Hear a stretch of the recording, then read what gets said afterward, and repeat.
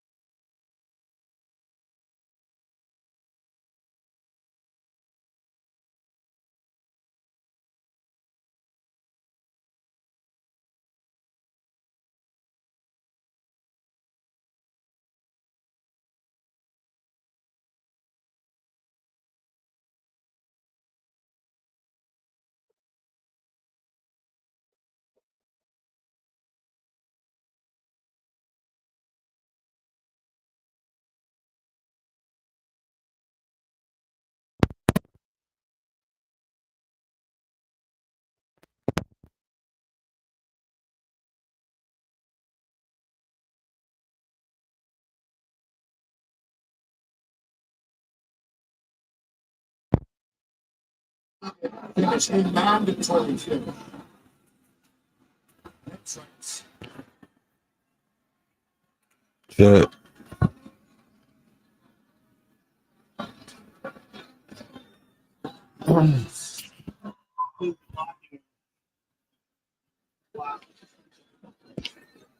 As brash and outspoken as Tony's been, he's an extremely composed for this stuff. Very disciplined. Shut. I think that might have surprised him. Like this kind of footwork and movement, just sliding quite out of the range of things. But he might clean that work in this round.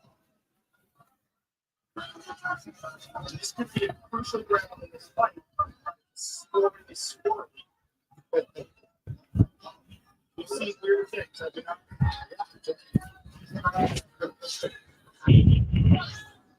Number 2. Spinning the miss. And Cody can't take this round off. Absolutely not. I mean, you're talking about a championship fight.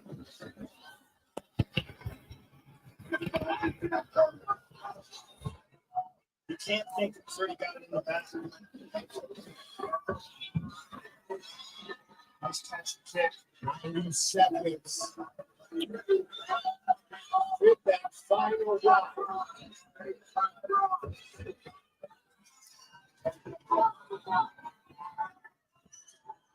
Margaret is 25 years old. But Thunder just barely missed that spinning back fist.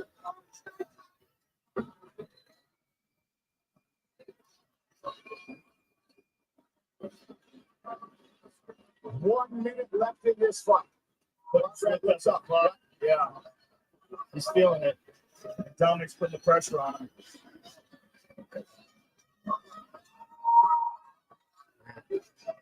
Drew's swinging. Garbrandt pressing up against the cage here.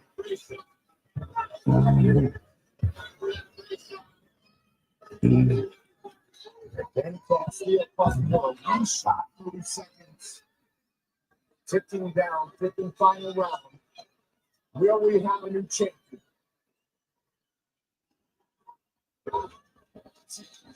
Closing the end of break by Cody. Will this belt go to Team Alpha Male? 10 seconds.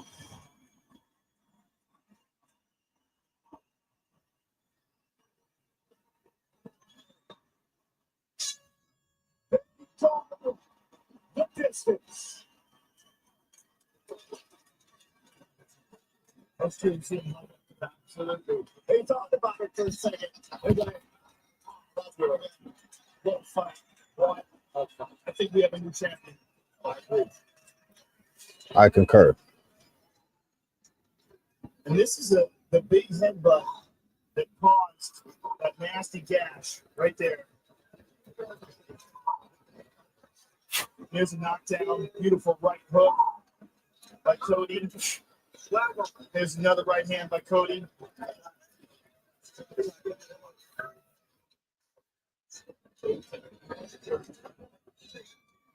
Left hand by Cody.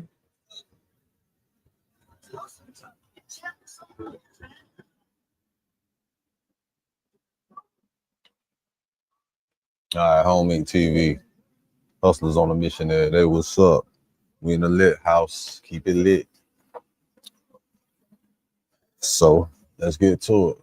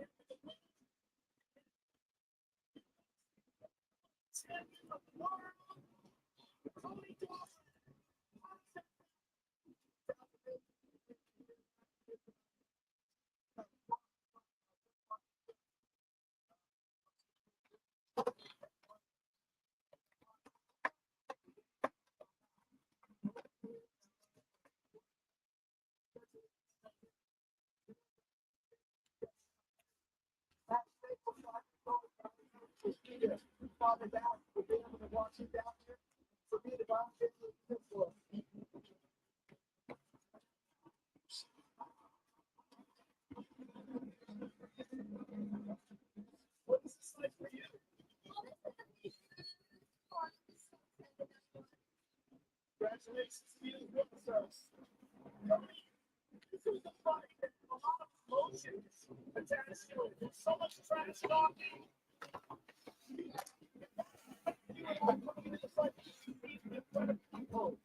No, I tried for that fight.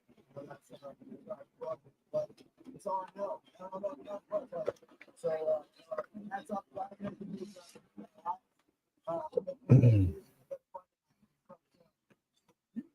some big shots, stuff in.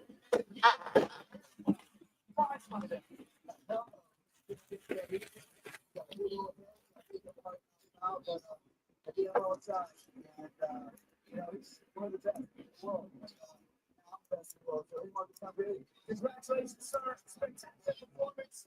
You are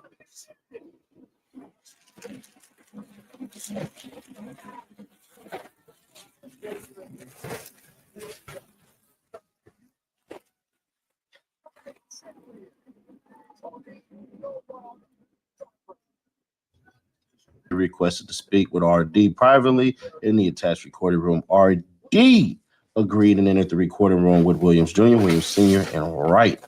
Meanwhile, MM and BP remained in the control room with the 6 other individuals and continued to watch the football game. BP offered to share the liquor they purchased with the target suspects, and at least 2 accepted, grabbing the red cups and making a drink. Inside the control room, Williams Jr. produced the purported contract termination or release paperwork from a bag and told RD to sign. When RD declined, Williams Jr.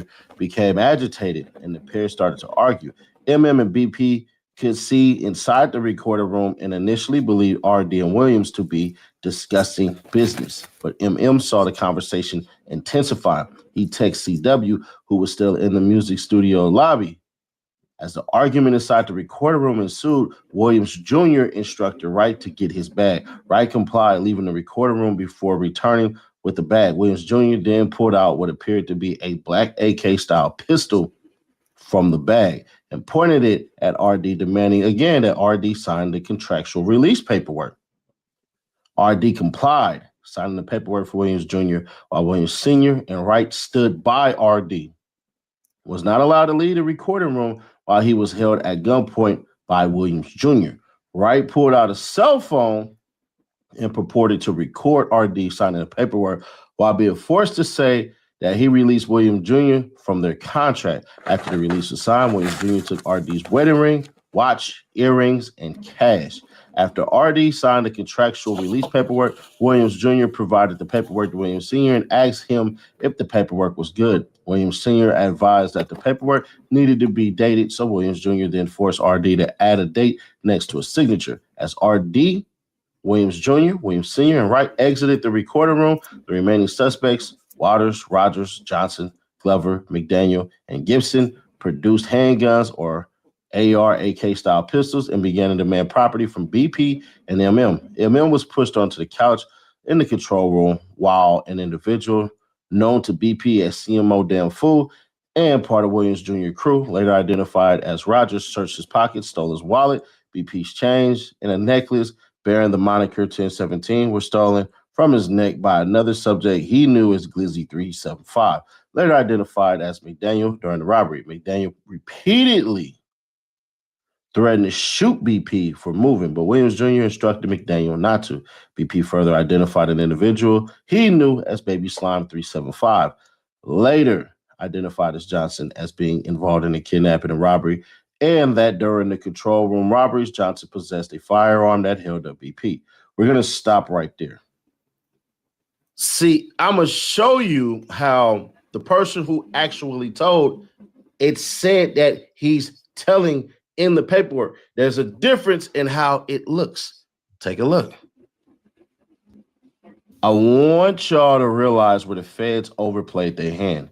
The feds say MM later told law enforcement that he was able to identify his robber by the Instagram handle Twin CMO, later identified as DeMarcus Glover. MM provided investigators screenshots of the last recorded locations of the Apple AirTags, specifically the last location of the Apple AirTags on the Louis Vuitton bag and AirPods was off the Dallas, and then it goes on to say North Tollway, just south of Sam Rayburn Tollway in Plano. But that's going to have to be stated because you actually don't see anywhere in the paperwork where it says RD told the investigators. Watch. Yeah, Nash, but we seen RD's name pop up, bro, and we seen RD's name. He said this, he said that. Did he really? Because we got to look at this all over again. And we're going to further prove this, right? Because it says identification of the target suspects through Instagram. Williams Jr., Pooh Shiesty, MMBP, and RD all personally knew Williams Jr. by both his legal name and the mail under which he performs. Pooh Shiesty. Pooh Shiesty's verified Instagram account and the individual depicted throughout the account matches Williams. Now watch this. This is where it gets interesting. It says Williams Jr., MM, and RD describe Williams as wearing a black Nike brand Shiesty mask, black hooded shirt, and black pants during the offense. An online search of Williams Jr. matched the individual depicted throughout at Pooh Shiesty. But never once does it say that he told anybody this. So the cameraman who got robbed, he's on the handle for talking to investigators. But it says the victims identified Williams' senior Instagram account as Mob Ties Global. Photographs on the account refer to Williams Sr. and Williams Jr. as father and son. Right. CEO Big 30, MMBP and RD all identified Right, a well-known hip-hop artist also known as Big 30, as present during the offense. and RD identified his Instagram account as CEO Big 30, which is verified by Instagram. The account contains photographs of Wright and Williams Jr. and Waters, and investigators located Facebook account associated with Wright depicted him as Williams Jr. and Waters. But it never says that they actually did that, because what ends up happening now is the feds start to actually just search for these people on their own. You can see it right here, where it says and BP identified KD as a nickname for Waters as described him and Williams Jr.'s right-hand man. Described Waters' attire during the offense as a black hoodie and white stripes down to the sleeves, which matches an individual captured on surveillance video at the offense location. Investigators matched Waters' driver's license photograph to the individual depicted throughout KD 375X. See what I'm saying? People miss the point of me bringing up that 21 Savage got beat up and robbed at East Atlanta Day. It wasn't 404 Day. My bad. And then dragging Lucci name in it because Lucci is his homie. So there's that part, because Gucci's supposed to be cool. So it was like, don't be hypocritical. It's not really, it really wasn't a diss. It was really me saying, why would y'all, and you all will understand this point because I already made it on Instagram. Follow me on Instagram at one word, Seti Nash, CEDDYNASH if you're in the military. Charlie, Echo, Delta, Delta, Yankee, November, Alpha, Sierra, Hotel. Got it? But, so what it is this. My whole thing was, why are we calling Gucci Mane a snitch? Because the more I sat back and I looked at it, I'm like, bro, what the hell, bro? This nigga Gucci Mane told. Nigga. No way. The attack dies, bro. That's what identified them. Yeah, y'all all doing that, but there's no proof that Gucci Mane actually told. And the paperwork is not even saying that. Because who did he identify to and when did he? So until we get those actual factual statements, I'm taking it back. I'm not calling Gucci Mane a snitch because it could go one of a couple of ways. Gucci Mane could go on that stand and actually say this. None of that crap happened like that. We had a conversation. I released him from his deal, and that's that. No guns, no anything.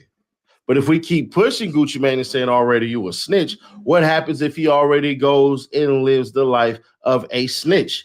Because you guys are already treating him like that, and those who making every excuse, you make every excuse for him. So if he shows up in the courtroom and actually get these guys like sentences, we only have the internet to blame for that. Or Gucci Mane just don't show up at all. So pushing Gucci Mane to be a snitch before he had his day in court, before more evidence is shown, I'm gonna be honest, that's out. We gonna kill all that. We just gonna let it play out because he gonna have to do the right thing. And the right thing is not show up or tell the story of how that actually didn't happen, because the feds know what I know and the lawyers know what I know. They gotta hurry up and go for the speedy trial. Now, as far as everybody trying to get me to drop the damn footage and all this shit, bro, That ain't gonna happen. But y'all know I knew what I was talking about, right? Because everything I described is actually what happened. So I'm trying to understand how the hell y'all gonna say what y'all gonna say, but you can't tell me about shit you ain't seen, cake ass nigga. But I will say this. It's looking good. It's looking real good. Everybody didn't have a gun. People were allowed to leave, all of this shit. So we're going to battle the semantics of abduction. If nobody shows up, so be it. All they really need is the cameraman to not show up. All they need is Gucci Mane to not show up. And you're just going to take the words of these two cops. If he say this is what I seen and there's no witness to actually bring it up, no witness to corroborate his story, point match game goes to defense. But here's the more interesting part. If Gucci Mane does the right thing, then what? Then what do we say? Because if it shows that he never made a statement and y'all just jumped out the window, bruh, truth told, that's gonna be pretty damn bad. Excuse me. But hey, we'll see how it go, man. Subscribe to our best to notify show to keep your people aware. 20K away from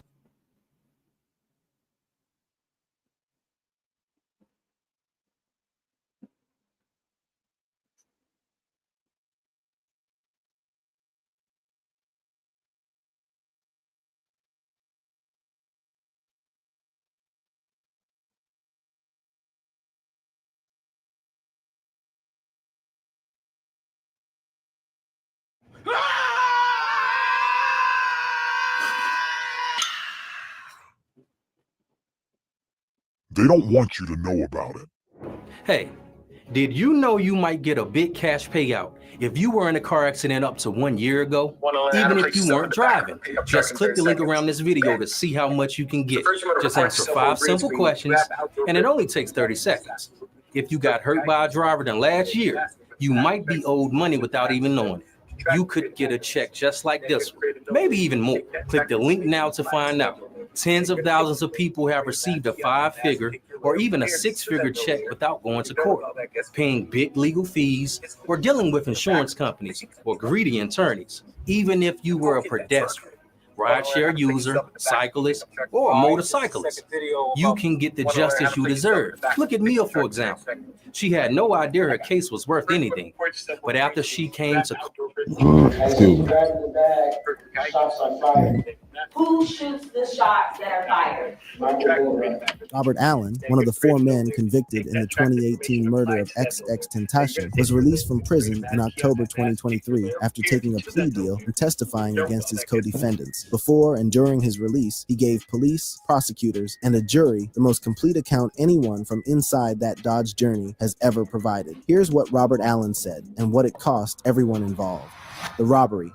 On June 18, 2018, Yase Dwayne Ricardo Onfroy, the rapper known as XXXTentacion, withdrew approximately $50,000 in cash from a Bank of America branch in South Florida. He put the money in a Louis Vuitton bag. Then he drove to Riva Motorsports, a motorcycle and watercraft dealership in Deerfield Beach, Florida. His step-uncle, Leonard Kerr, was in the passenger seat of his black BMW i8. Onfroy was 20 years old. He was looking at motorcycles. He did not come back. Earlier that year, Onfroy had been making headlines both for his music and for the legal proceedings that surrounded him. His debut album had just dropped. His fan base was following his every move online. He was the kind of person whose car model you could identify from an Instagram post, whose daily movements were public enough that a man at a probation office months earlier had recognized him and filed the memory away for later. At that same time, 4 men from Fort Lauderdale were in a rented black Dodge Journey SUV. They had been driving around South Florida with guns, masks, and a plan to rob whoever they could find. The 4 were Dedrick Devonshea Williams, Michael Sherrill Boatwright, Trayvon DeMarcus Newsom, and Robert Allen IV. Williams was 22, Boatwright was 22, Allen was 22. Newsom was the youngest, 20, the same age as the man they were about to kill. Williams was the one they called Chucky. He had prior arrests for grand theft auto, burglary, assault, and cocaine possession. He was on probation at the time and worked as a tattoo artist. He had 4 children. He was also the one driving the SUV that day, and the one who recognized the BMW i8 in the Riva parking lot. He had seen Onfroy before at a probation office and recognized his car from Instagram. Williams pointed it out to the group. He pulled up Onfroy's Instagram on his phone and matched the car in the photo to the car in the lot. He had an exit pass. That was how the group confirmed their target before anyone got out of the car. The vehicle they were driving had been rented the day before. It was Dietrich Williams' idea to get a car for robbing people. They used a woman named Tony Robinson because Allen was the only one with a valid driver's license and needed to be the one to drive. So tell us about that. Whose idea was it to rent the vehicle? You have to speak up nice and loud. The plan, as Allen would later testify, was general and unstructured. Drive around and rob someone with Ubers or anyone they spotted. They had not set out that morning to find XXXTentacion. That's They had crazy. set out to find anyone. All 4 of them expected to be armed with firearms. Everyone was supposed to wear a mask. So they was your roaming. Like all 4 of you. So they was your roaming around looking for a lick. They didn't even know he was there. They just spotted the car and noticed his ass. So they ride around looking for a lick. They ain't even have to kill the man. He was gonna give them that money. Maybe he wasn't. Shit, I don't know.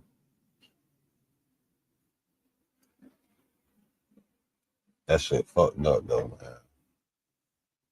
Rest in peace. Expect to be armed with a firearm? Yes. Okay.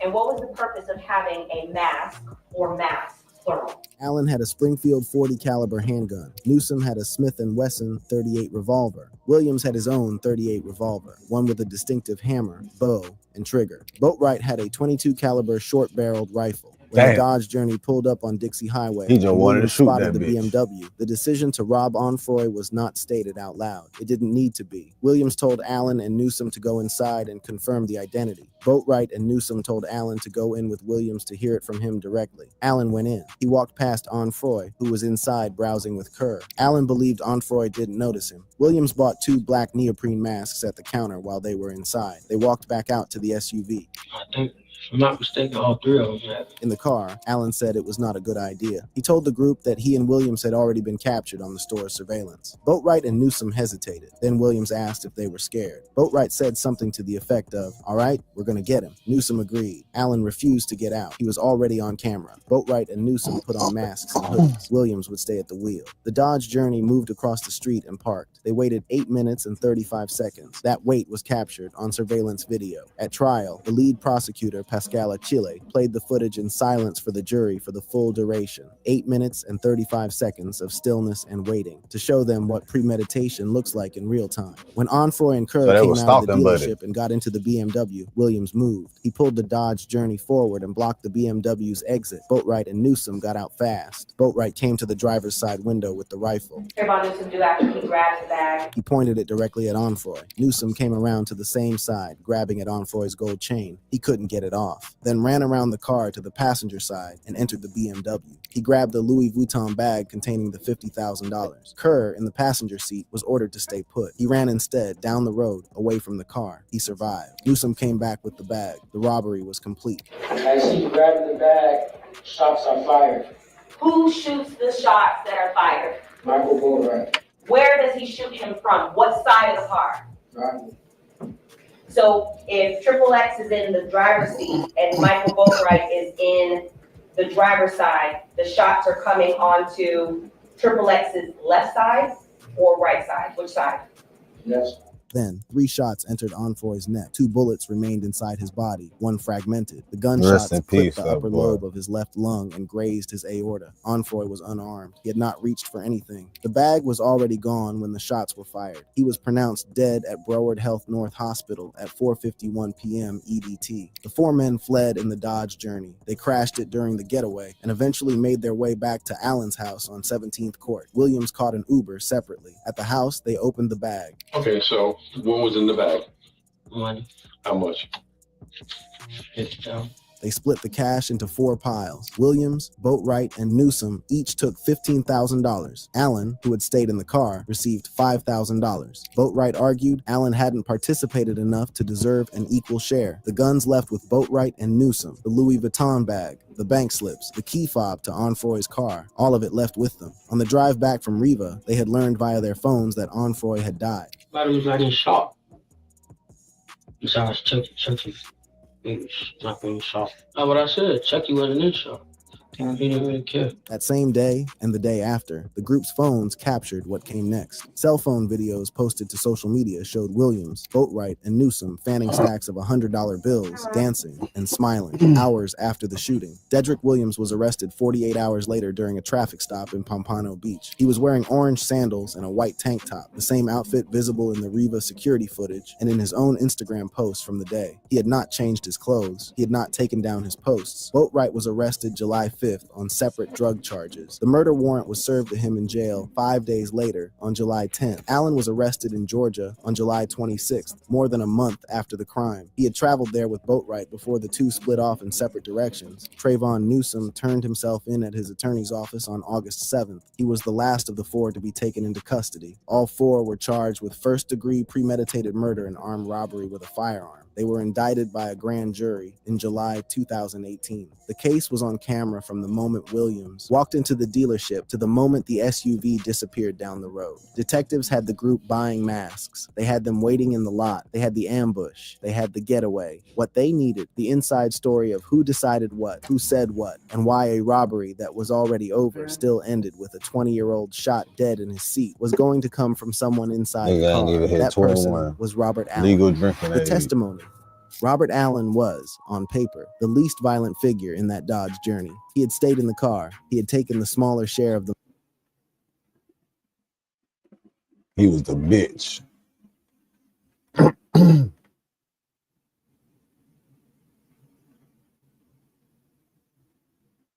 All of them, really, but him specifically.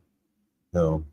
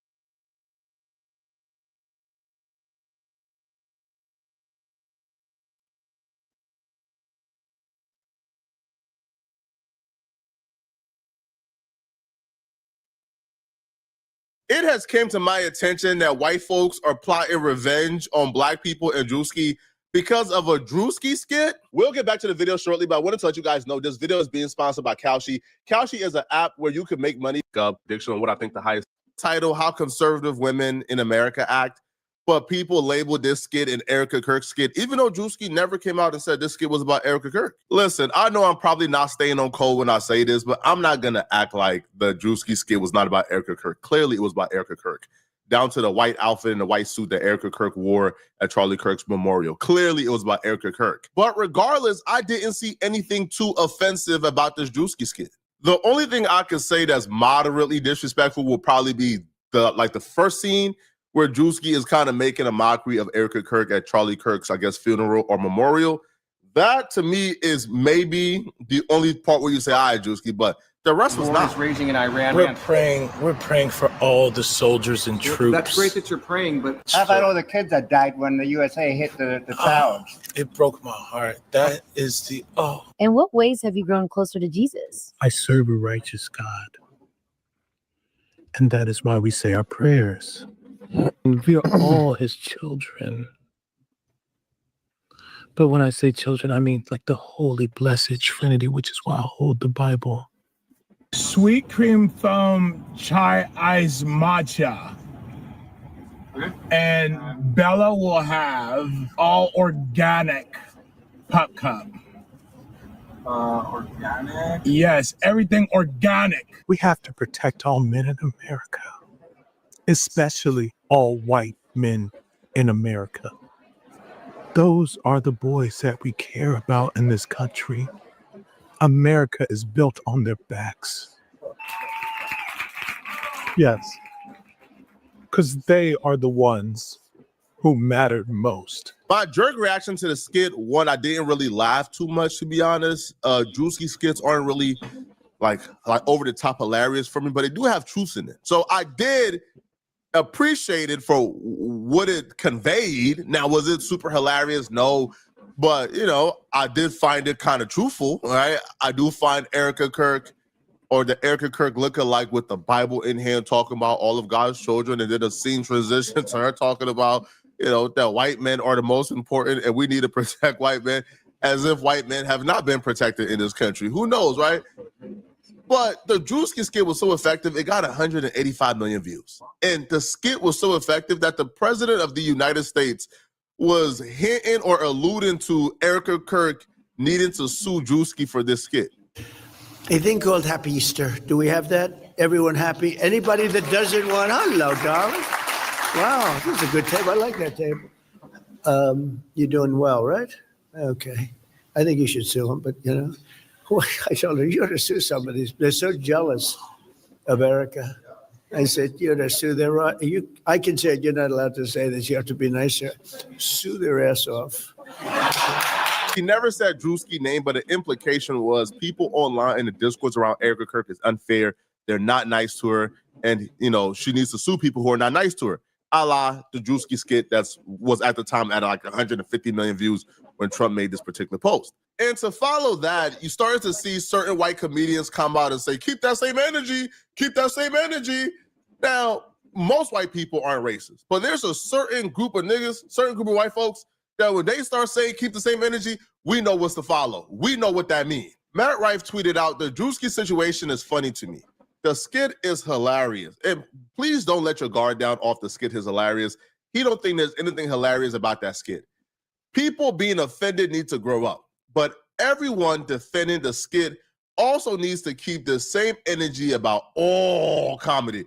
Yo, these folks is dog whistling racism. It's simple as that, bro. They're about to use this skit to try to peddle in microaggressions and racism into whatever they want to do, and this skit is going to be there. Hey, listen, man, you know, he made fun of conservative women. Why can't I call black folks the hard R? So he goes, don't go crying next time a bit upsets you personally. If jokes shake you to your soul so deeply, consider that you may be an emotionally underdeveloped human, not fit for this life. The world needs comedy. Matt Rife skirted around an issue where he said all comedy. We know what that dog whistle was for, but he's PR trained. But Jake Paul, who ain't as smart as Matt Rife, who's not as PR trained, who don't understand there's implications of certain things, Jake Paul just outright let the cat out the bag, man. Jake Paul just straight up said it. And you got to respect Jake Paul for being stupid enough to admit what the get back is. Jake Paul went on Theo Von's podcast, and the first thing Jake Paul said out of his mouth was, hey, man, we coming with that good old racism for you guys, man. Y'all think making fun of Erica Kirk is cool? We coming back with that good old racism for you guys. He just outright said it. I want to ask you something because I've been, over the last couple of days, calling makeup artists, and I was going to do a response to this and like go and do like the full on darker. Yeah. Mm-hmm. And do it and just do it back, because why not? Yeah. Like, are we on the same playing field? Like, Jake Paul, who don't do skits, by the way, he don't do Instagram skits, he don't do comedic skits, he don't do skits at all. That Jake Paul is saying he's about to go out of his way to do blackface to get back at Drewski for this Erica Kirk skit. I don't listen. If Jake Paul was like a comedian who does what Drewski does and he wants to do blackface back, I guess, do your thing, all right? Like, even though, you know, they're not really the same thing, to be honest. One thing have a historical context, the other doesn't. But if you were to do it, all hands off, we can't even be mad, right? Because you could dress up as a white woman. Logically, if you want to dress up as a black person, do your thing. But for Jake Paul not to even do comedic skits, but him saying he's about to go out of his way to try to do blackface to get back at Drewski really shows how upset these people are. Because if they really thought the skit was funny, if they really thought the skit was hilarious as how they are like trying to convey, they're trying to pass off, I'm not bothered, while also admitting they're bothered. Because if Jake Paul thought the skit was as hilarious as he thought it was, and it was all fine, then why is Jake Paul plotting revenge to do blackface when he don't do skits at all? I think if there's a way to do it, singing in well, this even this sentence. But if there's a way to do it, I've been here many times. If there's a way to do it, I think there needs to be some black support for the character. I think, like I'm saying, like say if Drewski or I'm trying to think of somebody else, Charles Barkley. If you got one of those guys to be like, hey, Theo, I want you to do this skit with me. Let's do this. But still, that's pussying out. You think it is? Yeah. To me, there's a level of like, doesn't that make us more like prejudice? Like more prejudice? That makes us, if we have to partner with someone. Drewski just dropped this. And he's done it a couple of times. Exactly. I love it. This is great. This is how humans should be. I agree. We should make fun of each other. And I don't see in color, I see in truth and comedy. So like, what are we talking about? So you're saying what era are we living in? Dude, Justin Trudeau did, and he's freaking dating Katy Perry. You see that, Justin Trudeau, the mayor of freaking Canada? I was just with them. I was just with them. No, you were not. Yeah, at the JP Morgan summit. He was B-facing. Look at him right there in the middle. Look at the one in the hat in the middle. He got caught for this before? Yeah, look how dark he went. I mean, he went. But to be fair, that picture's in black and white. That's like their safety blanket. Oh, I love it. Oh, listen, I'm not mad at the skit, but keep that same energy, though, black people. The Drewski skit was conservative women, and he just made fun of the most famous conservative women on the planet, right? The most famous liberal woman on the planet ain't a black woman, right? The most famous Democrat on the planet ain't no black woman now. But if Drewski made fun of conservative women, and then you go out of your way to make fun of black people, right, and do a skit with you in blackface eating fried chicken or watermelon, what does that have to say? That your go-to is racism. That it's a tit for tat, that is being seen as get back. And that's the problem with it, right? Like if you do skits normally, all right, bruh. But even Matt Rife saying, hey, keep the same energy with all type of comedy now, because when we come back, all right, man, all right, bro. Now you're just, like taking the fun out of it, man. Now, one white comedian who actually didn't think it was that, it was as bad as people is like trying to make it, was actually Andrew Schultz. And here's what Andrew Schultz had to say about the Drewski skit. He thought it was hilarious.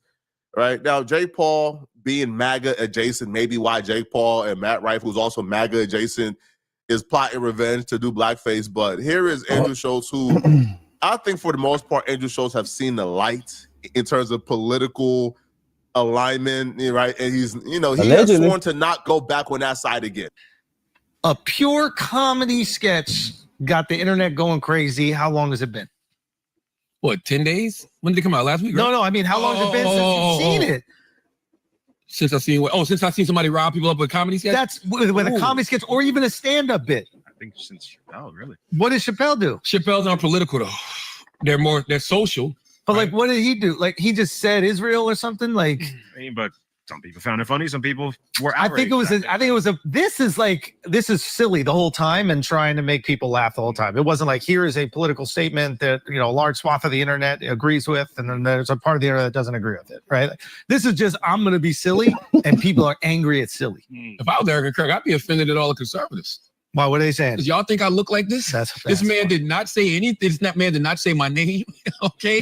This is how y'all think I look. This is how y'all think I act. Y'all coming to my defense saying how up it is that he's doing this to a widow. Why y'all think this is me? Yeah, that's funny. You know what I'm saying?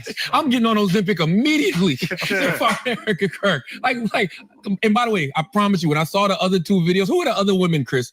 And there's another woman I saw acting just like Drewski, bro. And she's a conservative woman. Same size, build, and everything. Margie Taylor. There she go. What's her name? Kat Kamak? Kimberly. This got the AI, bro. No, I've never heard of this woman. I thought this was Drewski, bro. Oh wow! And she's talking at what is this? What is the YR? What is Young Republicans? Young Republicans. Kat Kamak. She barefoot? That's who I think Drewski saw, bro. But he's not talking about the opinions that they have. He's just saying what they look like and how they behave. And you can't say that he's wrong when you look at the video of the chick Cat, right? You can say whatever you want, but now you get angry at comedy. Like when people get angry at comedy or angry at any form of art, it's just kind of silly, right? Because it's like it's like being angry at a painting.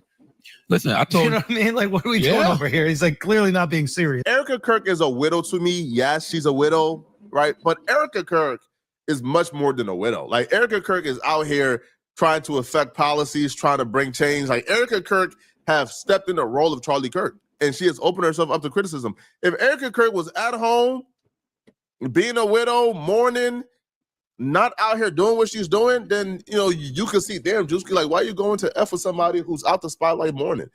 But Erica Kirk, like, heard the Un-F America tour was coming to ASU, and Erica Kirk went to ASU and made the freaking dean cancel the Un-F America tour stop like at ASU so Turning Point could do something that day. So Erica Kirk is really out here, again, pushing her agenda, pushing her line. And, if she's out here doing that, then she's out here opening herself up for criticism. She's not this, helpless willow. Nah, bro. Erica Kirk is one of the most powerful women in America. Erica Kirk is one of the most influential women in America. Erica Kirk got the ears of the president of the United States.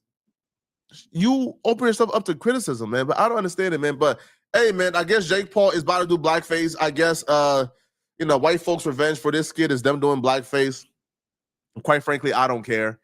Not one bit. All right. Like, y'all let me know in the comment section. What do you guys think, man? Do you guys think Drewski went too far with this skit? And if you're still watching this video and you want to watch another good video, click on this video right here to find out how Live Nation allegedly set up Draco Ruler to die, and now they're retaliating against Draco's family. I broke it down in this video. And if you enjoy this content, like the video. After you like it, there's a hype button that pops up at the bottom. Click on the hype button and send me a hype. That's the best way to help me push my videos in the algorithm. I really appreciate it. I'm going to see you guys in this Live Nation and Draco Ruler video. I'm out of here, folks. Peace.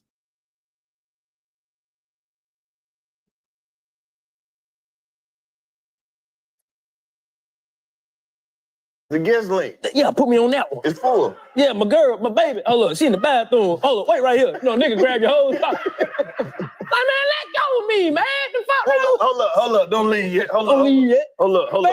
Hey, hold up. I'm finna call my brother. Hold up. So you can put him on the link. He been fucking with you. He been fucking with you. Y'all was at the trap when it was just when y'all did that. Look. Most definitely. Bro, tell him you fuck with him so he can put you in the link. Like, bro, what? We go through too much, bro. Buy the ticket like the white folk and sit down. I wonder do white people got to go through this shit. Yeah. Soon as they post that shit sold out. The next day, ain't nobody asking no link. They don't want no link. They don't want nothing. They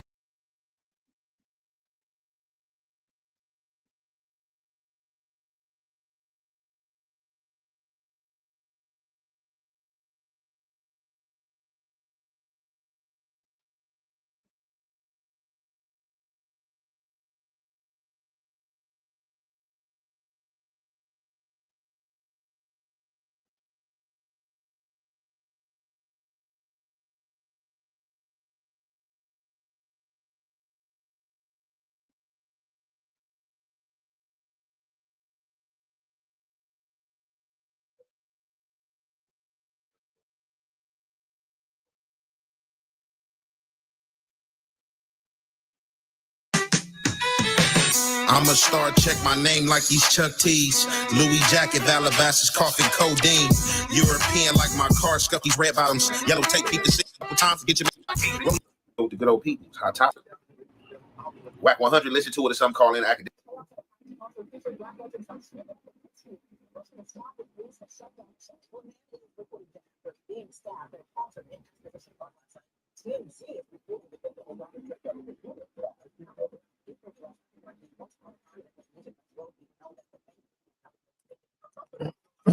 They trying to put a Murder hit of on rapper Drake Flacco when Roller they do has this. been unsolved until today. When they do this, they trying to put a hit on Brady, man. they trying to put a signal out for bro, man. I don't think you know. That's what they did when whoever this is, when they put Poetic Flacco Mox LA Gangs, he putting the attention on the bullshit. Because when you see it, you obviously know. You know what he doing. But the motherfucker that put this out as a video, the bitch put this out and put this title as a video of this. Do you see what the title say? Let me remove this banner so you can see what the title say. Because I said it. That's what the title say, bitch. Poetic Flacco, Mox, he gotta watch out now. He gotta do something. He gotta do something. I don't know where he reside at. He probably feel like he's straight, you know what I'm saying? You know, I know he's straight. He getting that paper. I know he's secured up. But when they start doing shit like that, what kind of page this is too? You gotta look at the page, you gotta look at all that shit. This is a page with nobody on it. This big got 259 subscribers. He playing a dangerous game. Look, 259 subscribers. Look. What that is, KRP?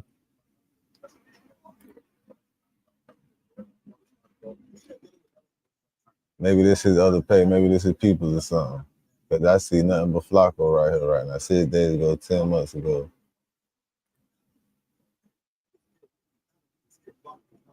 I don't know, bro. It could be his People's. It could be like some off-brand page, but this shit ain't really. It could be like a page he just trying to. I don't know if this is his page though. But nigga do that unless he really want to do that. But I don't know, boy. It got to be his page though. Something associated with him because he got all this old shit.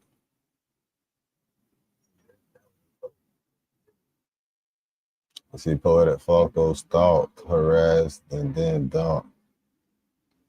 No, this somebody else shit. He probably been on bro ass. I'm telling you, when nigga do shit like that, that's some whole shit.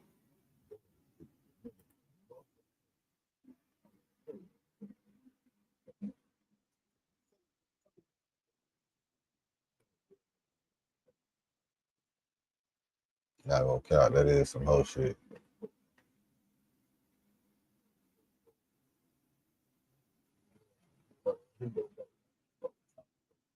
Hell no, I don't need to be like that on there.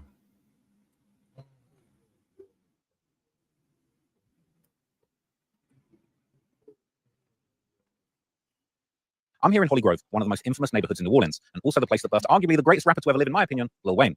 But unfortunately for the young rappers that are growing up in New Orleans today, the streets are dangerous and treacherous. And for a lot of people, there's a fine line between making it as a gangster rapper and falling victim to the streets as a gangster. So in this video, I'm going to break down to you some... I'm going to tell you, look, I'm finna slow this to original tempo. He don't talk that damn fast. He trying to get the fuck up out of there. He trying to get the fuck up out of there. Cause listen, boy, that shit serious right there. I'm here in Holly Grove, one of the most infamous neighborhoods in New Orleans, and also the place that birthed arguably the greatest rapper to ever live, in my opinion, Lil Wayne. But unfortunately for the young rappers that are growing up in New Orleans today, the streets are dangerous and treacherous. And for a lot of people, there's a fine line between making it as a gangster rapper and falling victim to the streets as a gangster. So in this video, I'm going to break down to you some of the most important people coming out of the city, some of the people that made it, some of the people that didn't, and give you all of the history of some of the most dangerous places in the city to be a rapper. New Orleans is widely recognized as one of the top tourist destinations in America. It's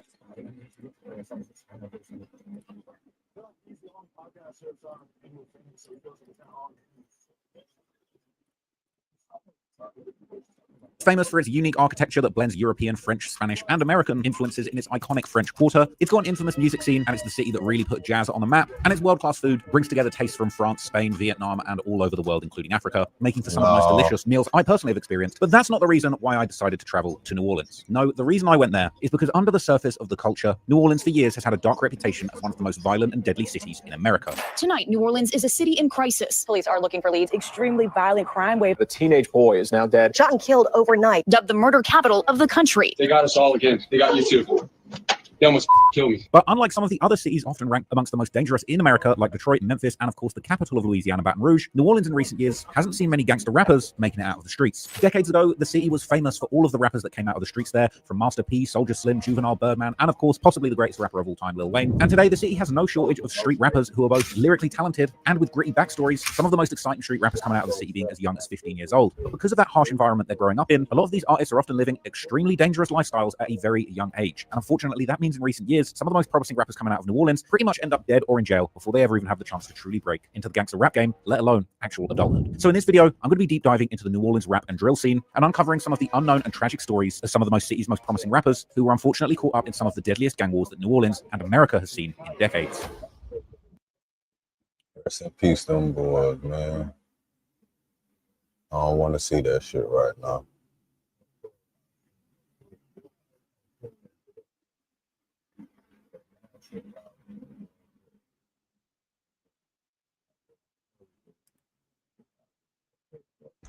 Name my nigga play with me, bro. Name my nigga play with me. Pooh Shiesty. Pooh Shiesty. Yeah. Okay, I ain't gonna lie. Like that. I ain't gonna lie though. On some real shit, I gotta keep it so 100. I ain't never like you, cuz. I ain't gonna lie. I ain't never like your bitch ass. See, I try to give you a pass. Name my nigga play with me, bro. Name my nigga play with me. Pooh Shiesty. Pooh Shiesty. Yeah. Okay, I ain't gonna lie. Like that. I ain't gonna lie though. On some real shit, I gotta keep it so 100. I ain't never like you, cuz. I ain't gonna lie. I ain't never like your bitch ass. See, I try to give you a pass. Name my nigga play with me, bro. He's also an Eagles fan. A lot of people don't know that about X. You see what I'm saying? You ain't no Eagles fan. He performed at the fucking Super Bowl Eagles party. Come on, man. He was before Kill. You was on stage with him, Gil. He not an Eagles fan. You was on stage with him, Gil. Don't you see and tell me that was for a check, nigga. Hey, that was on stage. Don't you?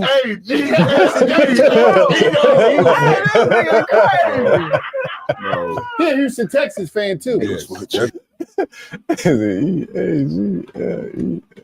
bitch stupid, man. Real shit. That man stupid. Hey, I'm gonna tell you whatever you want to hear, man. Trip on me, bro. Hey, don't tell me that was for a check. Dude. Yeah, that was for a check. It was definitely for a check. You know it was for that check. Man, we got that Eagles fan.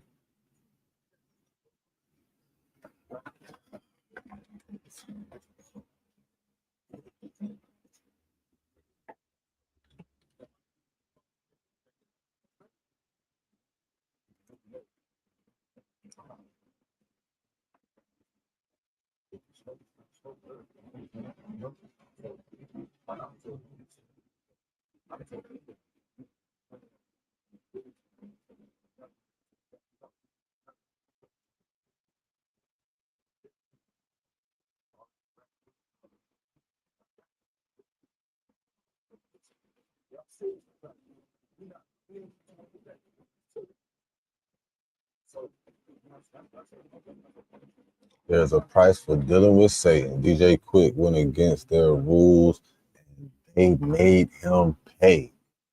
Damn, DJ Quick. I don't even want to watch that shit.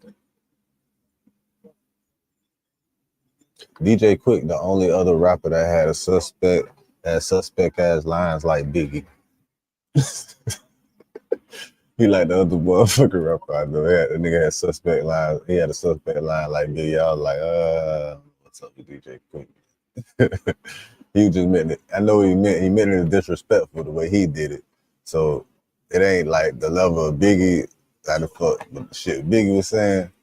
But either way, man, that shit, all them niggas feel me? That shit crazy. All right, moving on.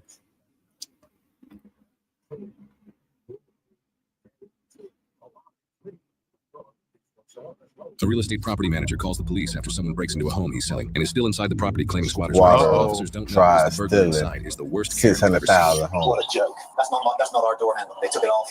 699 making your dogs. Somebody's coming to the door. That's not our door handle. They took it off. They switched the locks. It's astonishing, isn't it? You looked out the window and then walked away from the door. I think the only way to get the lockbox off if you don't know the code is to take the door handle off and throw it away. They came prepared. That's our standard key. That key does all of our properties throughout the US. Hi there. Hi. No. Why are you on my property? No, do not touch me. No, I do not. I know my laws. Sir, get off of my property. I returned adverse property.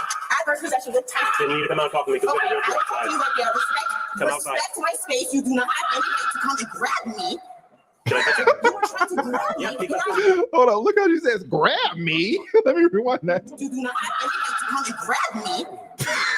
You were trying to grab me. But I have my paperwork. Then come outside. It's a civil matter now because I filed adverse possession, sir. Come with the state of Florida.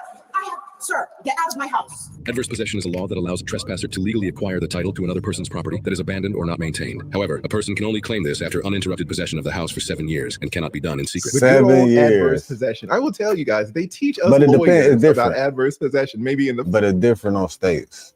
7 years, I think that's Florida. I think Florida 7 years.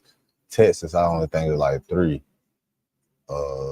California, I think like 10 or some shit. I might gotta reverse it. California might be 7. No, I think Florida 7. I think California like maybe 10 still. Yeah, it's reverse. But every state different, man. First week. Georgia, I think like 2 or some shit. Also, in property class, there is a special place in all attorneys' hearts for adverse possession because we really can't believe that it exists. They teach it to us when we're like 21, 22 years old, and we are all amazed. But there are some very good reasons for adverse possession to be in the law. It's actually a really good thing. Adverse possession really operates on the basic principle that we were all taught as children. Use it or lose it. If you have property that you're not using for many, many years, and someone else goes onto that property and starts improving it and living on it and paying taxes on it, that property can become theirs. The government has seen fit to make these laws because land in the United States is too valuable to waste. Now they're saying here in Florida, for example, that it only takes 7 years for someone to become the true property owner. In Georgia, it's 20 years. You have to maintain continuous exclusive ownership of that land. Of that. God damn! I thought Georgia was like 2. I said 2. Then they said 20 years in Georgia. What? I ain't think it was 2 years. This is old. This is recent. This is an update. Property for 20 years before it converts to be yours. 7 years seems a little quick to me. There must be some other things going on with that. But yeah, guys, it's a thing. If you move on to someone's property and live there for 20 years, now there's some other requirements, of course, but it can become yours. It's one of the few things that we learned in law school. It's really pretty interesting. I paid $4K down to get this. Then come outside and discuss I will discuss it. You paid $4K. You don't have no right to grab me, sir, when I have my paperwork. You were listening to one side of a story. You did not hear me. I am an American citizen. You have no right to step in my house. There's not one way to purchase a home. You're going to come outside. Get out of my house. Remove you from the house. You cannot remove me from my house with my paperwork, sir. Can we see the paperwork you have? State of Florida, adverse possession. Actually, me and my husband had filed this. Oh, she's married. Okay, well, you need to know your laws because you seem very uneducated about adverse possession. I know what I'm doing. I'll tell you what, the people who know what they're doing and know that they're doing illegally don't react the way that you do. Facts. You grabbed me. I said, give me a minute so that I can put my dogs Not away. necessarily. And you grabbed me. You tried to come running out the back of the house to run. You could have gone. You could have came out the front. She did try to go out the back and she had the papers in her hand. Like, she did try. You didn't know I was back here. Front, I saw you from there. See the assumption, sir? One of them came and tried to break in. That is an agent trying to show the property that is vacant and is not yours. What are you talking about? First of all, it is. No, it's not. I've got all the paperwork. Real estate can attempt to establish adverse possession with title. Let me just say that she does not understand adverse possession. She went down to the courthouse apparently and got a document titled Real Estate in Attempt to Establish Adverse Possession. Now let me just say, for true adverse possession, you don't need any document of any kind. It helps if you have some, but you don't need them. In this case, though, it appears that she's went down to the clerk's office and filed some type of paperwork in an attempt to establish her claim. That would mean that in 7 years from the date of that filing, she would become the landowner. Right. What she's not understanding is that she has to live there for 7 years. years. Only From until that. the 7 years have passed would she get any type of ownership rights. If she's kicked out during those 7 years, she's gone. She thinks that by filing that paperwork, she can live there for 7 years, apparently, and then it'll become hers. That's not how adverse possession works. And to establish adverse possession with title. How long has the home been sitting there abandoned? I have every right to actually. It's not abandoned. Yes, No, it's not. It's listed in the adverse MLS. possession. It's listed in the MLS. It's listed in the MLS. You can't grab me out here. I'm not grabbing you. You need to get out. No, he tried to grab me out of here. We filed adverse possession on the home already. Thank you. You can be on MLS all it wants to be. Adverse possession is still a law, sweetheart. Thank you. Milo, come inside. Come inside, Milo. Don't sleep. I just did. You'll be out, don't worry. I don't care. Yeah, you will. I paid You'll already. be out. I already You'll paid. be out. We went to the. You'll be out. I'll be back in 30 days with the sheriff and you'll be out. Yeah. Trust me. Yeah. Yeah. So, okay. Yeah. Don't worry. You'll be out. Adverse possession. Smarty pants. What's adverse possession? 30 days, I guess Shout she out got to these 30 cops. We days. heard a couple of folks say, hey man, what is adverse possession? And that's the issue with this case. A lot of the times these They squatters don't know can get shit over about it. because the cops don't know the laws. They're not lawyers. So they're not going to try to make an eviction determination right there at the house. They're going to say, hey, this is a civil matter. I will let you guys take it up with the judge. Now, what's the problem with that? It's the safer method, allowing lawyers and judges to get involved, but it hurts gentlemen like this when the property is being lived in by a squatter for 3 months, 6 months, sometimes 2-3 years. These squatters are not paying the monthly note on the home. They're damaging the home, vandalizing it, not taking care of its upkeep. People have gone bankrupt over these squatters. So shout out to these officers. They're on the phone trying to figure out what the heck is going on with adverse possession. What's adverse possession? How'd you go? What's adverse? You're trying to say it's abandoned. It's not abandoned. There's a sheet in there where the contractors come and clean it every week. It's not abandoned. It's listed. It's been listed for a year. We have showings all the time. It's not abandoned. It's not an abandoned property. So she's lying. She doesn't know what she's talking about. There's a certificate of title. And he's showing up the certificate of title right now. Select Portfolio Servicing. There's my listing agreement from Select Portfolio Servicing. This is how old the file is. It's never been abandoned. You can see right here, guys, that this gentleman keeps saying the property's never been abandoned, never been abandoned, never been abandoned. What he doesn't understand is that for adverse possession, the property does not need to be abandoned. We Definitely still don't see gotta be cases of abandoned. It adverse just gotta be possession all vacant. the time, and it deals with what's behind this gentleman right here. It's a fence. Suppose you have a neighbor and you want to build a fence between your property and the neighbor's property. You go and look at the survey records and you figure out where your property line is and you build the fence. But guess what? You made a mistake and you built the fence 2 feet on their side. So now the neighbor you looks at got the a fence and says, motherfucker. it looks a little on my side, but he doesn't go and pull the property records. He just, I'll think about it later. You built that fence on his property and his property is not abandoned. He still lives there. But guess what? Time passes. 3 years, 5 years, 7 years, 10 years. Your neighbor starts thinking about selling the home and he goes and he's looking through all his documents. He says, hey, what about that fence? He goes and sees that the fence is 2 feet on his property. He comes to you and says, hey, I need you to tear down that fence. You can tell him to go kick rocks. Why can you claim adverse possession of those 2 feet? Well, the first is you actually possess those 2 feet. You built a fence claiming that space. Second, the claim of that space is what we call open and notorious. It was not a secret that you were claiming it.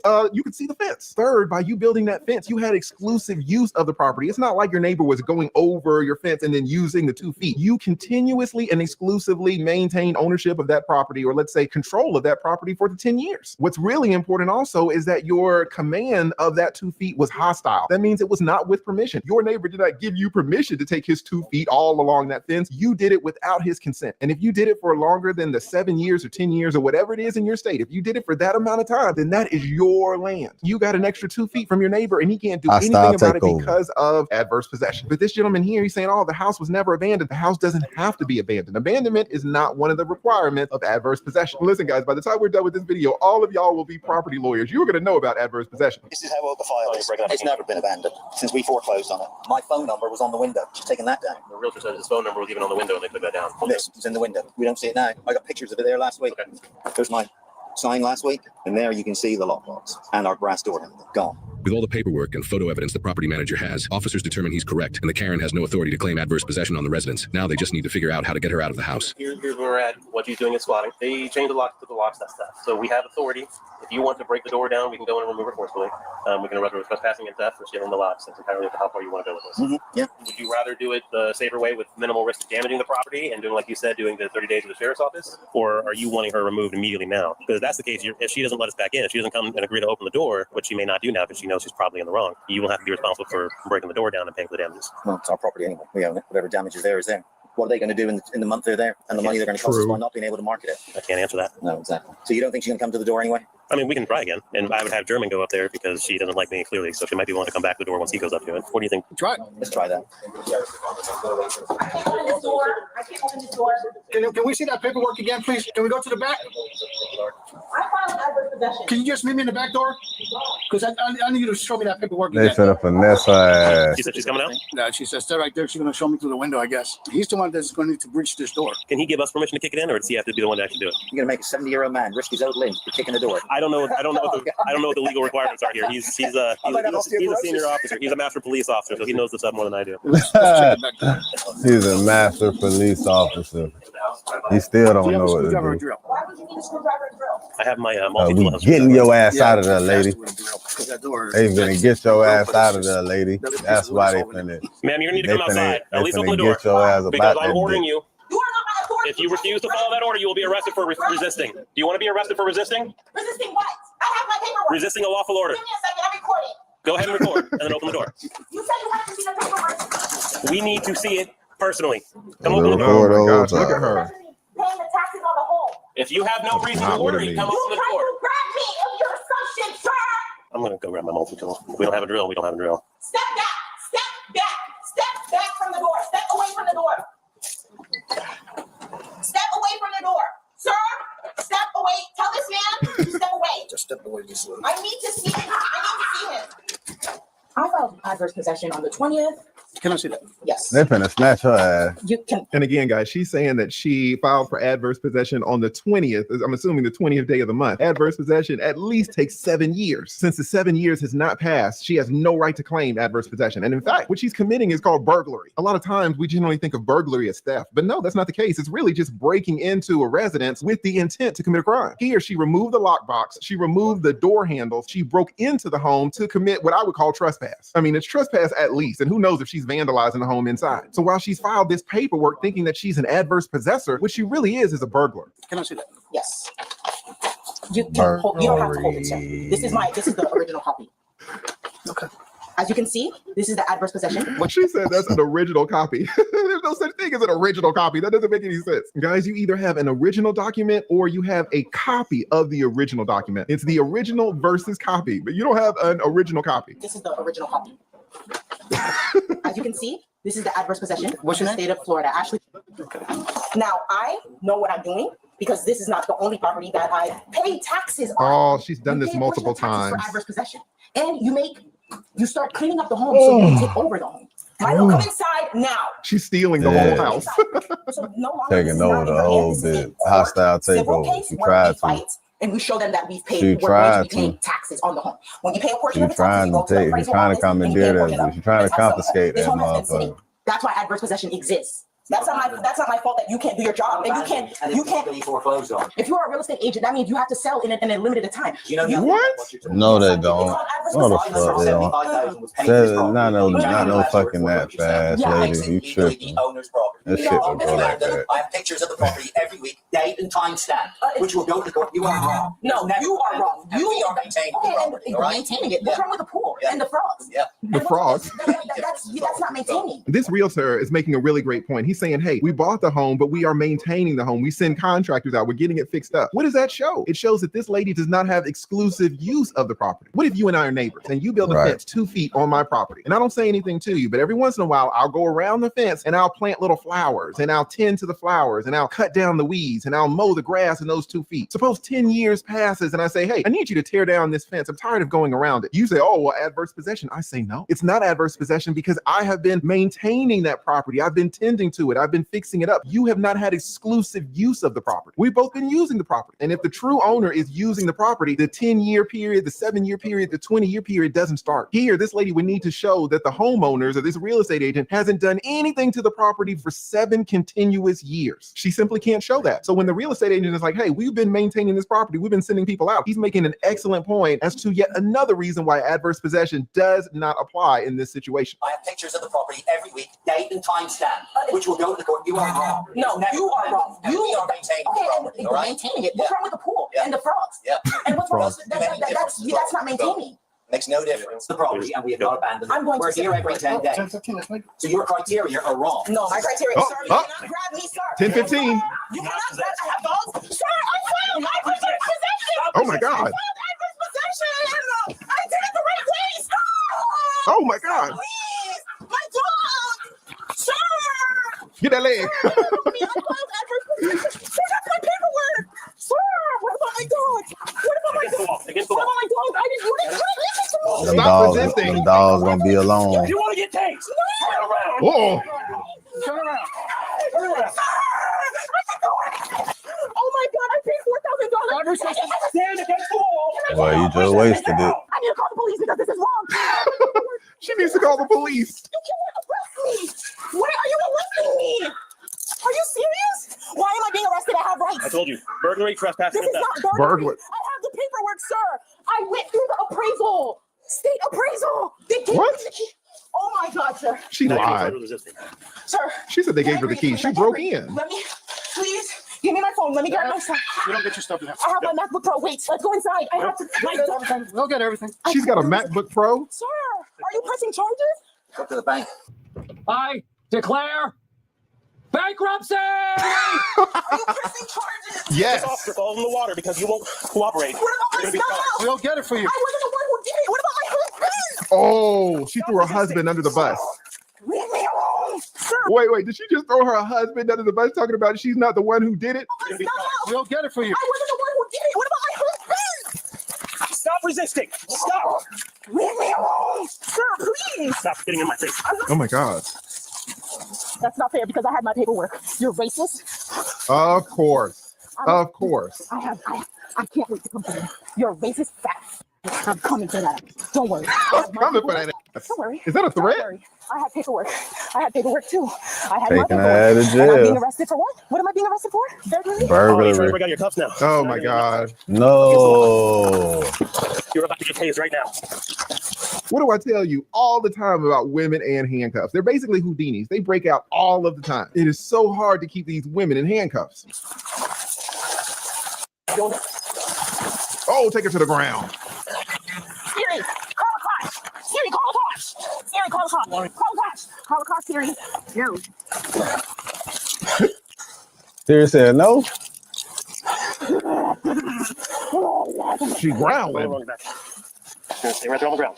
Get the fuck out of my face. Or I spit on you. Get the fuck out of here. I have no respect for you. They're gonna put the GED, gag dumb loser. bag on your Adverse ass. possession is a law, and I'm gonna sue the fuck out of you for what you just did. I swear to fuck. Get the fuck away from me. You ugly fat fuck. We need to wait for a few minutes. It's just throwing your car. I have mail coming too. I can't wait to see her. She got mail coming to the house. Jesus. We last started working out again 3 weeks ago. I'll go check the inside with this guy. 6 now, we're gonna need animal control, 2 small dogs, possibly Pomeranians. All right, let's go inside. I wouldn't be surprised if there's somebody else in there. So the husband is involved in it as well. I didn't think it was her on her own. Well, that's what she's been saying to her husband, but Why does she think she has a right to have a problem when other people have to save off down payment? It's crazy. all right, just go ahead and announce yourself. Hello? Anybody here? Hello? There's some stuff in there. Paperwork.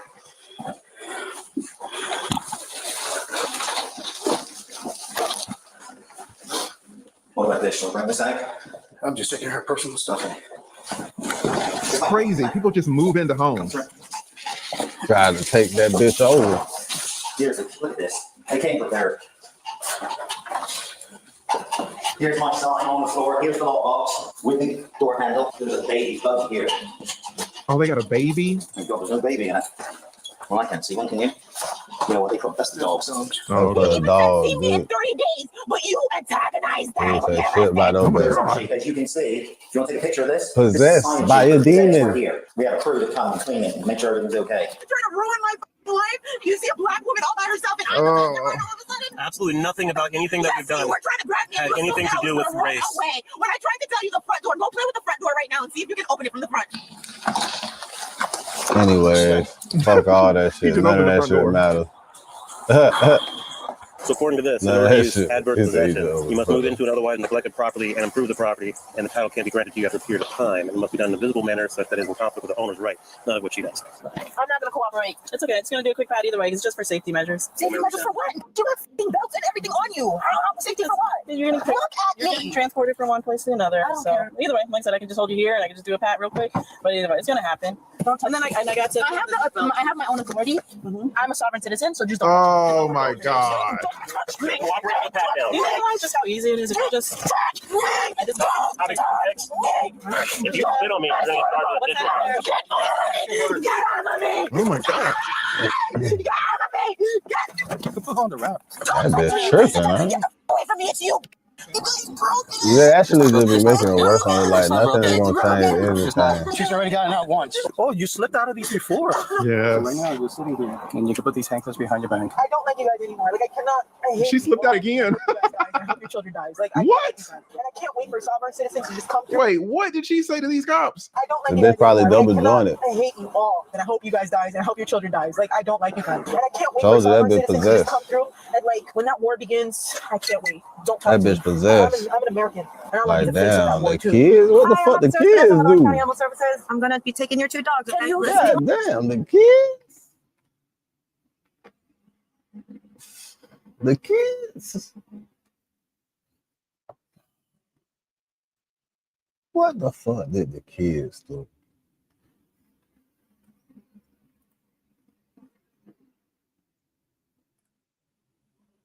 You take the number. Listen, can you take the number? Okay, bye, ugly bitch. That's why your skin sucks. Are you on behalf of them wanting to press charges for all this against her? I'll check with the asset manager and I'll get back to you. Well, the entire point of what we're doing is that you gave us the impression you want to press charges. If you're going to come back and say no, we have to let her go. No, let's do it. They can always change their mind and have the charges dropped later. They can, yeah. If you being the representative want to press charges on their behalf, they can change their mind later. Okay. Otherwise, you can't say no and you can release her. Let me ask you a question. What do you think we should do? I cannot give you legal advice. I mean, regardless, I'm going to arrest her for the resisting charges. Damage? Well, that's on you guys. That's what I'm saying. Even if you don't know their firm answer right now, you are the representative. You can say yes, do it right now. If they change their minds, the state attorney's office will be contacting them regardless, and they will change their mind. Okay, put your hand behind your back. Break my wrist. Stand up my authority. Break my wrist. I'm breaking the wrist. Break my arm. Put your hands down. Come out. Come out. Let's just wait for the wrap. Okay. I said no, right? Oh, you're gonna What? I'll follow up. What's up? I'll follow up. Get the f away from me. Get the f away from me. Oh my God, get that leg. Get her leg. Get her. Ma'am, you really need to stop resisting. Oh my God. Just out the public, yeah. Taser. She got the dogs out. Oh, no. Can you imagine being married to her? Congratulations. Awesome. There you go. We're good there. We're good. When you have her ankles tightened, I'll pull her over in the grass. Yep. Now pull over. We're good? Roll on your back. Stop resisting. Please back up. Roll over onto your back. All right, let me lift. There you go. There you go. Boy, she is not going without a fight, boy. I don't care. You're hurting me. Get off. Get off of me. You can't do this. I'm a human. Get off. Oh wow, they really are wrapping her up. How is this legal? Get off. Look at that.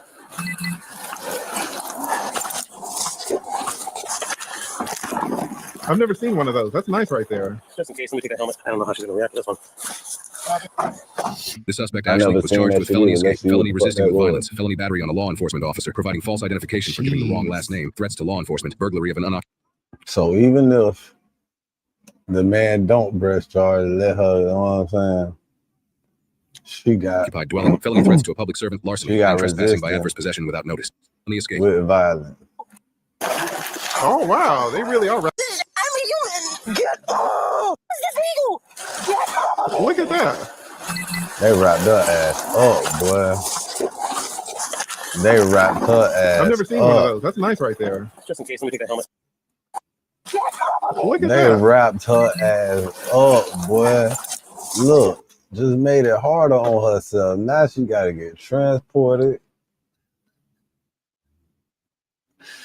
Look, man, look. Manage your emotions. Why the fuck would you want to be? Look, you going down anyway, but now you got extra charges. I've never And seen look one how of those. you That's got to nice right there. ride. Just in case. Look how you got to ride to that bitch. So when that bitch breaking, you finna bump into that bitch. You can't brace yourself. You ain't got nothing to brace. You could just end up falling over. Well, it ain't that much space in that bitch for you to fall over, but your head finna be. You ain't gonna be able to control that shit.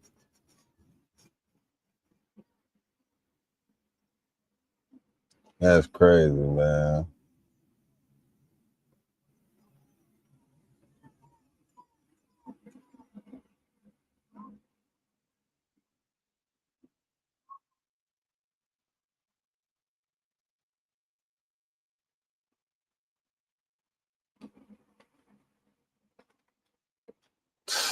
made it like for no reason. Like it made it hard on us. So that shit crazy.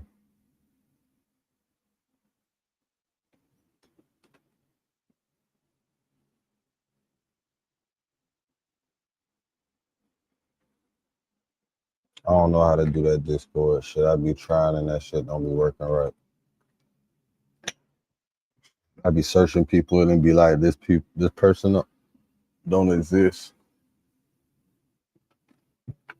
So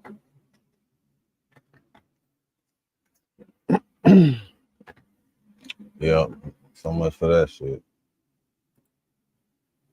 I try again another day. Whoa, The put the suspect Ashley helmet was on charged with felony that. escape, felony resisting with violence, felony battery on a law Gotta put enforcement the officer, helmet providing on false that. identification for giving the wrong Jeez. last name, threats to law enforcement, burglary of an unoccupied dwelling, felony threats to a public servant, larceny, and trespassing by adverse possession without notice. There are no records indicating she filed any lawsuits against the involved officers or the property owners. Court records indicate she pleaded not guilty, bonded out, and has since stopped showing up to court, and her bond has since been forfeited. She is presumed innocent unless proven guilty in a court of law. All right, guys, this lady was hit with multiple felony charges, and when they gave her a court date to appear for these charges, she didn't show up. So they forfeited her bond and issued an arrest warrant. Now, shout out to Florida. A couple of years ago, I think they made changes to their laws to make it easier to get these squatters out. It used to be that property owners would have to go through the whole eviction process, which sometimes could take months or even years. Now, because of the changes of these laws, police officers can kick these people out immediately. Innocent unless proven guilty. She pleaded not guilty, bonded out, and has since stopped showing up to court, and her bond has since been forfeited. So the property owners. Court records indicate she pleaded not guilty, bonded out, and has since stopped showing up to court, and her bond has since been forfeited. She is presumed innocent unless proven guilty in a court of law. All right, guys, this lady was hit with multiple felony charges, and when they gave her a court date to appear for these charges, she didn't show up. So they forfeited her bond and issued an arrest warrant. Now, shout out to Florida. A couple of years ago, I think they made changes to their laws to make it easier to get these squatters out. It used to be that property owners would have to go through the whole eviction process, which sometimes could take months or even years. Now, because of the changes of these laws, police officers can kick these people out immediately under many cases. She probably ain't had no address. They trying to send her shit with a court date. She ain't know nothing about a court date because she ain't got no address. It just fucked up, you know what I'm saying? She ain't had no address. What if she put the documents to go to that address that she got booked from? Still claiming adverse possession. So now when they say she got a warrant, like, oh man, I ain't get that mail. Did y'all mail it to this? That shit'd be crazy. Trying to pull a fast one. But that shit don't work like that. So now the bond gone. She just on a run, huh?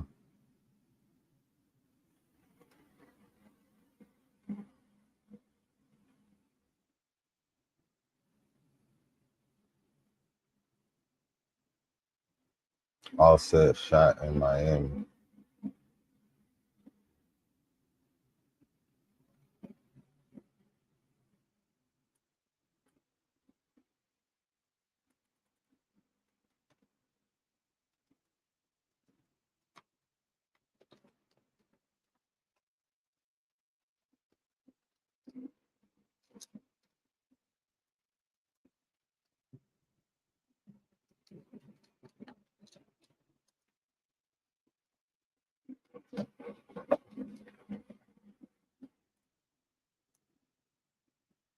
What's good? It's your boy Streets Want to Know TV back with another one.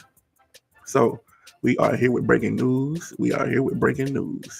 They are saying that the rapper Offset, 1/3 of the MIGOS, was shot in Florida at some casino. Let's get into it.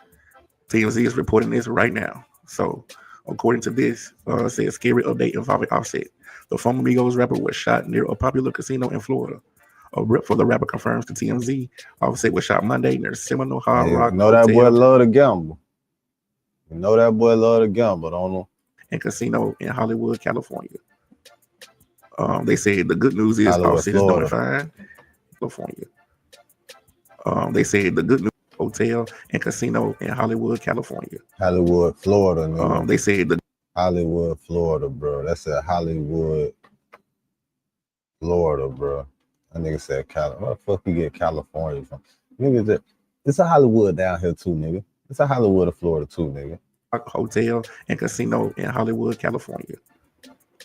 They Hollywood, say the Florida. good news is Offset is doing fine. He's probably in stable condition, and the circumstances involving the shooting are unclear.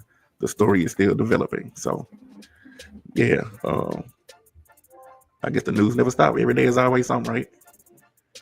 But yeah, once I find out more information on this, I will be back to report to you guys. I just want to put that out there for y'all so y'all know. If y'all find out anything, be sure that y'all leave it in my comments. So let me know what's going on. Now, in the meantime, make sure y'all like, share, subscribe to the channel, hit that bell notification. So when I drop these videos, y'all will be the first to see. So it's your boy Streets Wanna Know TV. I'm out.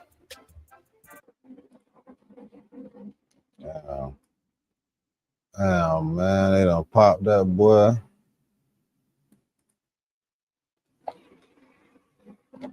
That's fucked up. Probably fucked up somebody. There's gonna be a lot of backstories coming out about this shit.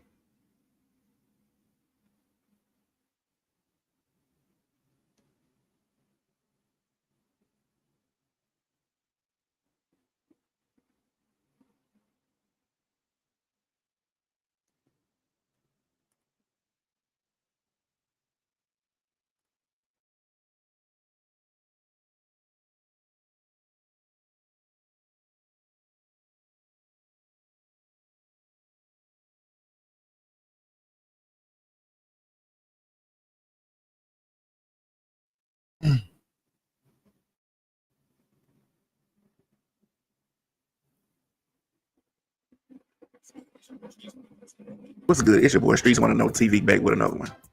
So we are here with breaking news.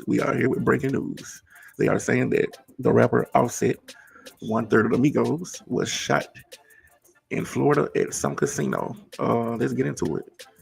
TMZ is reporting this right now. So according to this, it says scary update involving Offset.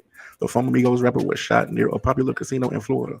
A rep for the rapper confirms to TMZ Offset was shot Monday near Seminole Hard Rock Hotel and Casino in Hollywood, California. They say the good news is Offset is doing fine. He's probably in stable condition, and the circumstances involving the shooting are unclear.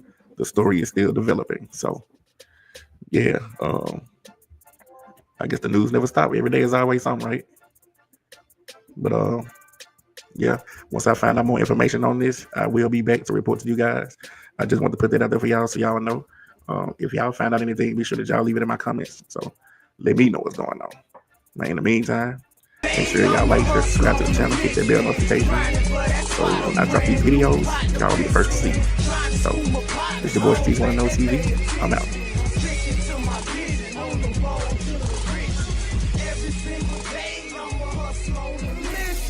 Trying to get 100 M's, nigga, I ain't kidding. I'm on a mission, 24/7, 365, until I reach the heavens. I'm a hustler on a mission, grinding for that spot, a brand new pot to piss in. Trying to school my partners home, they pay attention. Sticking to my vision, on the road to the rich. Every single day, I'm a hustler on a mission, trying to get 100 M's, nigga, I ain't kidding.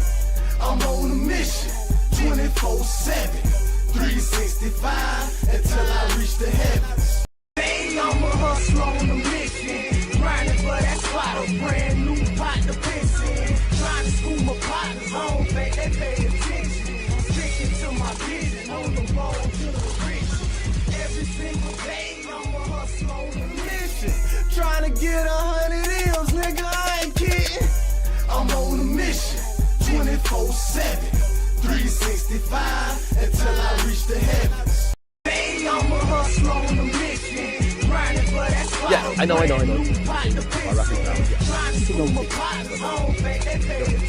Okay, now, there's a video that accompanies it. I posted to my page. This is supposedly video that kind of showcases people walking outside of the movie and seeing pain and finding out that someone was shot. Shot a man. Gun violence. Here in the casino in Hard Rock. Now, this guy is in custody right here. We can't tell who this is, but clearly And also both. He's super angry. He's still going. He's still mad.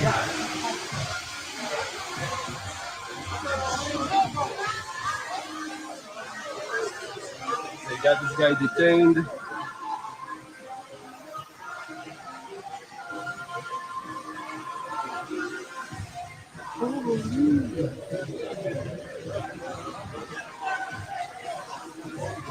He shot a guy. The guy they shot. Oh my god. Oh, take it. Everyone be moving, please. Clear. They just shot a man. There's another video from another angle.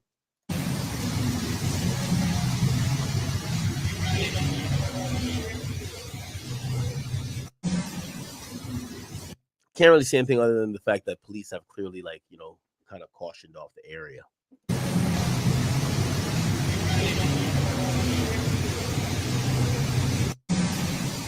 Again, I want to remind you that this incident supposedly happened pretty much like almost within the hour, so it's pretty fresh. The videos kind of substantiate that there was an incident that happened. This shit just happened? TMZ has reported currently that, you know, Offset, the former MIGOS rapper, was shot near a popular casino in Florida. Damn, this shit rep just for the happened? rapper confirmed he was shot on Monday near the Seminole Hard Rock Hotel and Casino in Hollywood, Florida. Actually, it's not Seminole. Yeah, my bad. It's in Hollywood. My bad. I'm tripping. Is that in Hollywood? Yeah, Hollywood. I've never been there. Okay. Per the spokesperson, Offset's fine and currently in the hospital receiving medical care. The rep says he's stable. Oh, Seminole's a county. My bad. He's stable and being closely monitored. A rep for the Seminole County Police tell TMZ we're aware of the incident that occurred at the valet area at 7 p.m. Okay, so it's currently 10 p.m. So this kind of happened like an hour or two ago, and but it happened after 7 outside by the valet area, and it resulted in non-life-threatening injuries to an individual that was transported to the hospital. The rep said that they were on site immediately and the situation was contained quickly. 2 individuals have been detained by the police. The investigation is ongoing. The site is secure, so there's no threat to the public. An operation is continuing to go on as normal. Obviously, this gets a lot of people really alert and kind of, you know, probably a little bit worried. Offset is, you know, he was 1/3 of the group, the MIGOS, and one of their members already passed away, which is Takeoff. So obviously, people, you know, it's a legendary group. We do care about these people. Anyway, and trust me, I'm getting a million. Damn. I mean, updates. A million messages telling his ass about it, like he ain't already on it. Give me 1 second. Now, I'm going to kind of give you a breakdown of maybe, you know, again, we're speculating at this point, but now that I find out that 2 people who don't get along, shots get fired and someone is hurt and someone's at the hospital.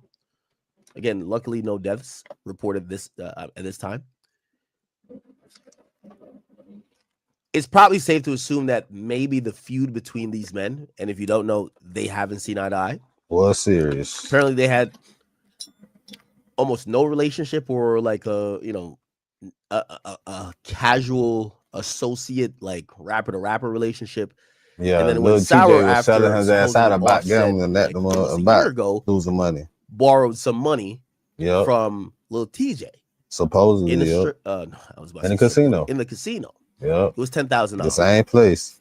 And I guess Lil TJ expected to be paid back. After he wasn't paid back, he took it online. And, you know, from there, that's where you could tell these guys didn't get along. Now, ironically, I talked to Offset today. Did I talk to Offset today? Offset hit me. Where was it? He must have knew he had something going on up there. But shit don't just pop off on an Easter Monday like that. No, Offset hit me yesterday. He wanted me to hear some music, so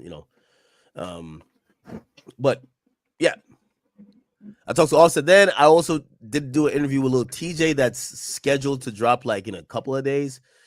The timing also, y'all might think I'm on like some Vlad shit. I'm not. Lil TJ has an album dropping, I believe. So this shit was promotion. It's soon. So this shit was promotion. Me to hold the interview, but anyway, the point is, shit was promotion. He also spoke about Offset there. I have a little bit more context to it. I think it's on our interview, so I'll kind of break down their issues.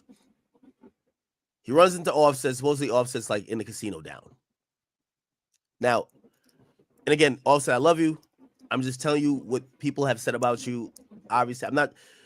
Offset sometimes think because me and him are friends that if I say something bad about him, it's like I'm trying to. No. This is what other people are saying. Okay, I got to be honest.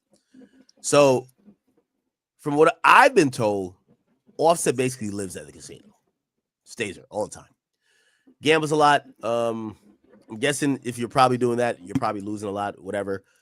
Yeah, we've seen mad random videos of people just running into Offset at the casino because he's there a lot. I've been told the casino treats him well, right? They're gonna treat you well when they're taking all your money. Yeah. They allow him because they ban niggas that win. They give him all the amenities. If he needs to use the jet, they'll give him the jet. If you a real winner, they gonna ban your motherfucking ass, nigga. I'm telling you, they gonna ban you, boy. You gotta come in there with disguises and shit, be incognito if you get scared of being banned. For real. That's my goal. My goal is to be like Mickey Mace out this bitch. Had these motherfuckers ban me, and then I just go send niggas in with the. Anyways, it's whatever, right? That's the least they could do, right? If they're robbing you blind, that's the least they could do. I gotta go to like Michigan. All right, take the casinos, whatever. But he's there a lot. Fans have kind of known this, and I got worried for him a long time ago because the videos that I saw of him at the casino, he's not with security. He's just kind of like there, right? And I get it. Like if that's almost like your second home, right? Keep in mind he's going through a divorce with Cardi B. Obviously he has other kids and definitely family, but for whatever reason, he's there a lot. But that becomes a security nightmare when everyone knows where you are constantly. You're by yourself. Yes, Offset ain't no hoe. But it becomes a security risk liability when any random person could just pop up and you're there. Okay?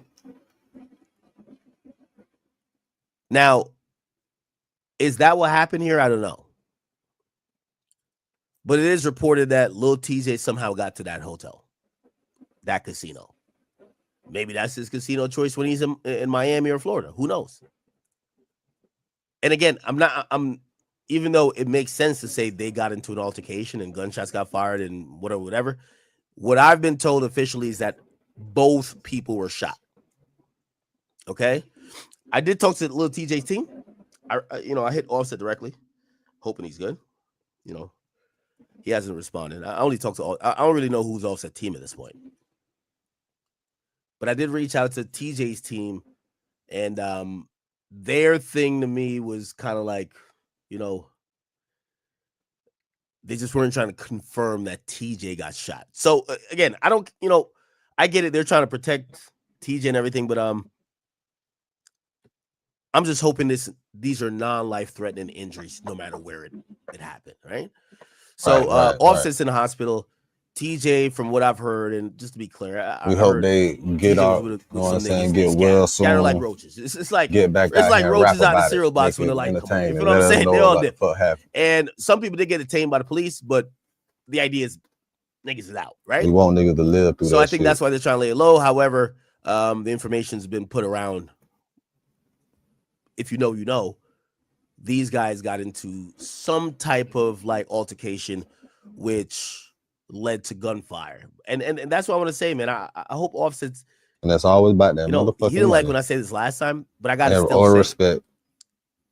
I hope Offset is still viewing him. I don't care what gambling debt he's in. He's still got to remember you're Offset. You know what I mean? You can't be that accessible. You can't be that lacking. Your whereabouts can't be that known. We're in a really crazy time. So that's the current update. Somebody said reach out to Cardi B. Well, I mean, no. For what? No.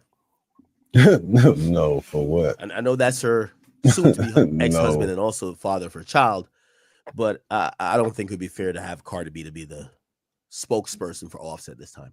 Hell no, So definitely not. Something happened. Anyway, she probably don't even know nothing about shit right now. A rundown of what she probably just learned about this shit. Like now, I do have an interview coming up, and this is not, I'm not trying to plug the interview, but it does matter. I'm gonna tell you why it matters, because like I think I asked him. I usually talk on and off camera, so I got to watch the interview to make sure he said it on camera. But I did ask him about this situation with Offset, and Offset not giving him the money back. And I will tell you in a very eerie way. And again, I'm not doing a Vlad, so I'm not gonna like drop the interview tomorrow. But I do have a TJ interview. I'm trying to, whatever his album's coming out, I'm trying to like match it with that. But he did say, I believe on the interview, when I asked him, I said, "Yo, so what happened when you try to get your money back from Offset?" He bluntly told me. He said Offset told him. He said Offset DM'd him and said, "Nigga, get it back in blood."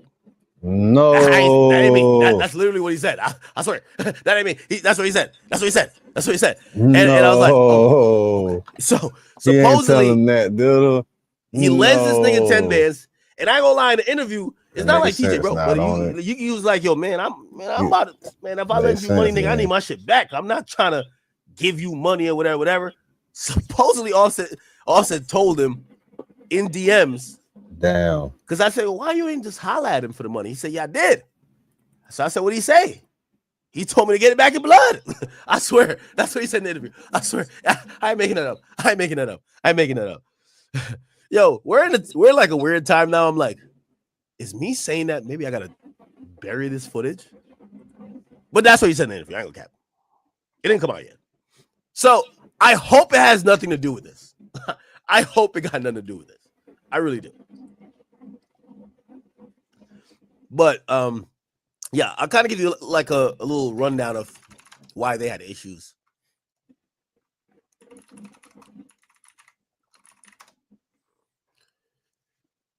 Here we go. So far, no one has mentioned Lil TJ. And again, the way I found out Lil TJ was involved, it's one of those. Let's see. Give me 1 second. I'm trying to figure out. I want to give you a little bit of context to their issues. Where? Here we go. Okay. Is it? What does it show everybody? Okay. Is this it? So this was a year ago. I'll get into that later. This was like a year ago. Just aired out with some. Okay, is this? How do you offset on offset? Okay.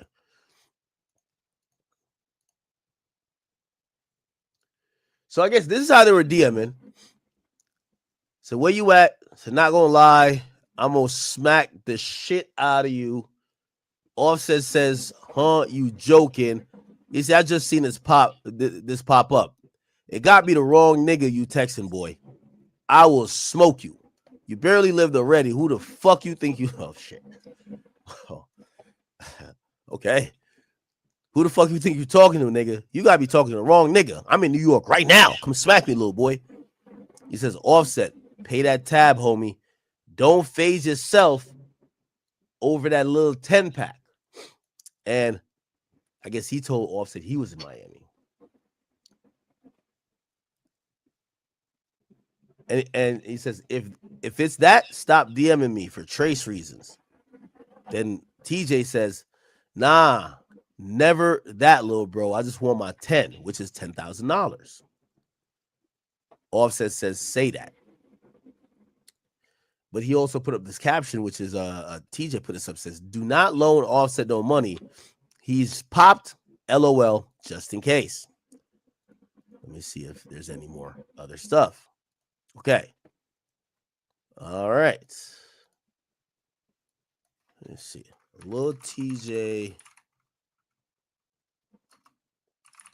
Now, Lil TJ explained the situation, I think, on his friend's stream. He explained why.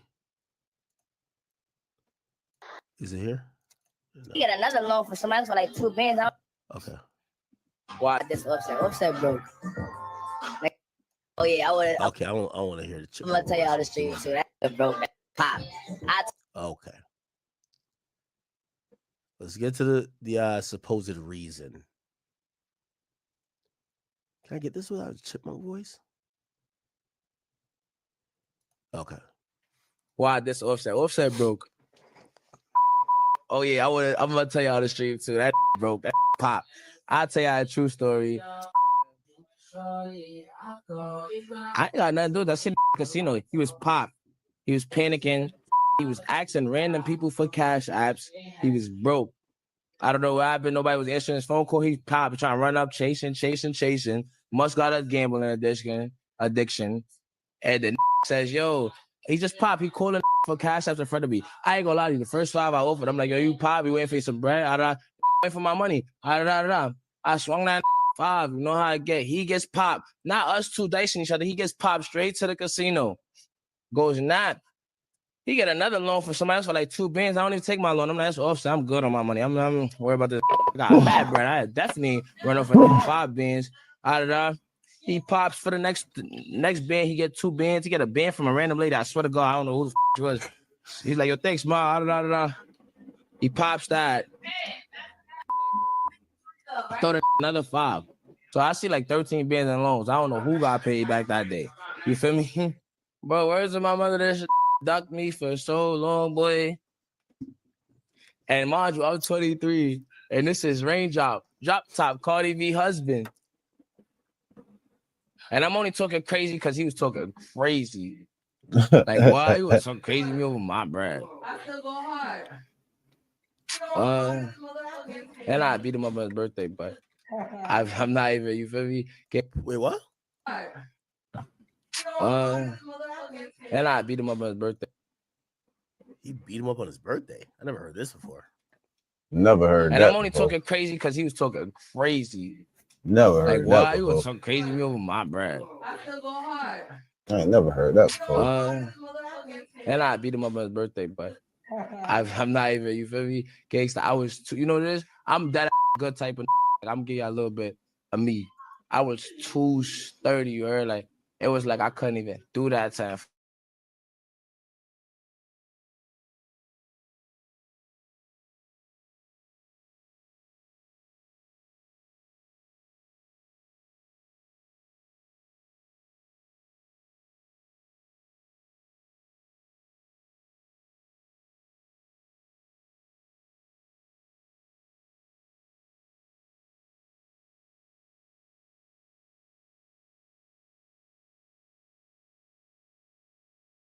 And I'm a hustler on a mission, grinding for that spot, a brand new pot to piss in. Trying to school my partners, I don't think they pay attention. Sticking to my vision, on the road to the riches.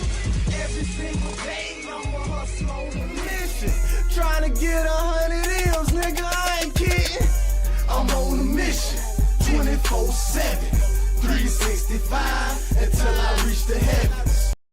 I'm a hustler on a mission, grinding for that spot, a brand new pot to piss in. Trying to school my partners, I don't think they pay attention. Sticking to my vision, on the road to the riches. Every single day, I'm a hustler on a mission, trying to get 100 M's, nigga, I ain't kidding. I'm on a mission, 24/7, 365, until I reach the heavens. I'm a hustler on a mission, grinding for that spot, a brand new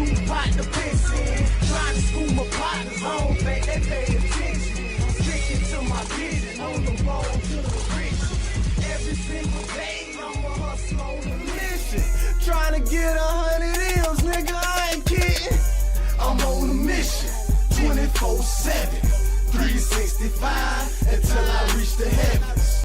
Hey, I'm a hustler on a mission, grinding for that spot, a brand new pot to piss in. Trying to school my partners home, they pay attention. Sticking to my vision on the road to the riches. Every single day, I'm a hustler on a mission. Trying to get 100 M's, nigga, I ain't kidding. I'm on a mission, 24/7, 365 until I reach the heavens. Hey, I'm a hustler on a mission, grinding for that spot, a brand new pot to piss in. Trying to school my partners home, they pay attention. Sticking to my vision on the road to the riches. Every single day, I'm a hustler on a mission. Trying to get 100 M's, nigga, I ain't kidding.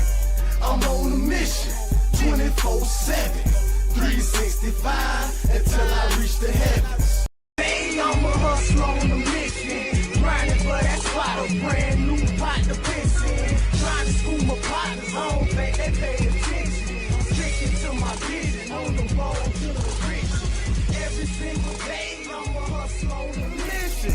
Trying to get 100 M's, nigga, I ain't kidding. I'm on a mission, 24/7, 365 until I reach the heavens. Hey, I'm a hustler on a mission, grinding for that spot, a brand new pot to piss in. Trying to school my partners home, they pay attention. Sticking to my vision on the road to the riches. Every single day, I'm a hustler on a mission. Trying to get 100 M's, nigga, I ain't kidding. I'm on a mission, 24/7, 365 until I reach the heavens. Hey, I'm a hustler on a mission, grinding for that spot, a brand new pot to piss in. Trying to school my partners home, they pay attention. Sticking to my vision on the road to the riches. Every single day, I'm a hustler on a mission. Trying to get 100 M's, nigga, I ain't kidding. I'm on a mission, 24/7, 365 until I reach the heavens. Hey, I'm a hustler on a mission, grinding for that spot, a brand new pot to piss in. Trying to school my partners home, they pay attention. Sticking to my vision on the road to the riches. Every single day, I'm a hustler on a mission. Trying to get 100 M's, nigga, I ain't kidding. I'm on a mission, 24/7, 365 until I reach the heavens. Hey, I'm a hustler on a mission, grinding for that spot, a brand new pot to piss in. Trying to school my partners home, they pay attention. Sticking to my vision on the road to the riches. Every single day, I'm a hustler on a mission. Trying to get 100 M's, nigga, I ain't kidding.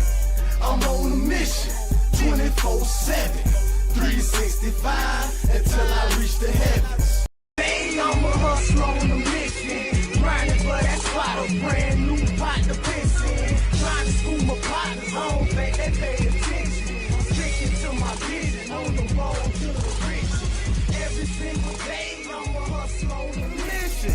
Trying to get 100 M's, nigga, I ain't kidding. I'm on a mission, 24/7, 365 until I reach the heavens. Hey, I'm a hustler on a mission, grinding for that spot, a brand new pot to piss in. Trying to school my partners home, they pay attention. Sticking to my vision on the road to the riches. Every single day, I'm a hustler on a mission. Trying to get 100 M's, nigga, I ain't kidding. I'm on a mission, 24/7, 365 until I reach the heavens. Hey, I'm a hustler on a mission, grinding for that spot, a brand new pot to piss in. Trying to school my partners home, they pay attention. Sticking to my vision on the road to the riches. Every single day, I'm a hustler on a mission. Trying to get 100 M's, nigga, I ain't kidding. I'm on a mission, 24/7, 365 until I reach the heavens. Hey, I'm a hustler on a mission, grinding for that spot, a brand new pot to piss in. Trying to school my partners home, they pay attention. Sticking to my vision on the road to the riches. Every single day, I'm a hustler on a mission. Trying to get 100 M's, 24/7, 365 until I reach the heavens. Hey, I'm a hustler on a mission, grinding for that spot, a brand new pot to piss in. Trying to school my partners home, they pay attention. Sticking to my vision on the road to the riches. Every single day, I'm a hustler on a mission. Trying to get 100 M's, nigga, I ain't kidding. I'm on a mission, 24/7, 365 until I reach the heavens. Hey, I'm a hustler on a mission, grinding for that spot, a brand new pot to piss in. Trying to school my partners home, they pay attention. Sticking to my vision on the road to the riches. Every single day, I'm a hustler on a mission. Trying to get 100 M's, nigga, I ain't kidding. I'm on a mission, 24/7, 365 until I reach the heavens. Hey, I'm a hustler on a mission, grinding for that spot, a brand new pot to piss in. Trying to school my partners home, they pay attention. Sticking to my vision on the road to the riches. Every single day, I'm a hustler on a mission. Trying to get 100 M's, nigga, I ain't kidding. I'm on a mission, 24/7, 365 until I reach the heavens. Hey, I'm a hustler on a mission, grinding for that spot, a brand new pot to piss in. Trying to school my partners home, they pay attention. Sticking to my vision on the road to the riches. Every single day, I'm a hustler on a mission. Trying to get 100 M's, nigga, I ain't kidding. I'm on a mission, 24/7, 365 until I reach the heavens. Hey, I'm a hustler on a mission, grinding for that spot, a brand new pot to piss in. Trying to school my partners home, they pay attention. Sticking to my vision on the road to the riches. Every single day, I'm a hustler on a mission. Trying to get 100 M's, nigga, I ain't kidding. I'm on a mission, 24/7, 365 until I reach the heavens.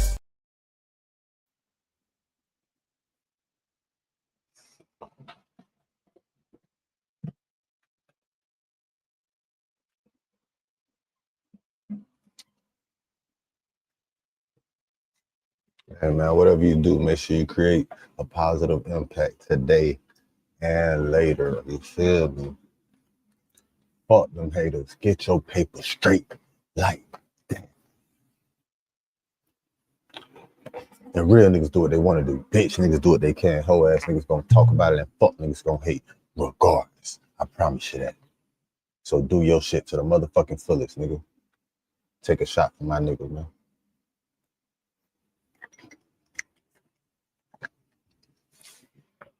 Take a shot for my nigga, man.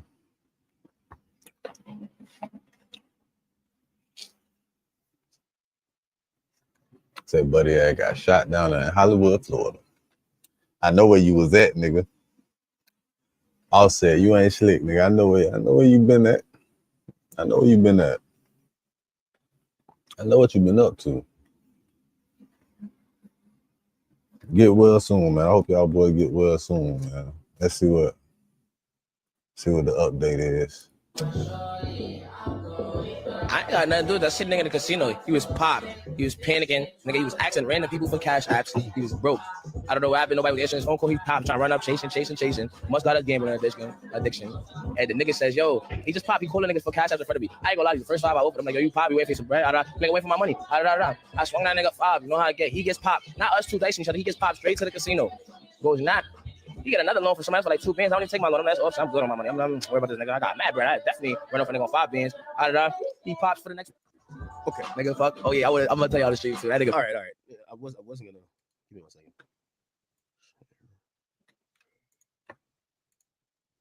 I'm just trying to give y'all the backstory here.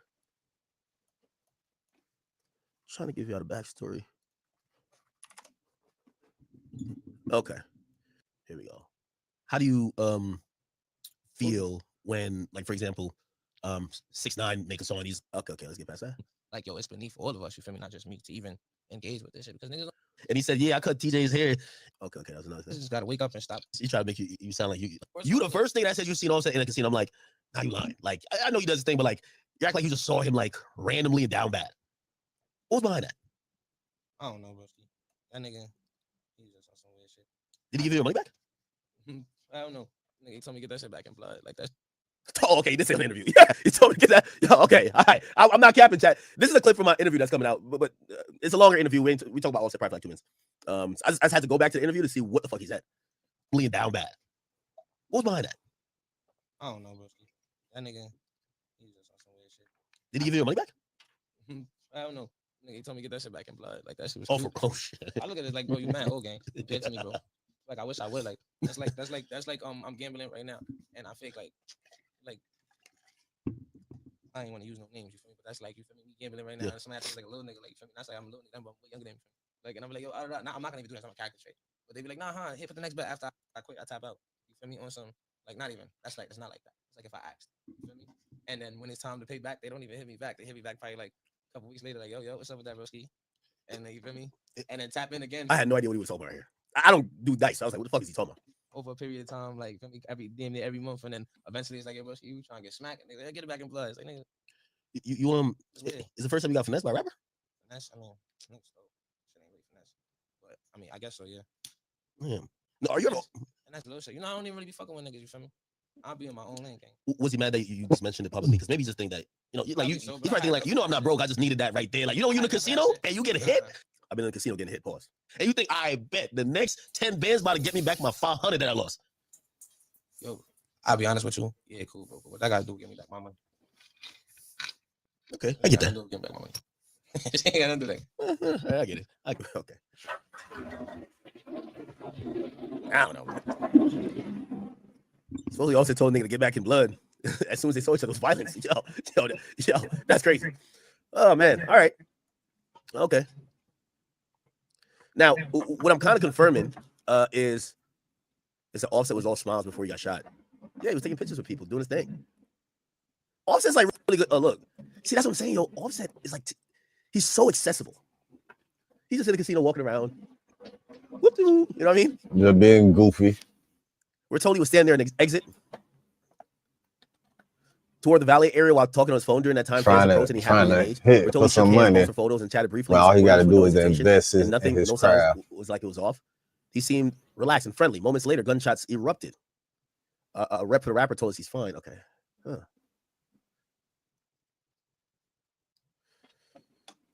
Give me 1 second.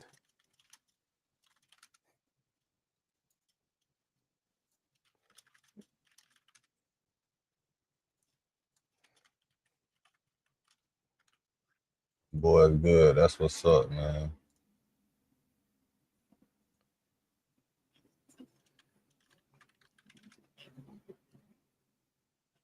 Somebody said, "Oh, no. My source was wrong. The source isn't wrong. It's just that, all right, I'm not trying to get Flacco on this shit. Like, you know what I mean? Again, y'all got to remember, actually, somebody talked to me today, and I was telling them about they blame me for the new crop of YouTubers. And I'm like, okay, I guess. But they're like, these new crop of YouTubers go really far. I'm not going far. I'll tell you what the source told me. Shit happened. TJ and them got the fuck out of there before the cops got there. Offset shot. Offset's there. Offset get brought to the police station. Not police station. The hospital. TJ and them, which I don't even know if it's like federal for me to say. Well, I guess, the police know TJ's involved. So I'm not telling them like that. But yeah, so supposedly he was injured too, but they're not trying to go to jail. So they dipped. What the fuck happened? They dipped. You know what I mean? So that's kind of the situation. All right.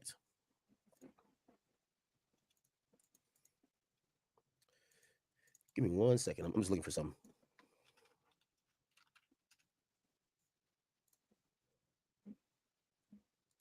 That's crazy, man. Okay. Anyway. All right. Okay. So them niggas had a little mini gunfight out that bitch. By the way, that interview right? with Good TJ, shit, it is going to come out at some point.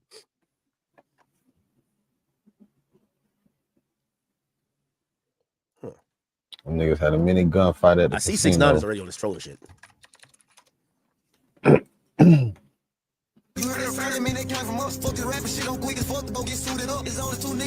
Where he at? He over there too?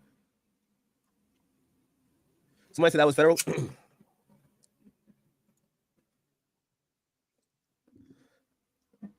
Don't worry, I'll protect my sources. Okay.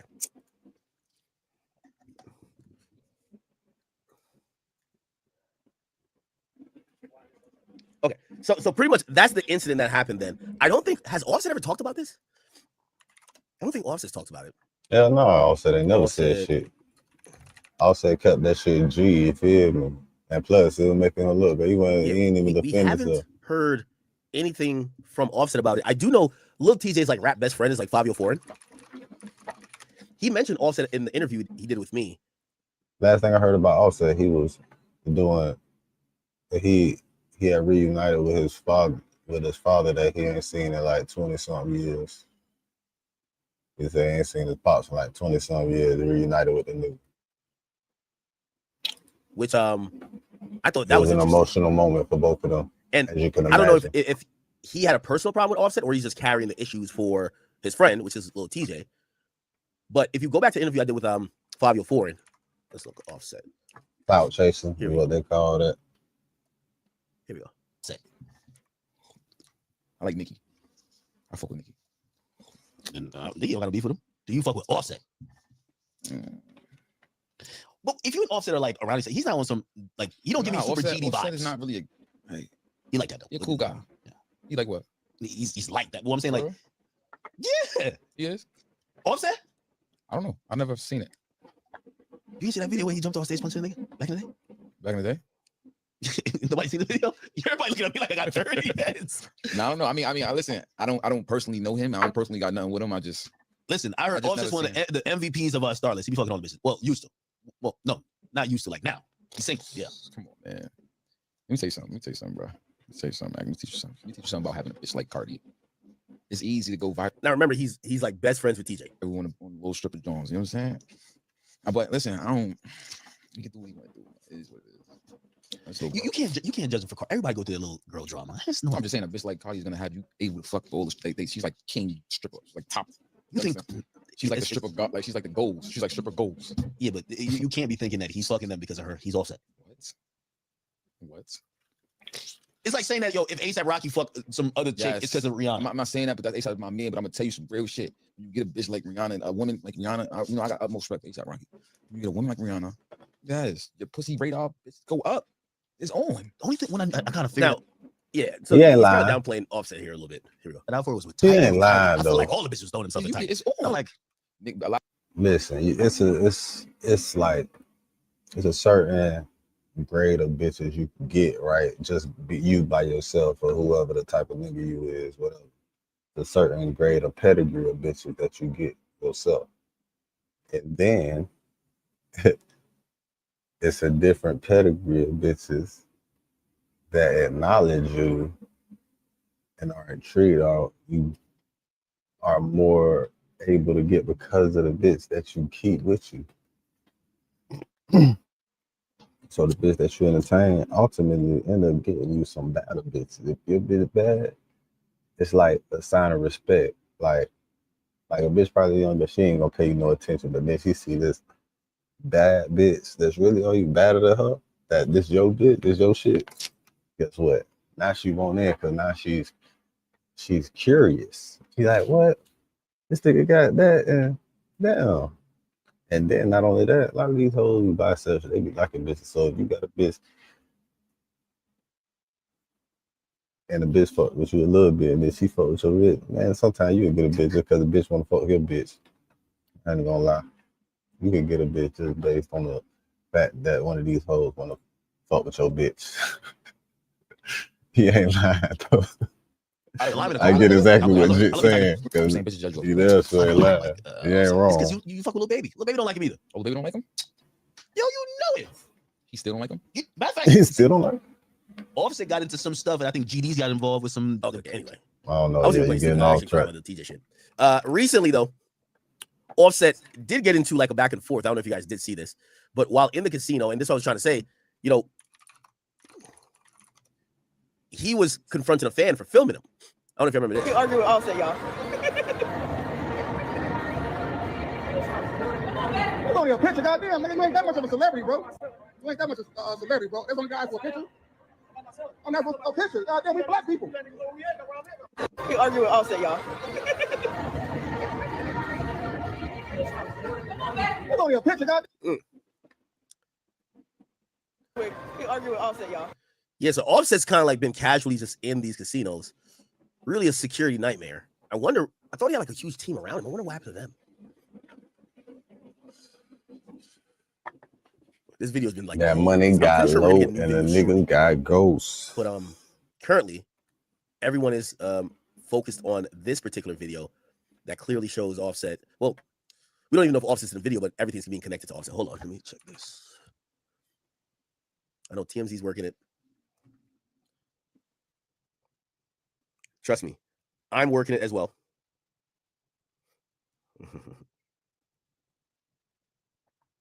Let's go back to the video though, because he showed the video of the incident. Give me 1 second.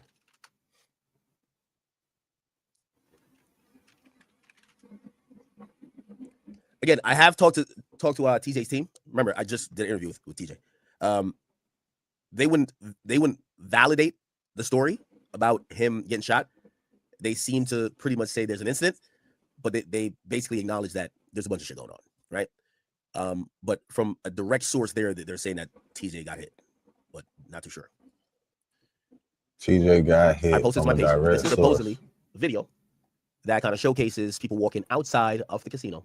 All right, so this is the video and also finding out that someone was shot. Here we go. Shot a man. Gun violence. During the casino in Hard Gun violence. During the casino in Hard Rock. Now this guy is in custody. The Hard Rock with the bullshit. Clearly, he's super angry. He's still going. He's still mad.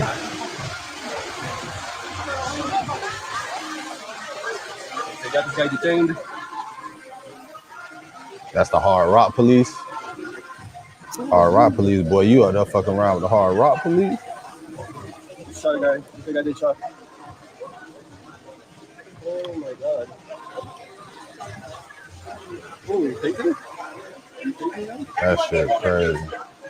They just shot a man. There's another video from another angle.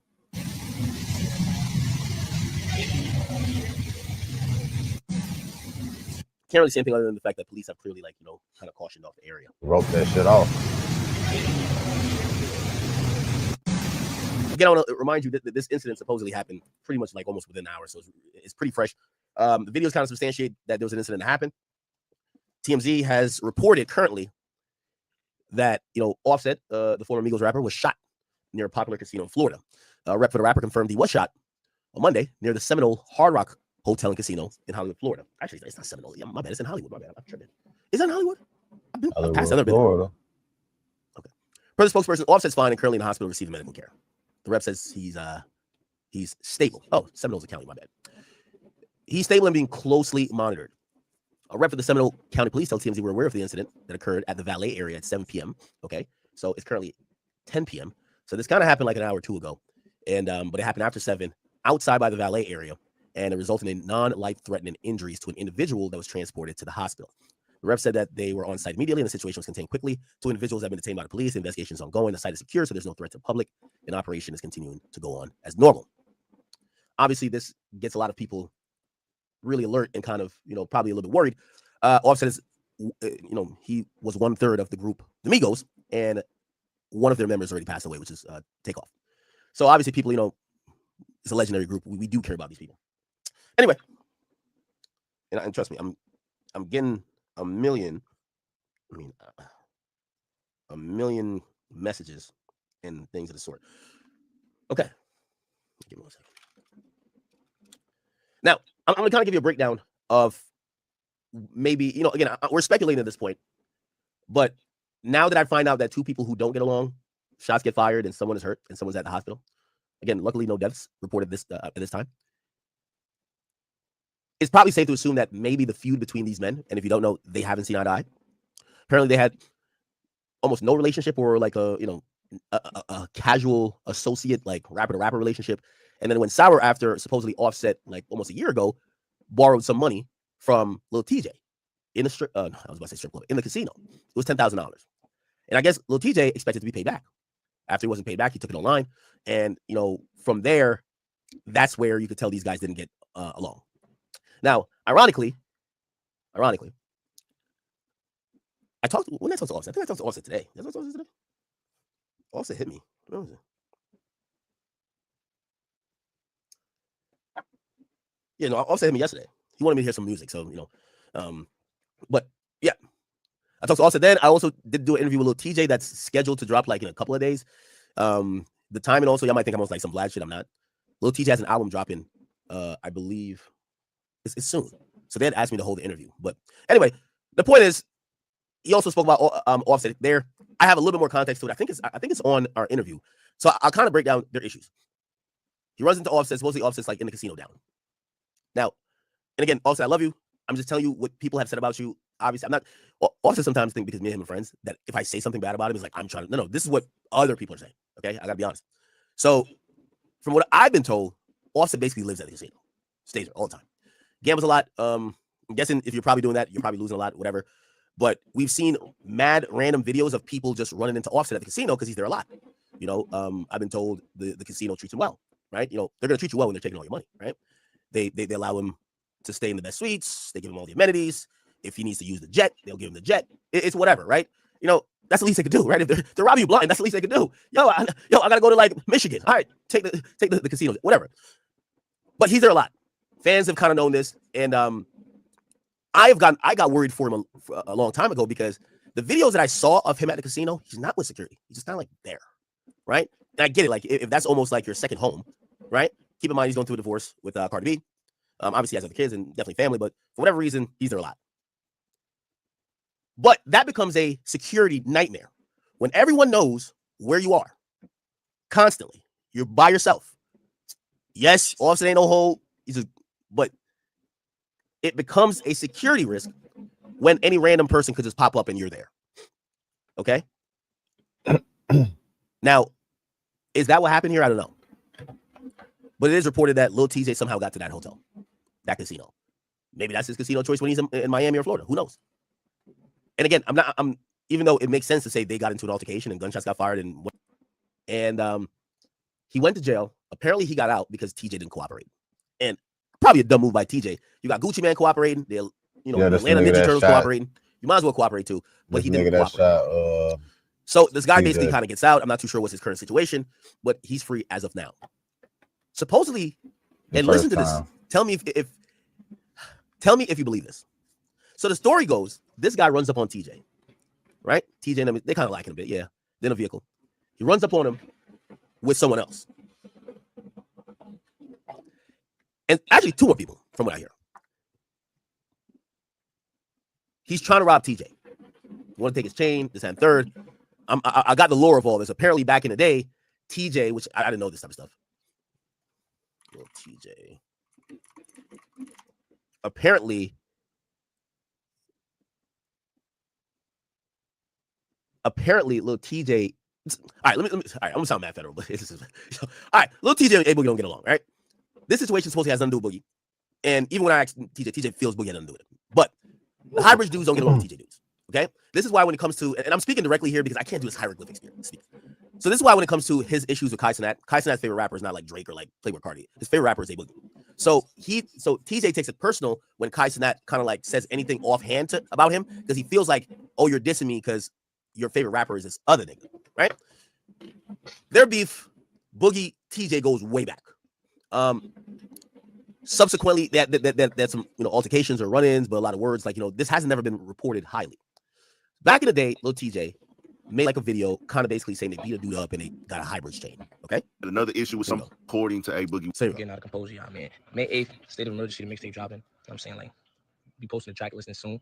I'm saying, but yeah, shit, man, it's all about the music, man. Fuck this beef shit. That's not good. I don't encourage it. You know what I'm saying? Like, I ain't perfect, man, but be all right. This is what has been posted by Lil TJ according to A Boogie with the hoodie. So essentially, they post a hybrid chain. Instagram story. Lil TJ was using this piece and chain, this hybrid chain, to record a video with it or some of that nature. This is what. And you had Boogie responded by saying one of the bros dropped or lost his chain along as time ago while we dragged a nigga, and that's word to Melody. Nigga got the audacity to bite off a random nigga, shoot a video with it in front like he did something. I lost all my respect for you. Shaking my head. Stay true to yourself. So Boogie, in an indirect way, is responding to TJ saying, yo, y'all never took no chain from no guy. Somebody lost a chain and now y'all flexing like y'all got it. Hey, Boogie with the, hey man, and somebody got it. Hybrid chain. I always break. Getting your chain. Okay. Now, subsequently along the way, they kind of almost get into it. You know, TJ and Boogie. That you seen, A Boogie responded. Now y'all seen little TJ's now today. This was today. The first part is today where he's coming out, which So without getting to every little micro thing that happened, which by the way, like I think they ran into each other at Cruz at a studio one time. There was words or almost like a fight. Like they just haven't been cool, ever been cool, right? What ends up happening is little TJ, this guy goes to rob little TJ. Okay, this guy, he ends up shooting little TJ. His name is Cardinal Baby. At least that's what his rap name is. If you go to his page, you know, without saying too much, Little TJ almost lost his life. You'll notice this is a really professional looking video with cars and third. This guy doesn't have money like that, right? It's shot by the video is shot by BTK Visuals. If you look at their YouTube channel, you'll start to realize the trend. Visuals featuring A Boogie. Didi Osama opens for A Boogie. A Boogie shut down Times Square. A Boogie. Oh, I don't know if you can see. A Boogie vlog. A Boogie performance at Stockton. You'll start to realize this guy kind of like has affiliation with Highbridge, and the thought is Highbridge might be like supporting the person who shot TJ. Now the story around the shooting is supposedly if it's connected to that situation, niggas wanted to take his chain, right? So they wanted to rob TJ.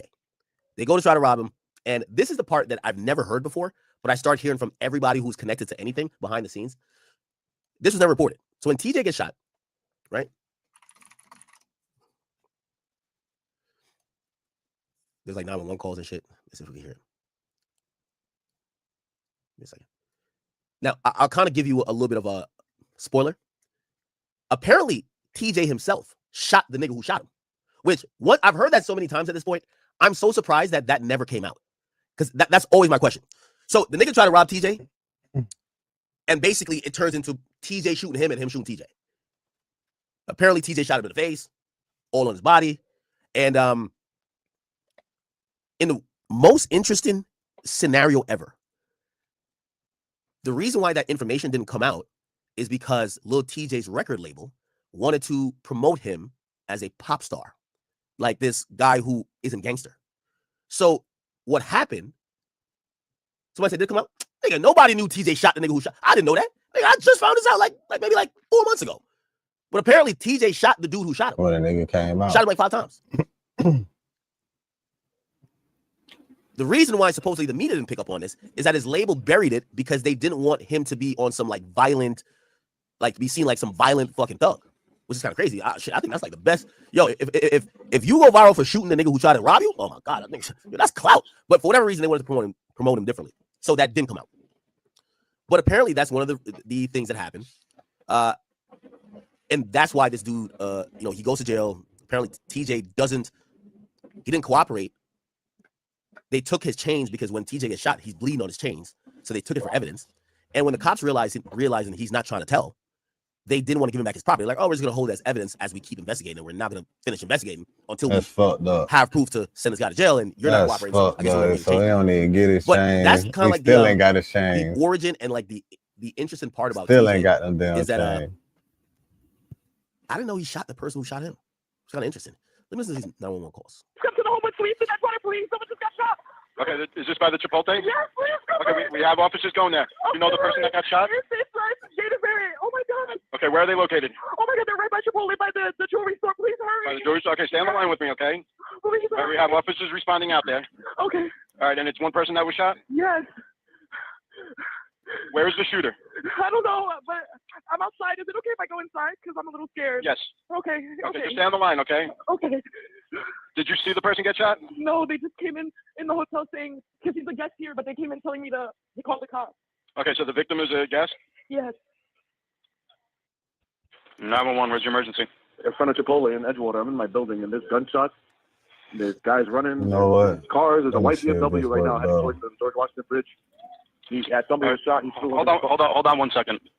Probably Durango. gonna disconnect my shit. You're probably gonna disconnect everything. Edgewater, it's County. I got a call on the line saying shots are fired in front of the Chipotle in Edgewater. The vitamin shop. There's a white BMW going towards George Washington. Now, again, not glorifying violence and nothing like that, but I was actually shocked that his label chose to bury the idea that he shot back to defend himself and shot the person who tried to rob him. But that shit probably was because gonna they get him wanted to keep locked his up image clean. too. But, and we talked about in the interview, his label wanted to market him as more of a pop star, so they'd rather take the victim role than be real, right? So. Bridge right now. He put somebody that was shot in his car, and there's another car that's in the parking lot right now, Durango.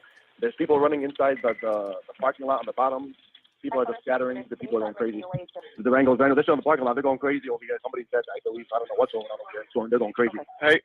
Okay, but what does the Durango look like? It's a brand new Durango, 2022, 2021. I don't know. I can't see the color. There's a bunch, 4 or 5. There's people running in the parking lot under the Hilton. There's people running on River Road. This is all happening in front of the. Sir, hold on 1 second. Edgewater, it's still county. I'm still on the line. There is confirmed that another person shot by the jewelry store. It's unknown where the other shooter went. Okay, so and so let me just kind of break down this incident from what I know. Dude tries to rob TJ. TJ, from again, it's word on the street. TJ may have even initiated the shoot. Allegedly, supposedly, or who knows? Maybe he didn't. But he shot back. He shot the dude 5 times. Supposedly, the dude got shot in his face. You'll see the guy. His mugshot that came out was because supposedly he got shot in his face. I thought, because I remember, I found out a lot about this when I reported, he must have got beat up. They're like, no, he got shot in the face. That's why he looks like this. That's why if you look at the music video, he's wearing a shades the entire time because supposedly TJ shot him in the face. Okay. Apparently, the dude was with like a couple other people. And apparently, at least one other guys got shot. This is word on the street, people. That person never got caught. They ran away, but they got shot. So this is why I'm also connecting to the story with Offset, because I see some people, they're like, well, if you don't hear that say TJ's at a hospital, he didn't get shot. The idea, at least from what I've heard from his team. Now, I do hear like he might be in custody or whatever, but I did hear that they were trying to get the fuck out of here. So, anyway. By the jewelry store? Correct. That there's someone is shot? Yes, confirmed. 1 person shot. I have another call in on it. Okay. Do you know this party that was shot? He's a rapper. He's a rapper. He's just been shot a few times. They're coming. The paramedics are coming. Yes, we got multiple calls on this. We have been notified. I'm going to stay on the phone with you, okay? Is this party deceased? Is the party deceased? I think so. All right. Do you know who he is? Little TJ, the rapper. Little TJ. I'm sorry, what's his name? Tell him right here. Almost weeks. They're going around the other way. Okay. He said they Little, thought what's his his name? ass was dead. Let him go for a moment. Big guy, let him go, man. Were you with this party? They thought he was dead. Okay. Do you know this party? Are you with him? Or you just saw this happen? Sir? Sir? Sir, are you there? I work at the hotel, Homewood Suite. Okay. Hey, leave him alone. The cops are coming, man. Oh. Sir, what's your name? Multiple 911 calls. Apparently a shot party is in one of the vehicles. Is he in a vehicle? Sir, is he in a vehicle or is he on the ground? He's inside the vehicle. What kind of vehicle is he in? He's a red Durango, man. We have reports that a white BMW fled the scene. Okay. Heading north. But he is still breathing? Durango should still be on scene. Yeah, he's still breathing very little. I need paramedics. Sheriff, Edgewater on set. Okay. 911, where's your emergency? Yes, hi. I'm a security guard from City Place. I have a young man here that said he just got shot. I ran into my car, and I'm right here. He said they were looking for him at City Place, and I just drove off with him. I'm at the 7-Eleven right now. He's in the back of my car right now. Where are you? At the 7-Eleven. Okay, what's 7-Eleven? Right here on River Road. I see 2 cops, 3 cops just driving down the street right now. I need cops at the 7-Eleven on River Road. The person who shot is in the car. Yes, so what car are you in? I'm in a security guard. I'm putting my lights on. Okay, keep your lights on. All right, I'm right here. Do not hang up on me. I won't. He's in the car. I'm trying to stay in the car. Is he breathing? All right, once again, that is from the old shooting, which is when this happened in 2022. I'm being told that again, there was an incident that occurred. Offset, Lil TJ. I heard both rappers were hit.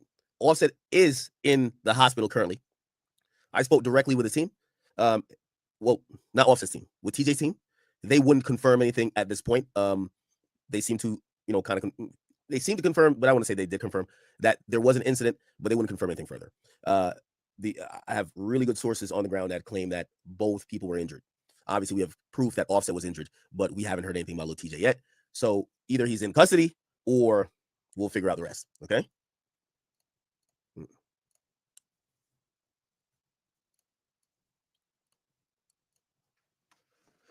Somebody say, no, Offset's in the hospital.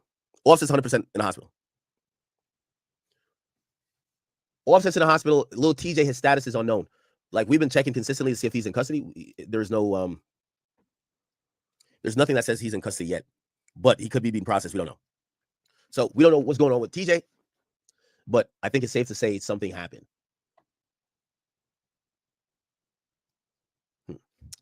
All right. We'll continue to monitor. We will continue to monitor. We do have a few other things to talk about in sense of Pooh Shiesty. We're getting some major updates from these these detention hearings. And these detention hearings are telling us a lot more about what this case is probably going to be. So, give me 1 second.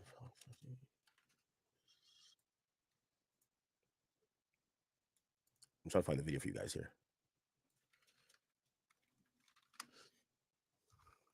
So here's the latest on what's going on in Memphis. First and foremost, there was a detention hearing that happened for Memphis rapper Big 30. Remember, there was already one on Friday for the father of Pooh Shiesty. Now we had a detention hearing for Big 30, and the lawyer came out and he did some questions with the press, which I think is kind of like, okay, he feels confident about the case already. Check this out, chat.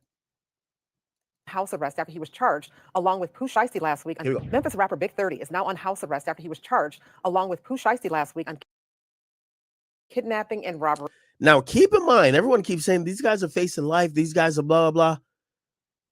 The father gets house arrest, and Big 30 gets house arrest. Oh, no, never mind. He was on house arrest, right? He did get a bond, though. Along with Pooh Shiesty last week on kidnapping and robbery charges. But Big 30's attorney says that he expects to appeal. Fox 13 told you this morning that a judge in North Texas ordered Pooh Shiesty's dad, Lontrell Williams Sr., to be brought back to Dallas after he was also granted house arrest in Memphis. Fox 13's investigative reporter Kayla Solomon joins us live downtown at the federal court. Kayla, it was a packed courtroom for today's hearing.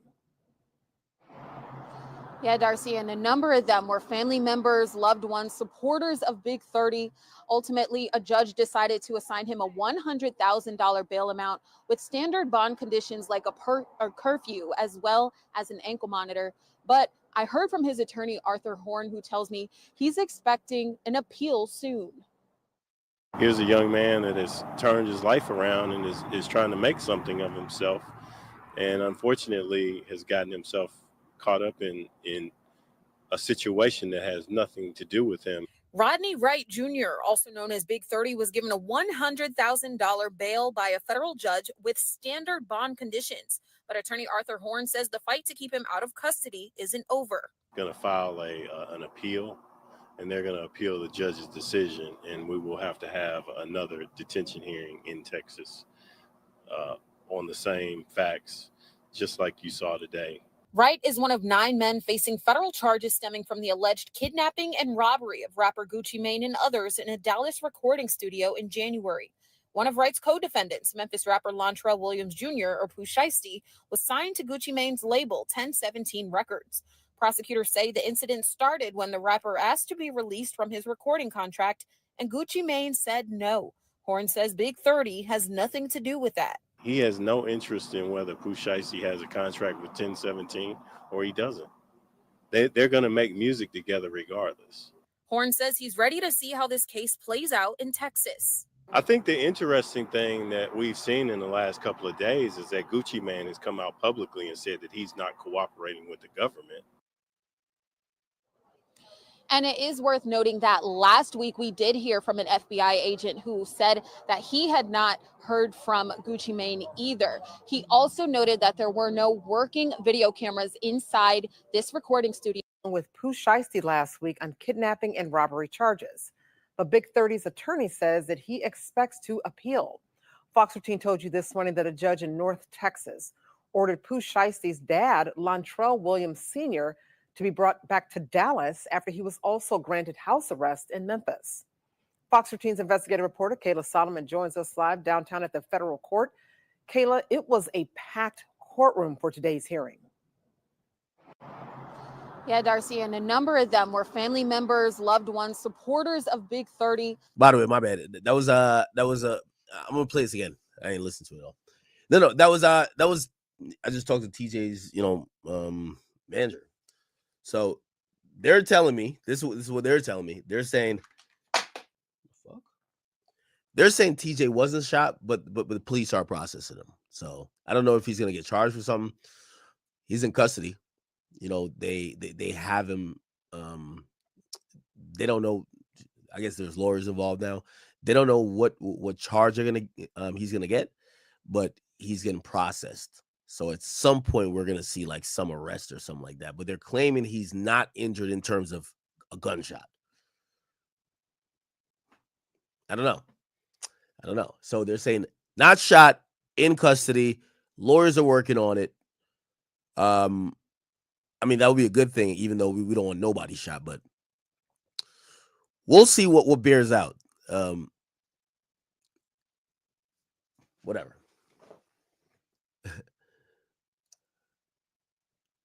Somebody said, did TJ shoot set? I have no idea. I just heard that the first thing I got, which probably the same time TMZ got it, is that 2 people are shot, at least.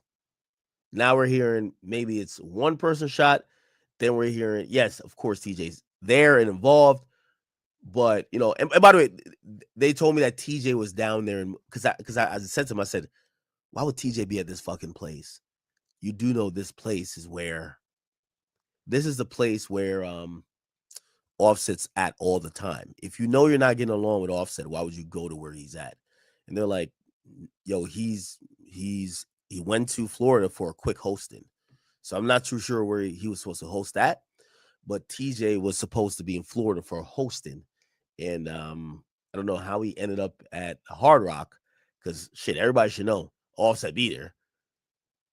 But that happened. As an ankle monitor, but I heard from his attorney, Arthur Horn, who tells me he's expecting an appeal soon.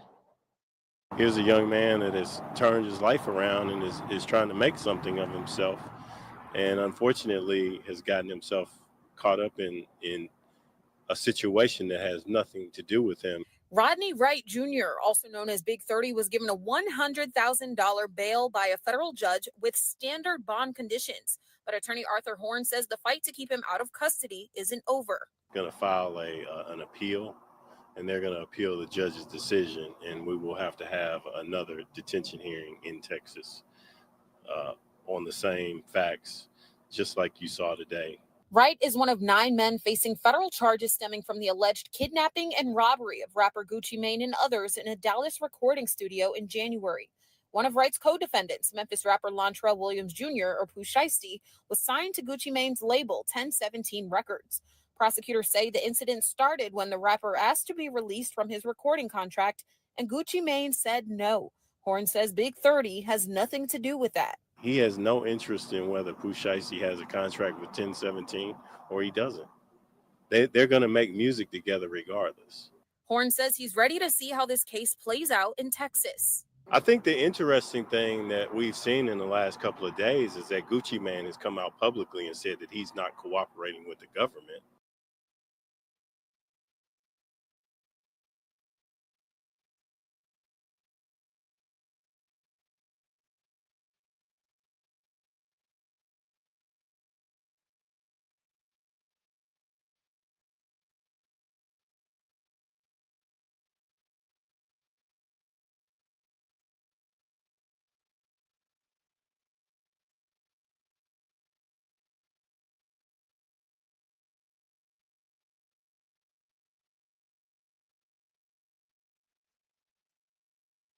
Oh, my bad. Thank you for that. Okay. So I'll kind of return back to what I was saying. So, the most interesting part of this like press conference outside the courthouse, right? Remember, Big 30 has a $100,000 bond, which, by the way, I think we have to be very logical here. This is a charge that potentially carries up to life. The judge has seen 2 people so far and basically has ordered that they could get a bond. Hey, just pay $250,000 for the father and you could be on home confinement. Now for Big 30, they're saying $100,000, and even then, Big 30 wants it to be reduced even more. That shows they have good faith not only in their lawyers in terms of Big 30 and on the defendants, but they probably doubt the case. What the fuck is the case about?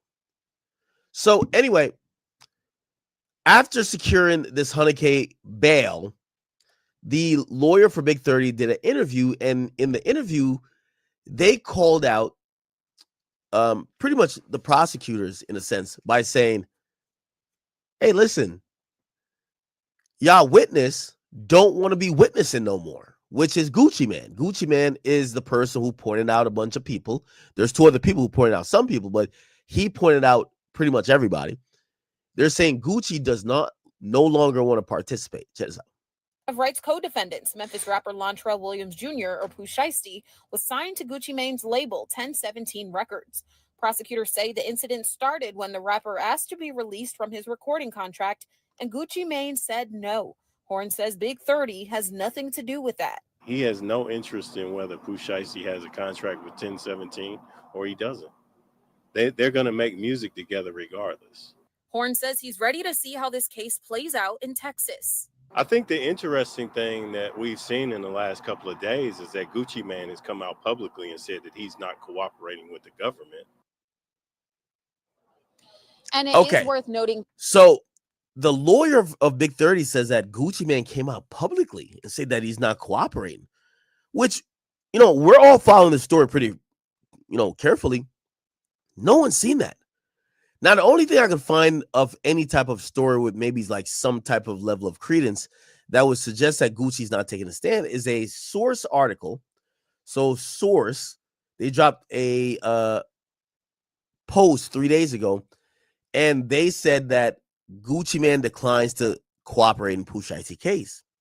Now, if you read the caption, it says Gucci is reportedly refusing to cooperate in a case connected to recent allegations involving Pooh Shiesty. Let's Google that, see where we can find the original article.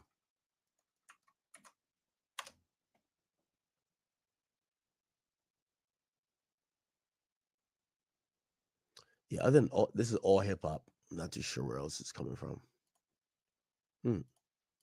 That last week we did hear from an FBI agent who said that he had not heard from Gucci Mane either. He also noted that there were no working video cameras inside this recording studio at the time of this incident. Darcy. That is Fox 13's Kayla Solomon reporting live downtown tonight. Thank you, Kayla. Yeah. So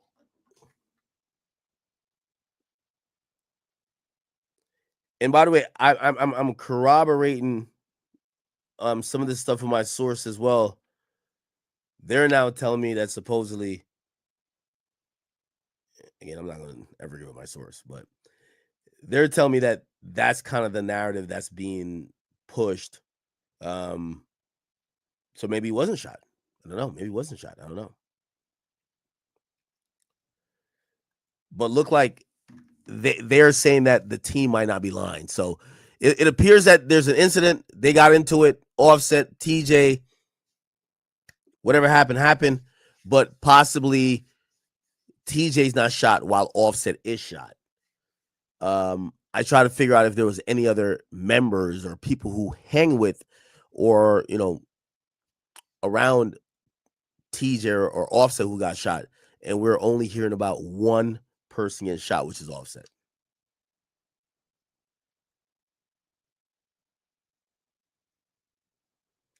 I'm posting to Instagram.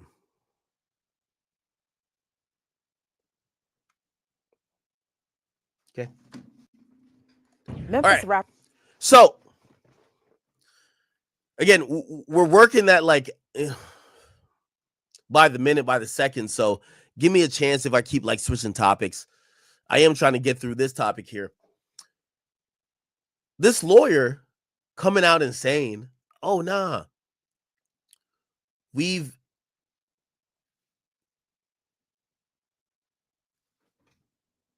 this lawyer basically saying that, oh, no, Gucci's apologized or not apologized, but like basically like backtrack. Like there's no proof of this. So this is what I'm kind of saying. Where is he getting this info unless he has some secret info or maybe he's spoken to Gucci, which I would imagine you wouldn't speak to Gucci. But how does he know that Gucci is declining to cooperate further? Now, I particularly think that the social media embarrassment is going to prevent Gucci from really going all the way like to the stand. But I really don't know, honestly. Rapper Big 30. January. One of them tracked 17 or he doesn't.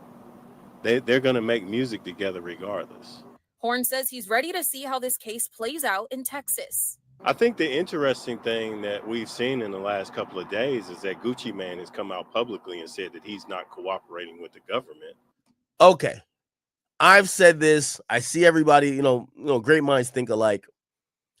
Everybody's saying the same thing. We all want to blame the cop. The cop wasn't there. He's not an eyewitness to all these crimes, to the conversation, to give all the necessary details to fulfill not only a conspiracy, but fulfill a reasonable judge or jury in thinking that some shit happened, right? And basically,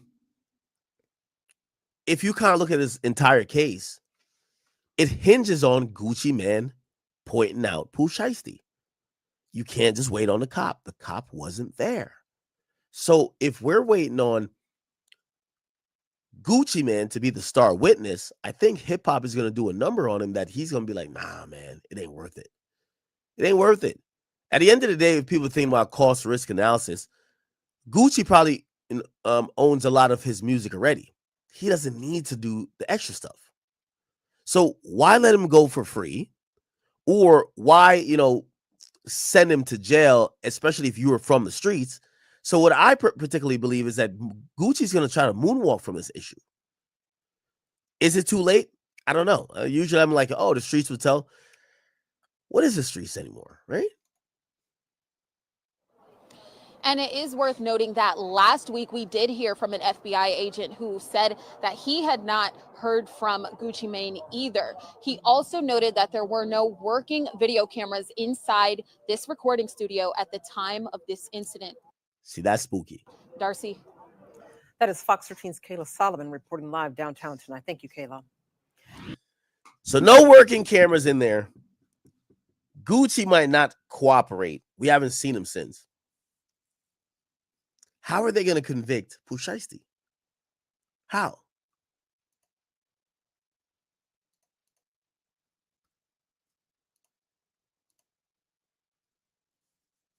How are they going to convict him if they don't have all the stuff?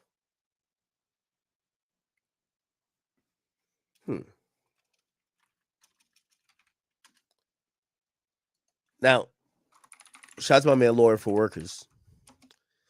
He did a good breakdown on this. Check this out. By the way, we said all this stuff already. Lawyer.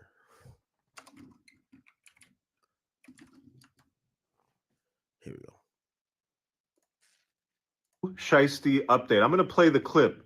The clip puts to bed any idea that Pooh is cooked. You're going to hear Big 30's lawyer talking about Gucci's plans on testifying. For good measure, the reporter from a respected news outlet out in Texas saying the FBI hasn't exactly heard from Gucci. Check this out. Interesting thing that we've seen in the last couple of days is that Gucci Mane has come out publicly and said that he's not cooperating with the government. And it is worth noting that last week we did hear from an FBI agent who said that he had not heard from Gucci Mane either. He also noted that there were no working video cameras inside this recording studio at the time of this incident. Darcy.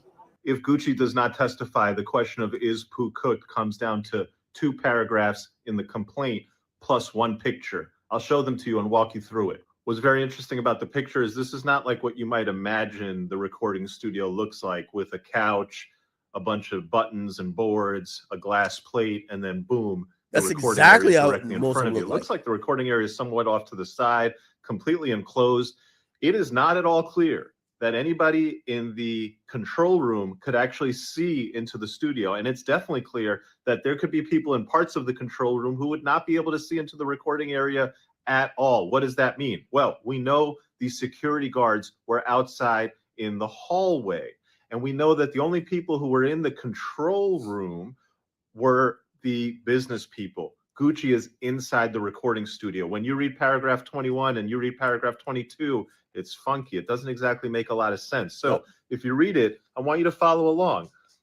They say Big 30 barricades the door to the studio. They say that the security guards try to barge in. And when the security guards barge in, they get a peek and they see that they're outnumbered by the armed target suspects. It does not say that they are outnumbered by an armed Pooh Shiesty. Instead, they lump Pooh Shiesty in with the whole group of target suspects, suggesting that the security guards only saw other people, not Pooh with the gun. Later, where it's alleged that Pooh has the gun, he's allegedly holding it to the back of the head of one of the business people. And so, if there's anybody here other than Gucci who seems like they could put Pooh away, it's going to be one of the business guys. And so that's going to be ultimately, that guy's testimony seems to tell you where this entire case is headed.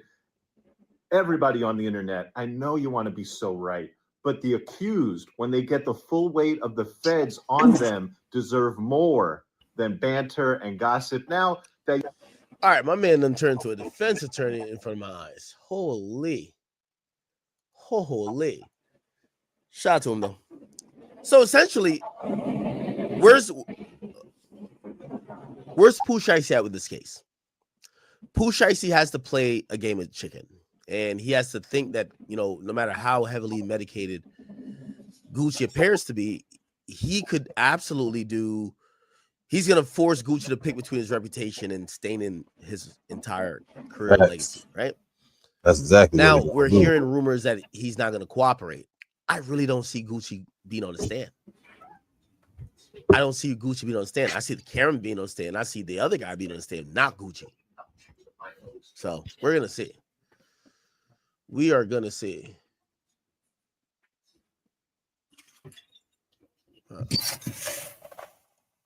Who? You have to understand, we've been... Let me tell you the difference between a lawyer and a non-lawyer. Non-lawyers think the truth is what they know. Hey, I know this. It's the truth. I could see it. You know what lawyers think the truth is? It's what you could prove in a court of law. When a Fed writes an affidavit saying witnesses told him this, this, and this, and so the defendant is guilty of a crime, that does not make the defendant guilty of a crime. When those witnesses take the stand and give sworn testimony under oath with the defendant in the box and 12 jurors on the side, now you have evidence, you have sworn testimony. We are far from that. Look, I'm not saying this case is getting beat, this case is getting won, this case is this case is that. What I'm saying is you have to look at what the government is telling you and look at what the government is showing you. And then you have to start playing the game. That's all. Yeah, I see a lot of people like jump on the side of Pooh Shiesty now. And I think it's reasonable. The case kind of looks a little weak. It looks like it's a hearsay case. Now, granted, if 10 people say the same thing about you, you'll still get convicted. I'm holding out hope that Gucci doesn't even get involved in this. He'll be able to say later on, like, yo, I never made a statement to the cops. I didn't put pen to paper. I was just talking shit. They took my statements and they try to, like, convict this guy with it. So the idea that there's a video of Pooh Shiesty holding a gun and pointing it at Gucci Mane and saying, sign this contract, has been proven to be demonstrably false. That is not on video. If it was, he would have been cooked a long time ago. But we'll see what happens as the case and the witness. Let me tell you the difference between. Okay, there you go. You think Pooh's doing 30 years? I don't think so. No, that nigga ain't doing 30. He I tripping. don't think so. I'd be very shocked if Pooh does more He than. ain't kill nobody. Ain't nobody die. Ain't nobody get shot. Why are they saying that? They was in Texas. No, he didn't. It's federal though, but This is Butterfly. ultimately Everywhere I go. on the witness testimony. Yelling, telling you it's my mama. I know it is. Telling me, baby, go Jay. So look, man, you know, I ain't gonna take too much of y'all time. You know, I'm out here, get my mind right. I just wanted to drop a line to you guys. You know, I'm quite sure there's somebody in some hospital bed right now with all the money in the world. Peace. Okay, he's not really addressing shit. 25 their way. Stay right here because the attention of see those royalties until the label has. I wanted to hear what Jesus had to say, man. That's fucked up. About this shit already? Yes. Yes, they have. Yes, they do. You know these niggas go fast when they're trying to get some views. With y'all right here with me. It's Monday. I'm about to go get back to the homeless. Everybody's It's a talking billion about it. YouTube New channels. situations coming out every day. New details coming out every day about it. since we last did this, they had a hearing in Memphis at his dad, Pooh Shiesty's dad, had a hearing, and federal agents was asked, is there any hard evidence? And they were like, nah, there's no weapons. We couldn't really find anything to, you know, but the judge was like, you know, it's enough to keep this stuff going. But there's no hard evidence. It's no weapons that were found when Pooh dad was arrested, when Pooh Shiesty was arrested, when Big 30's car was searched. Where the jury at though? They said it was some now jury my found, inside didn't man, I do have I am in Dallas, and you know, it was somebody at that house that night when Pooh Shiesty house was searched, and I'm being told the feds were really confident they were going to find something that night. It's like they were betting on it. They knew they had Pooh Shiesty. They knew it. That night they were going in during the raid to search his house. We know he's on house arrest, so he can't even be around that. That would have closed the coffin. Nails in the coffin. Closed case.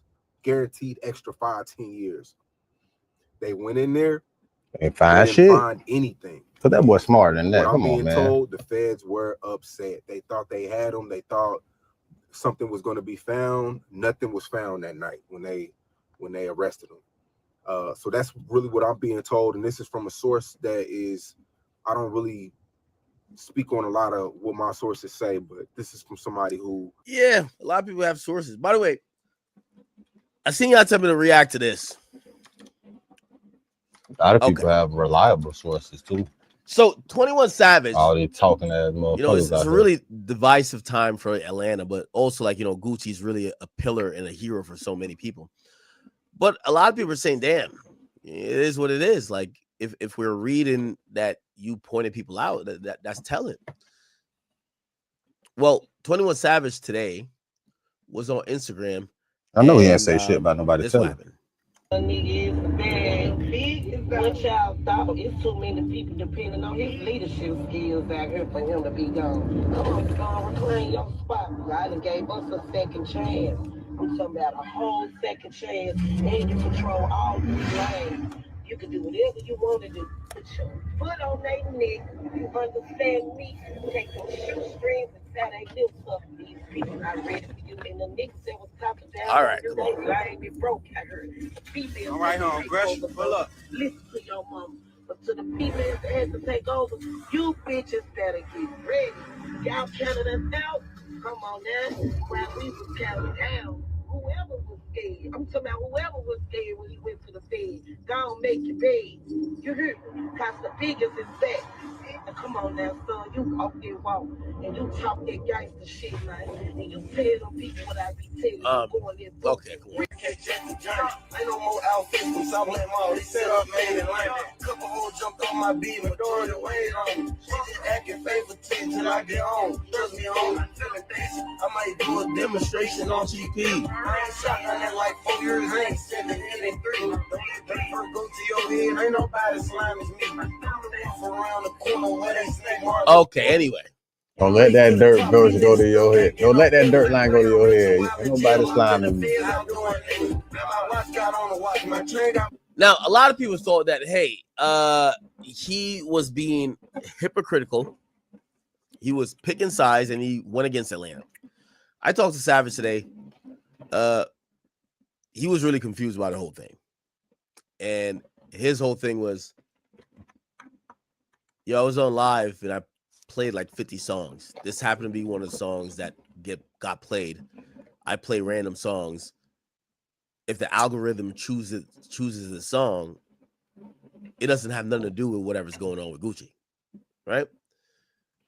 No, the algorithm got something to do with Gucci. Especially if you were playing some Gucci shit before that, and then they came in with that. Because that's Gucci artists. King Buck, I see you, my boy. Yeah, so I kind of explained to him, I'm like, yeah, you got to understand why people are thinking that, right? You have now kind of like put yourself in a position where even when you're not trying to like make a statement, people think you are. How you ain't making change. He ain't dead, but I got niggas in Yeah. So he commented on No Jumpers post, and we reposted that. But he said this. Give me a second. He said, I listened to over 50 songs live. The shit don't got nothing to do with that situation. So he was saying that, yo, I'm not trying to like mess with whatever y'all think about that. Give me 1 second. So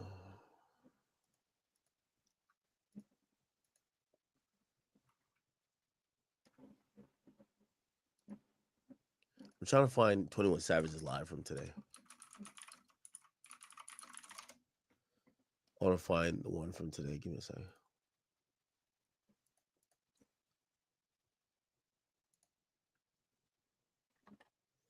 Trying to find the longer version of this, because he's saying that, no, I did not intentionally trying to do some shit. You know, obviously, men lie, women lie. I would love to see the other few hours or whatever that was of this stream to see if he only played FDO, because that looked bad. Just hopping on, playing FDO, kind of like taking a subliminal shot, I would think. You take a subliminal shot at Gucci, it looks horrible. I can't find it.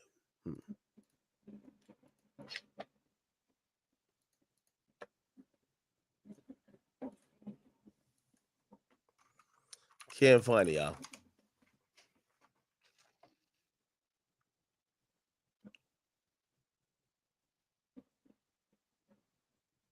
All right. Anyway, cool.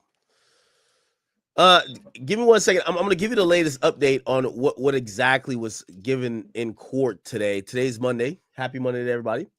I'll tell you what they said in court.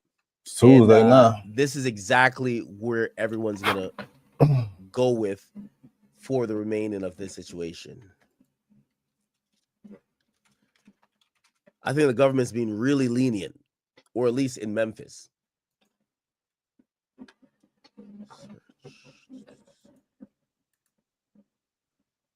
Give me a second. I'm logging into this federal thingy. It's a federal court system thing.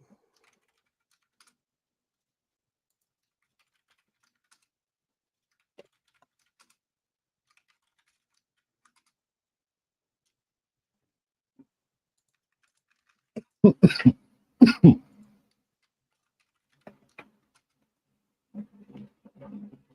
the fuck?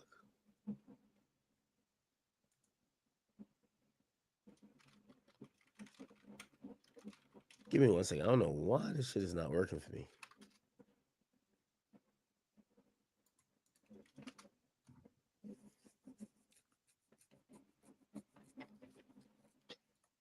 Label has recouped every dollar Billboard 200 with 62,000 album equivalent units or not. And the label, the entity that owns those masters, collects every penny while the artist is away. There is no pause button on royalties. Are these like AI There is no videos? morality clause that says if the artist is incarcerated, the label I stops. feel like these are AI videos. Of course they are. You can't tell. YouTube's been starting to get filled with a bunch of AI videos. I don't like them. I ain't fucking with the bitches either. Here's some reactions to this. I was finna add to that bullshit, but I was like, I don't really like Can't be real with this. Man, is this shit real? Hey, this shit real with Gucci. Ain't no way this shit, you know, the internet be lying. You believe that all night? I said, you believe all this real? Like, this shit might be real, bro. Man, this shit might be real. I'm finna see. The internet gonna tell you this shit real. The internet finna tell you this shit real. Play the game with him every day. He ain't been on that hoe 2 days. He ain't been on the game, man. He play that hoe every day. No. God. Damn.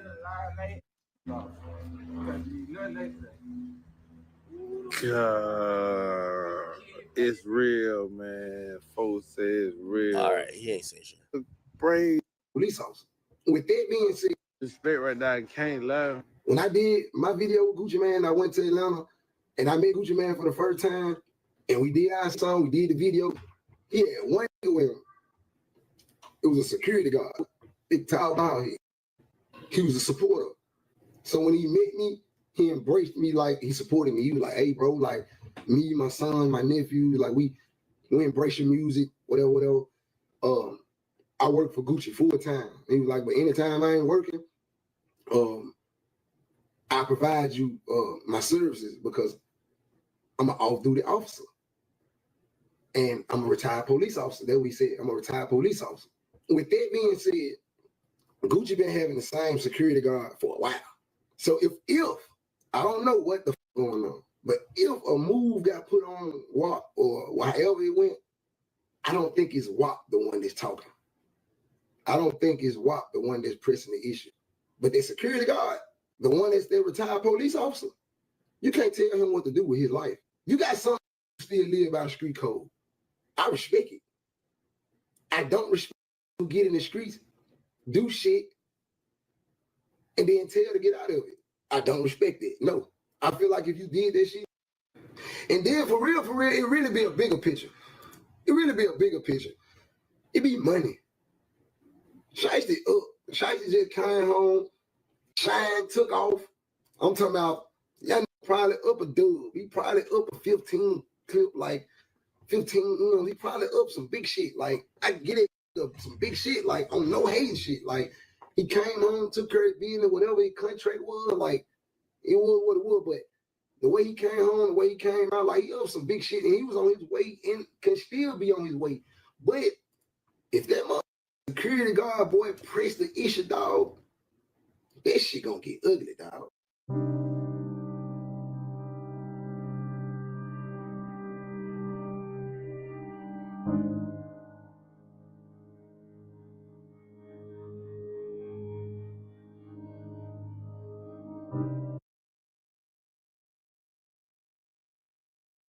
Do understand one fuck.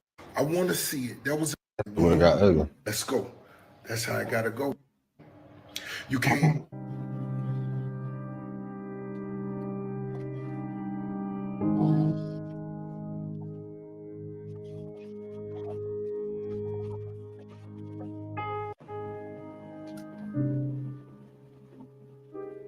I'm on that Euro tour, like I said. I'm in Prague, going back to Paris tonight.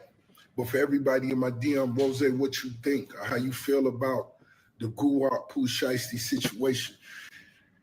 I don't like it for either side. You know what I'm talking about? Guwap most definitely didn't deserve that, and I don't want to see this for the little homie Pooh Shiesty, but this one's got to be educated and understand. In business, you got to negotiate.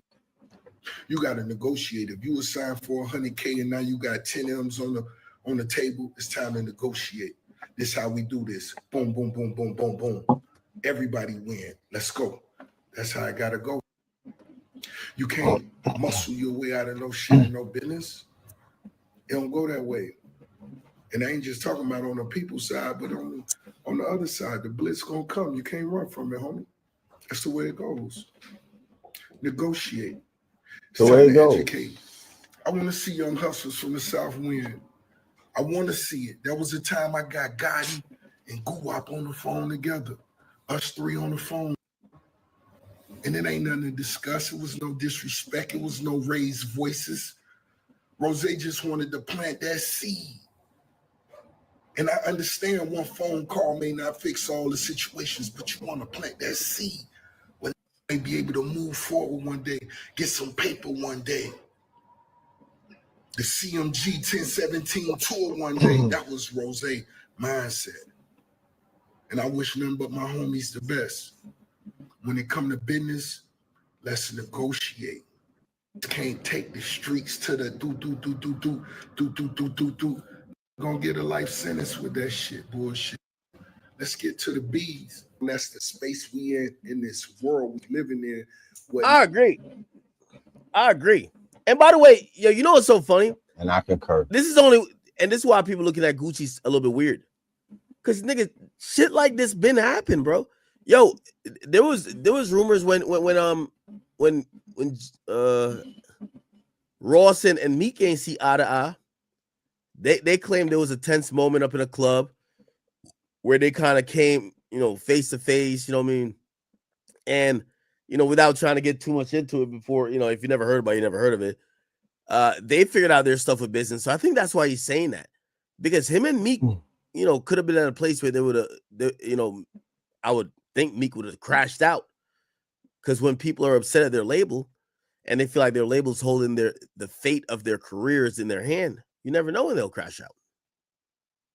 You never know. You never know. Living by their own codes, breaking a lot of rules. And my I don't be knowing if realize the punishment that come with that. Where I'm from, it wouldn't have even been my request. But just know, family, forever. The rules of the streets is if you cooperate with law enforcement and give them any information or any name other than yours, then yes, you are a rat. These are the rules of the streets.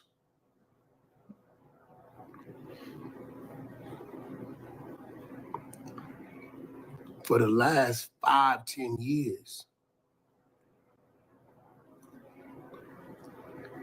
everywhere I seen Gucci wasn't the streets. A yacht, an exclusive birthday party, a weekend trip to Vegas. So this is why I kind of coping a bit. I think he's kind of admitting that, you could kind of like evolve beyond this like street mentality where you could do whatever. That wasn't no street shit. That was all he was saying. We found the Instagram live for Savage. So let's see if he was capping about, the Gucci thing. Here we go. Get flipped, get killed, get flipped. Whose song is this? She been on my line, I'm like, baby, can I breathe? Ain't shit sweet, falling on. Who's flexing now? They down the kid, I love, they just accelerating. I just keep going up and up, elevating. I'm rolling, they ain't kids, not relating. Them first us, we win. Smith's devastation. Okay. Slim Bird, 5 minutes in. No, not no FDO. This shit called perfect timing. Trapping being that Miley Cyrus.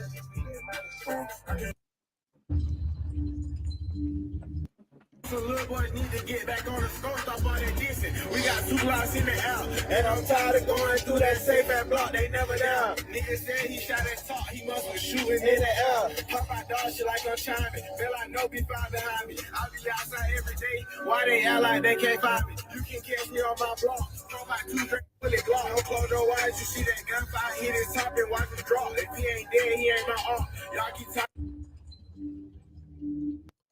On my block, throw my 2 drinks, fully block. Don't close your eyes, you see that gunfire hit his top and watch him drop. If he ain't dead, he ain't my arm. Y'all keep talking about that murder, no that's count, that shit got dropped. Say how I feel about that. Can't do the time, won't do the crime. I'm so in love with that. I switch it once, shoot 20 times. I'm so fire, can't we do it? That shit with the fuck is a 369. And I know. It looked like he cut that last song off where he hit next. Hey, I'm gonna take Savage at his word, man. Point is, Savage say he wasn't thinking about that shit, man. I think Savage should stay out of all this ratting conversation. He got a new baby on the way. Let him do that. But what I realize is Savage is the type of nigga, he likes to sacrifice himself for other people who wouldn't do it for him. So I think he should leave this convo alone. What y'all thought? It's too many people depending on his leadership skills out here for him to be gone. Come on, reclaim your spot. I done gave us a second chance. I'm talking about a whole second chance, and you control all 3 lanes. You can do whatever you want to do. Put your foot on their neck. You understand me? Shoot strings and tie their lips up. These people are ready for you in And the niggas that was talking down on you, they lying, they broke. I heard. Females All right, home, Gresh, pull up. Listen to your mama. But to the females that had to take Okay. you couple hoes jumped on my beat. Got more chain than you nigga. Ain't no such thing as real nigga, but I'm damn sure ain't counterfeit. Big 10 M's in the bank, then when Fed got penitentiary. Yeah. If you ask me, you damn if you do, you damn if you don't. If Savage turns off the song, you know what all y'all gonna say? Oh man, he dissing, like he pressed, like, oh, that's how these Atlanta niggas do. If you listen to the song, you're gonna be like, oh, he switched up on Gucci. Damn, why he know the lyrics? Why he know the lyrics though? Can't win. Why he know the lyrics though? Why he know the lyrics though? Why he know the lyrics though? All right, all good. Nah, for real. Why he know the lyrics though?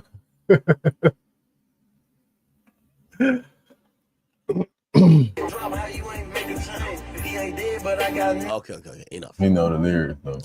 All right, people, we are still kind of like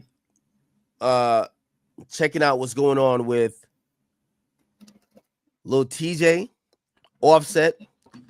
I am checking as we speak to see if we have any processing that was done. I'm pretty sure it's going to take a while. They got shit to do in Florida. But all this is coming out of Florida. It's always some shit around Florida, ain't it? Here we go. Always some shit going down in Florida.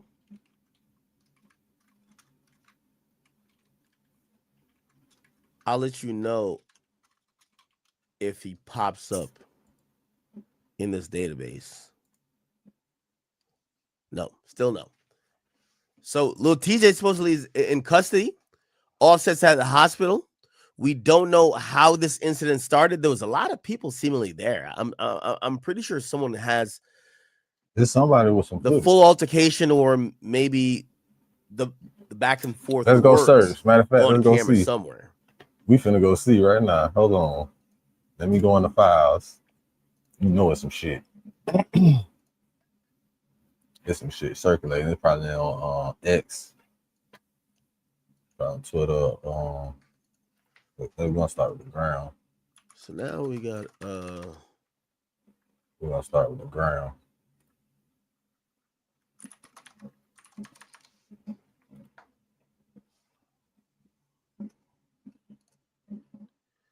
Give me a second. I'm still trying to figure out this little TJ stuff, man.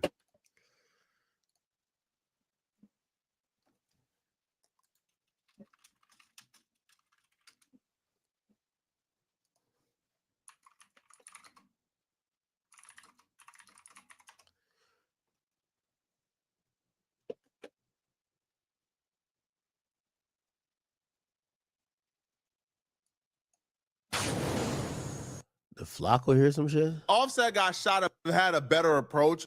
Already looking, he says, oh, I've seen Offset fight. That I have in my safe. You're a rich that he told her to he still needed that. He still needed that. Oh. So he was like, I did a favor and this is a test. I was like, okay, what? He was like, how much money can you get or are you by? And I was like, I mean, like I have I sent him the video, like all that money that I have in my safe. You're a rich. And he immediately called me.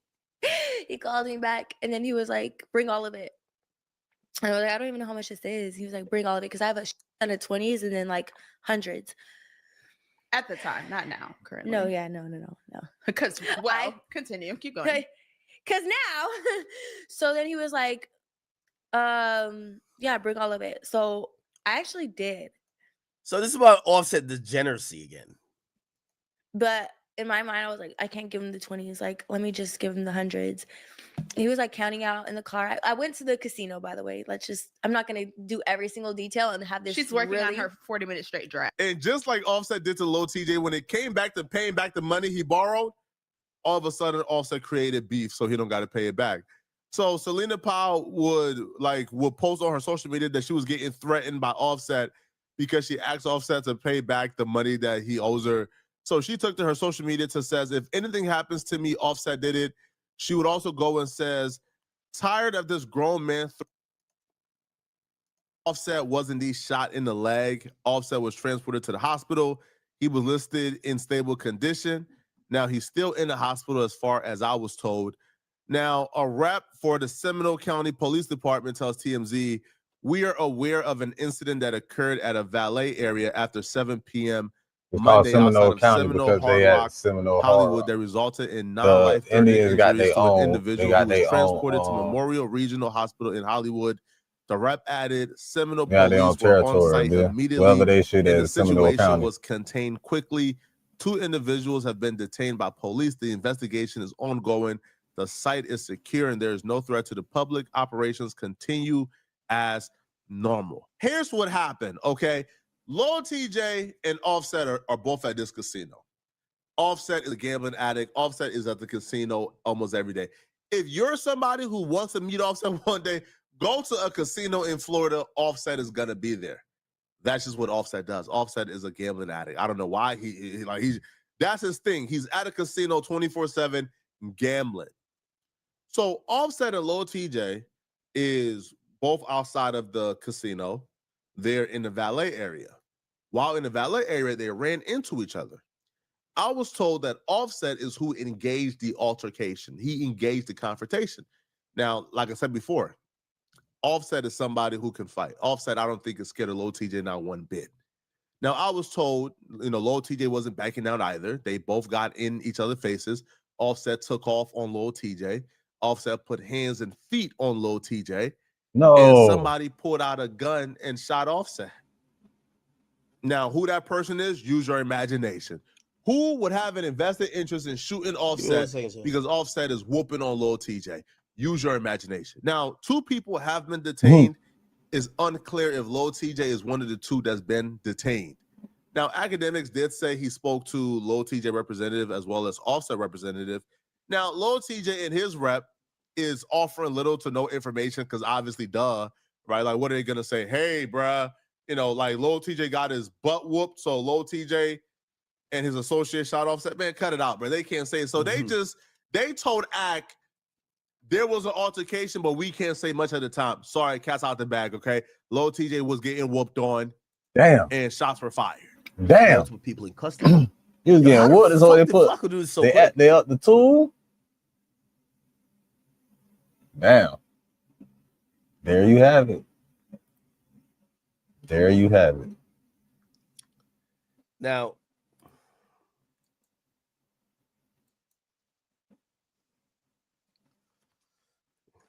give me one second.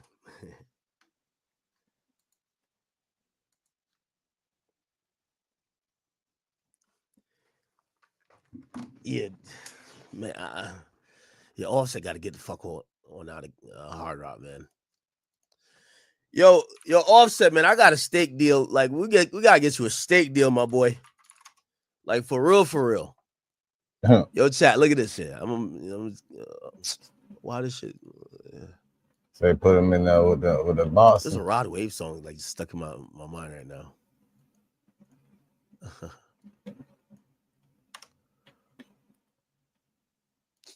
Wait, why is it not opening up?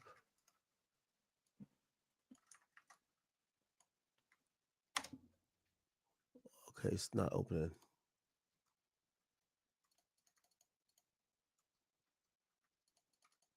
Oh, fuck. Give me 1 second, chat.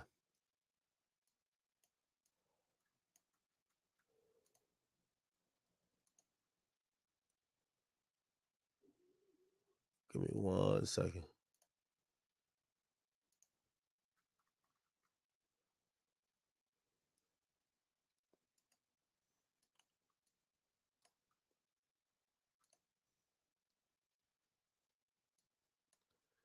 Oh, yeah, I can't see that.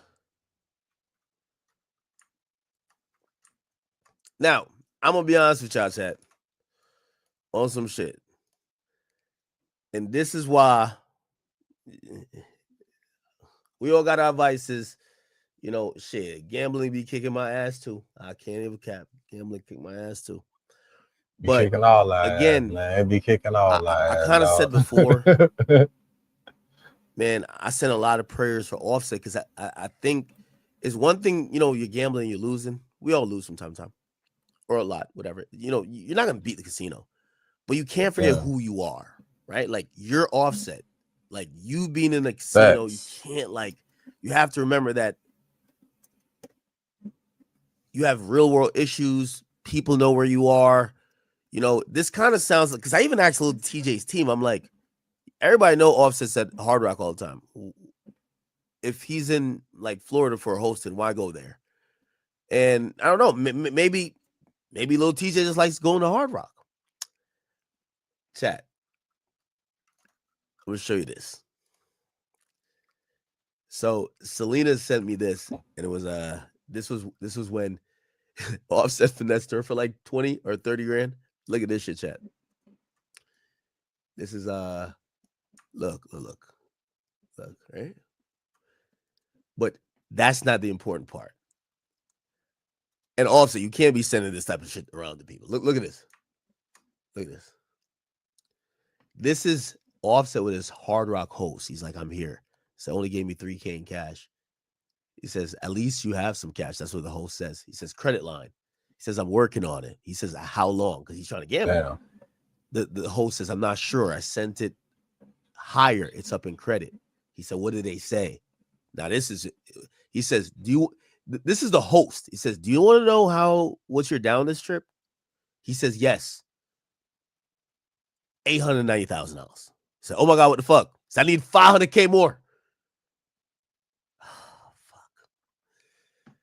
Oh, man. Yo, I'm living in that bitch. Yeah. Oh, yeah.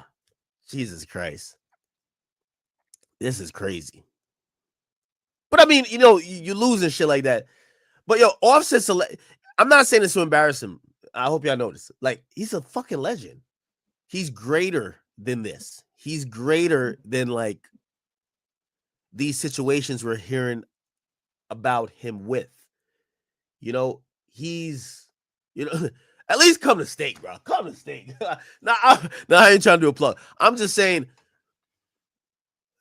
man, I don't know if it seems like he's in there chasing losses. And I've been there too, because I'm kind of low-key a fiend too. I ain't gonna cap with you. Like, you know what I mean? We all been there. I'm not gonna act like Offset the only nigga. But, bruh, if your ops could pull up on you at this casino because you're there lacking, just spending days, weeks, months, it's not good. You feel me? Nah, Offset's a legend. What are you talking about? Nah, Offset's absolutely a legend. So this kind of like proves everything. And the host says, I was going to come with you. I got a truck here. I don't know what that means. So I guess he went down 910 because he took Selena 20K. Right? So he was down 890 already. Took Selena 20K. That shit ain't come back. Fucked up, huh? Whatever. Anyway. Prayers. I don't even know who's Offset's team. That's the thing about it.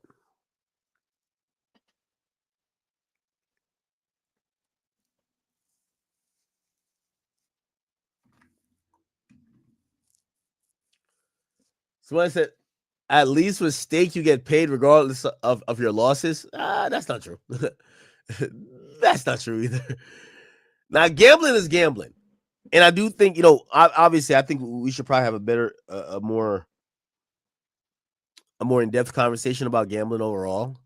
Because no matter what level you are on, I know everyone, especially these days, even if you like sports, you probably end up betting or wagering or doing a player prop or a parlay or something like that. I'm not attacking gambling necessarily when it comes to this Offset thing. I just wish he would move like a fucking superstar, because I look at Offset like a superstar. And If you're gonna be in a casino for 2 weeks, just have your team in the casino with you. Have somebody watching your back. Have somebody to, diffuse situations if they ever happen. Granted, for him, I'm pretty sure he ran into 1,000 fans before somebody that didn't like him popped up. But it's kind of important to know. Somebody said table games only. Someone said he isn't a superstar or legend. Wait, Offset's not a superstar to y'all? Am I tripping? Somebody says gambling addiction is crazy. Crazy. I almost got into that shit. Lost 1,010 minutes. Had to check myself. Yeah, and again, I don't. That's crazy. Nah, that's crazy. I think that's why he's probably there a lot. You tripping.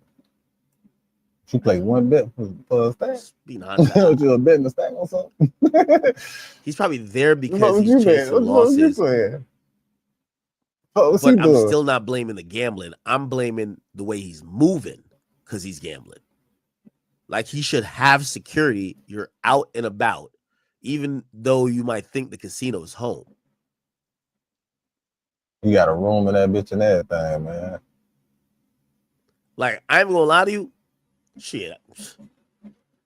Like I heard a story. I heard that the Hard Rock gave him a jet just to some holiday, yo, yeah, just take the jet and go to Atlanta and go see a family. Yo, if the casino's giving you a jet to go see a family, you fuck with them. Yo, there's no casino known to man that's giving you a jet to leave them. That's when they know they got you. They're like, oh, you're definitely coming back. They gave you a fucking jet. Oh, hey, take the jet. They must own something. They own his car or something. And they come back with Robbie a little bit more. For real, G shit. He ain't lying. They clean his ass up. Somebody said, stop copping police or Offset. Bro, I ain't gonna lie to you, nigga. I be gambling a lot too. So I kind of see. He gonna fuck around with residency, like Bruno Mars. We're not susceptible. We're all susceptible to certain vices or certain addictions. So I'm not here to talk about addictions or if he's losing. I'm here to say, don't forget who you are. Don't forget who you are. Create a positive impact a day later. And stay lit. That's my thing. Don't forget who you are. You're Offset. You shouldn't be arguing with a fan about a pitcher. If you want to go do that and you could lose whatever type of money, man, get your security just to kind of flank you if you want to be in a casino. That they could make sure you're not getting bothered. You're not getting trolled. Somebody's not trying to plot on you. Somebody ain't trying to run up and do something. That's my only thing. I'm not telling him to stop gambling because to me, I think that would be hypocritical. Because I would think I would tell myself to stop gambling a long time ago. So I'm not going to say that. What I'm going to say is that don't forget who you are, right? Like, that's how addicts kind of become the worst version of themselves, right? Like, I'm pretty sure Delonte West has some, mental health stuff, I would hope. But when people are talking about him and his deterioration because of some of the vices he had, whether it was, some drugs or, whatever it was, I think there's a point of addiction where you forget who you are and you don't give a fuck. Right. And that lack of giving a fuck is where it takes you down a really and you can see it in people every day, all the time. Just look at them. You can tell. I keep saying call whack. You can tell. What is whack going to tell us about this shit? Nothing. He just learned about it. I call him. It's just that I'm not too sure if you guys are anticipating he has some interesting or exclusive angle. He definitely don't. The Bruno Mars story always kind of let's see. Like I said, didn't I just say that? That always kind of no residency like Bruno Mars.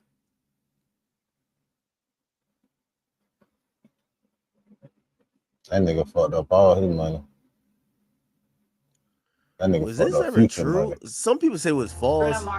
which in turn they What? force him to perform every night until the Yes. bills are paid off. Yes. But from the looks of it, it doesn't seem like Bruno Mars's debt is going to be paid off anytime Anytime soon. soon. So let's get into it. Whoa, whoa, whoa, whoa, brother. Now, Bruno Mars. Whoa, brother. Whoa. Now that's crazy. That's some Jordan type shit Whoa. too. Jordan did that shit too.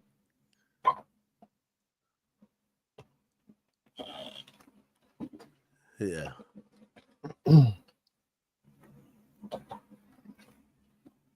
Okay.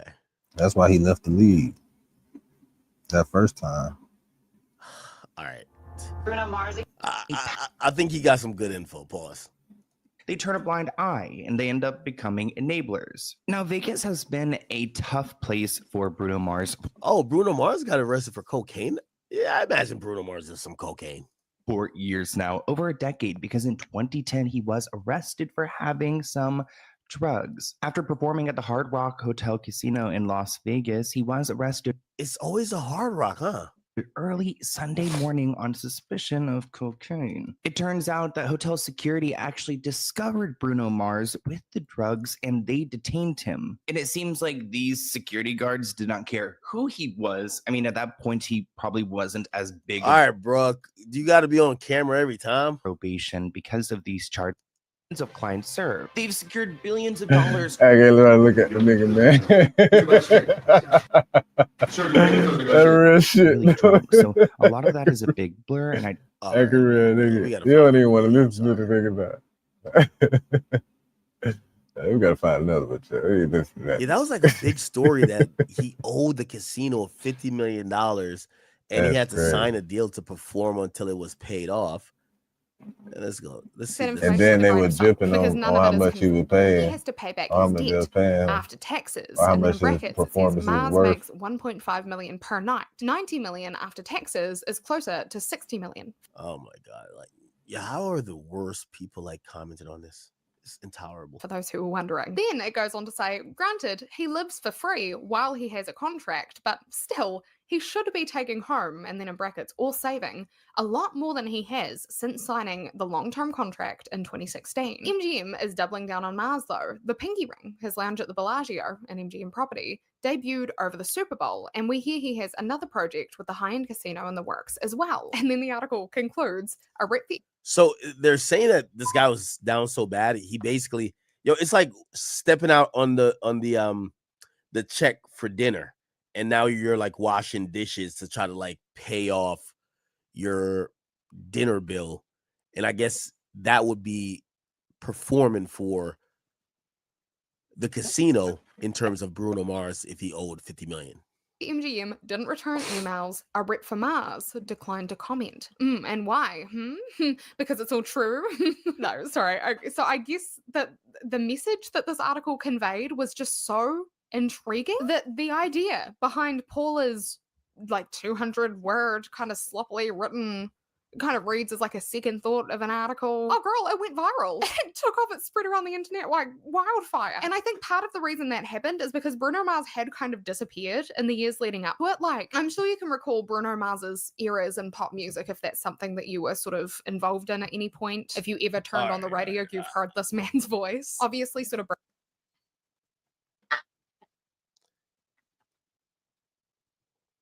That bitch voice annoying. Annoying voice having that bitch. Know what the hell? What? Nigga, who you talking to like that? I'm so saddened. Yo, did you set up my nigga Offset, bro? Yeah, he needed that. All right, I'm getting on the phone with you. Just kidding. I'm just kidding. Nah, you wildin', bro. What happened? Wait, what happened? Bro, you know exactly what happened. Did he really get shot? I don't believe the internet. He did. Oh, that was real? You're a troll, bro. All right, I had to hang up on her ass. Yo, we see so much AI shit these days. Everything just seems like a joke. For real, you can't believe none of what you see. Damn sure nothing what you hear. Boy, oh boy.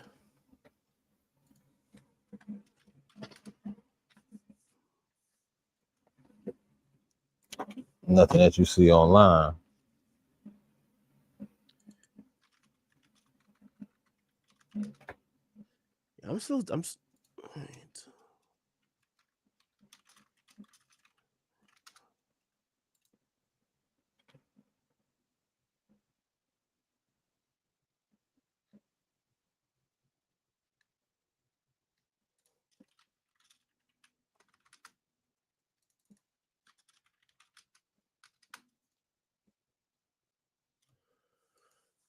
Yeah, chat. I'm looking for. I can't find whoever. Damn, this is crazy. I'm trying to see if anyone has been arrested in relation to all of this stuff, but I can't So find little anybody. TJ in custody.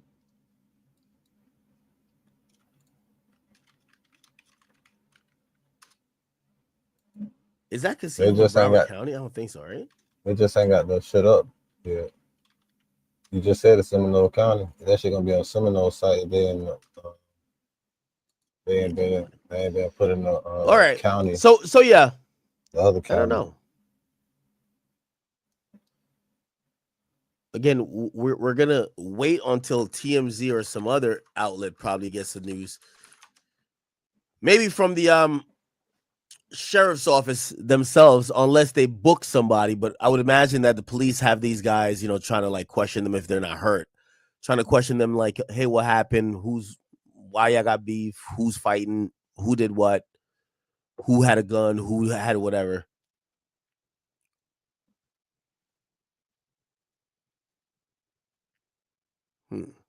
Interesting. Okay.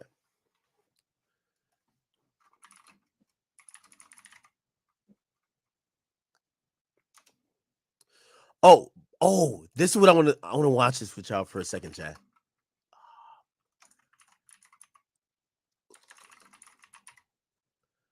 We covered this case before, but obviously I wasn't that tapped in. And it made it so much better as a story. Remember the Afro Man case? So the Afro Man case, I'll kind of get you guys back up to speed. So Afro Man is a artist. He's known for the Because I Got High song, right? Because I got high, because I got high, because I got high, right? And what happened was some person in his neighborhood reported that he kidnapped somebody. The cops believe the report. They feel it's probable cause. They get a search warrant and they fucking kick his door off the hinges. They go search his house. And when they search his spot, they basically find nothing. After they find nothing, he asked them, like, hey, listen, you guys fucked up my door. Could you pay for it? They tell him, like, yo, fuck you. And he says, all right, I got to get this money back somehow. He takes the video of the surveillance video of the raid, and he makes music videos with it. And he's essentially kind of clowning the officers because some of the officers are on the video doing some goofy shit, eating like cake. You know what I mean? Like doing mad, like unethical shit. I think this is it. Is it this? Okay. So check this out. Later, Afro Man was put on trial. Not because of any crime he committed. The police found nothing incriminating in their raid. No, he was on trial for what he said about the police raid in a viral music video. Why are you still in? So this is actual video from the cops in Afro Man's crib, right? And he made a song after it because he's on some shit like, yo, I got to get my money back. Y'all stole my shit. Y'all ate. There was like was it cheesecake or something like that? They ate the cheesecake. And the cops got mad because he showed their faces and they sued him for defamation. My money. 7 Ohio sheriff's deputies filed a defamation lawsuit against Afro Man, alleging his music video caused them immense harm. But Afro Man and his attorneys obliterated them in court, and it was all caught on camera. All of it is an outrage. So today I'm going to break down how Afro Man and his legal team beat the defamation case and answer the question he's been asking for the past 3 years. Will you help me repair my gate and door? Yeah, so they knocked off his gate and his door. So that's all he wanted. This is Winchester, Ohio, population roughly 1,000, a small town in Adams County, about 50 miles east of Cincinnati, and the county itself only has about 27,000 people. And on this Sunday morning, heavily armed sheriff's deputies are about to make a very big mistake. Enter Joseph Edgar Foreman. Born in 1974 in Palmdale, California, you know him as Afro Man, the guy who gave the world Because I Got High in 2000. The song was a goofy anthem celebrating weed that went to #1 in 23 countries and got nominated for a Grammy. Afro Man was everywhere. I was gonna go to court before I got high. But by 2022, Afro Man had traded the limelight for a quieter life in Winchester, Ohio, where he lived, performed locally, and made music on his own terms. He had a home studio, security cameras on his property, and cash from gig earnings stored in the house. He was not, by any apparent measure, a drug trafficker or a kidnapper. Someone, however, had told the Adams County Sheriff's Office otherwise. On August 21st, 2022, the Adams County Sheriff's Office obtained and executed a search warrant on Afro Man's home.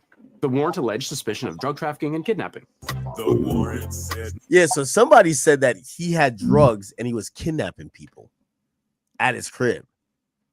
So they ran to the crib to go see where the drugs and where the people being kidnapped. narcotics and kidnapping. The warrant said narcotics and kidnapping. And he made a song about all this bullshit. The basis? A confidential informant. Afro Man wasn't home when they showed up, but his then wife and their 2 kids, aged 10 and 12, were nearby.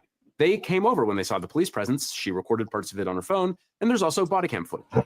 According to Afro Man, the deputies kicked in his front door, broke his external gate, cut the wiring on his security camera system, rummaged through his closet, flipped through his CD collection, handled a wad of cash found in the home, and encountered 1 lemon pound cake baked by his mother. They found no drugs, they found no kidnapping victims, they found no evidence of any crime. They didn't even find the basement torture dungeon the confidential informant described because, well, apparently Afro Man's house didn't even have a basement. Needless to say, no charges were ever filed. But they did leave behind something priceless. Security camera footage. Afro Man came home to a trashed house. His front door was destroyed, his security system was cut, his property was in disarray. He reached out to the sheriff's office about repairing the damage. He says their response was essentially, not our problem. The guy started laughing and waddling his head. He goes, "We're not required to do that." And they were unapologetic. Afro Man actually filed his own lawsuit over the damage to his home, but that claim was dismissed. And that's because the law gives police a lot of leeway here. When officers execute a valid search warrant, they're generally allowed to use reasonable force to get inside, even if that means breaking doors or damaging property. And courts have held that kind of damage doesn't automatically require compensation. So even though nothing was found, and even though Afro Man was left with the bill, the law still treats the raid itself as lawful. He also says the deputies had confiscated over $5,000 in cash, money he made from performing. Eventually, they gave it back, but Afro Man claimed about $400 was missing. The sheriff's office said deputies simply miscounted.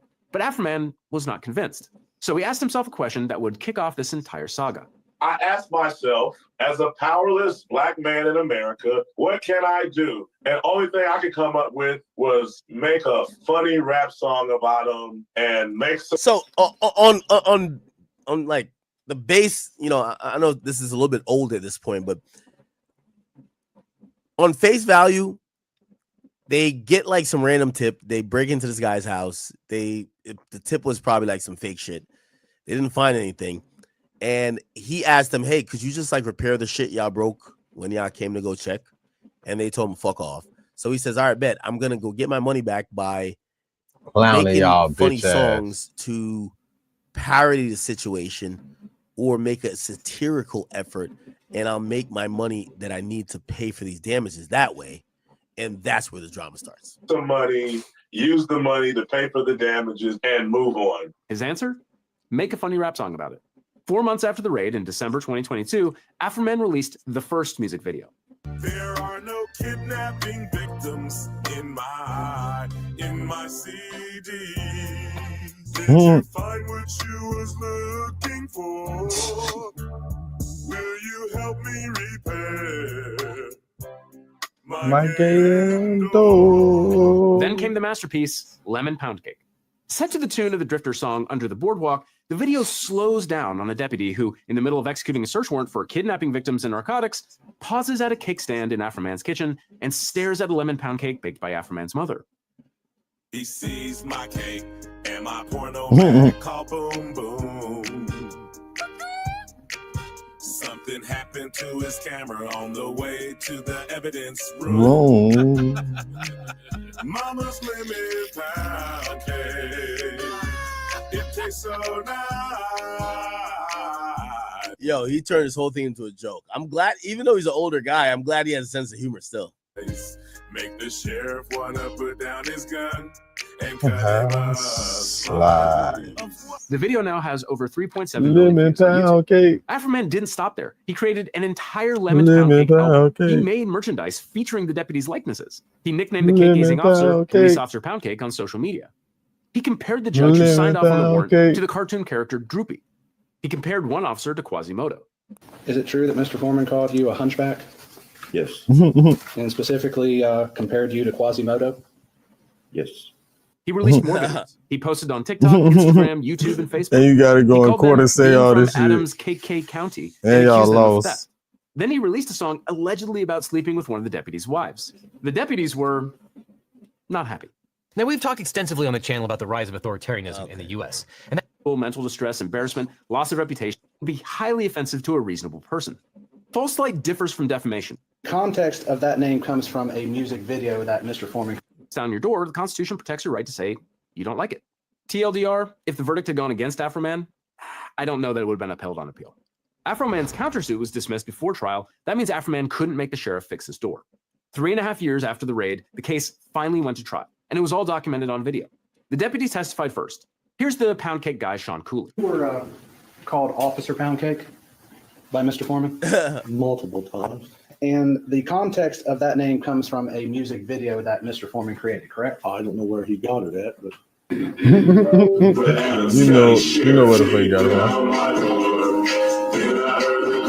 Say, I don't know where he got it from. Then they played the video for his ass. That's you with the glasses, walking by a lemon pound cake on the counter? Yes. This clip isn't just funny, it does good legal work. Remember, for false light and defamation, he has to prove that Afroman said something false. But here, it has to be false and malicious. Admits the underlying event is real. That's him in the house, in the video, walking by the mom's dessert with what a reasonable person might describe as lustfulness. What Afroman added was the label Officer Pound Cake. But that's not a factual claim, it's a joke, a characterization, the kind of exaggeration the First Amendment protects. This is also a classic approach to parody. Take a real event or a real person, exaggerate it, turn it into a character. Officers from other jurisdictions also call him Pound Cake. when I walked into the deputy's room up there to talk to them, they all knew me, all knew that I'd been called a thief, lemon pound cake. He has posted my image, yes, several times on the internet. He sold merchandise, sweatshirts, T-shirts, things of that nature at all of his venues. Matter of fact, they were for sale at a smoke shop here in town. Now, that could be humiliating and hurtful, but he can't get damages for emotional distress if he doesn't prove the other elements of defamation and false light. Here's another good moment of cross-examination by Afroman's lawyer, David Osborne. This may sound He was stupid, better off but suing them I believe for it applies to profits myself. using his We're not the dumbest people in likeness. the world, are we? He probably would have got something for that. Now, this whole thing is kind of like a sham, and like these detectives or these cops are like really serious, but I feel like the prosecutors or not prosecutors, the lawyers are just like having a blast. I was calling myself out. But you would agree that we're not thin people. Absolutely. And you would agree that how you conduct yourself during a search and everything reflects directly on your reputation? Absolutely. You don't believe everything you read on the internet, do you? No. You actually probably don't believe everything you read in the newspaper, do you? No. You would agree that Exhibit D that I played Check. It's a fact. Second, it went straight to damages. Grooms claimed he was deeply harmed by the song, but his own ex-wife testified that he laughed about it. That undercuts one of the key elements of emotional distress, that the harm was real, serious, and severe. So this wasn't just embarrassing, it was legally fatal. It's hard to claim a song destroyed your life when you were laughing about it. And since the jury did not... All right, anyway. Really interesting case. If you guys want to watch that video, you can later. I do want to touch on Kanye West, who's on an amazing comeback. It appears that how do I do this? Let's see, close this. It appears that some of the pushback is finally getting to other things he's trying to do. Now, Kanye has been relegated to perform in Mexico, China, in South America, and anywhere not the North America or even well, he's been able to do Central America, but he can't perform in the United States, or he couldn't historically. Why? They claim the anti-Semitism that he, expounded or put out into the world. He shouldn't be in front of a microphone where he could say anything. He went through a whole lot of, public beating and chastising in terms of what he said. And eventually he basically blamed it on his mental health. And he also said that, he was healing. Ever since then, he's had his first show in the United States in years. SoFi Stadium, 30,000 people, out of this world. So they banned him for free speech. Nigga, your speech ain't free in this motherfucking land, boy. He just basically told you they banned Kanye from performing on any stage in front of a microphone based on some shit that he said. But ain't it freedom of speech around this bitch? So how you ban a nigga from performing his music based on some shit that he said off of his First Amendment?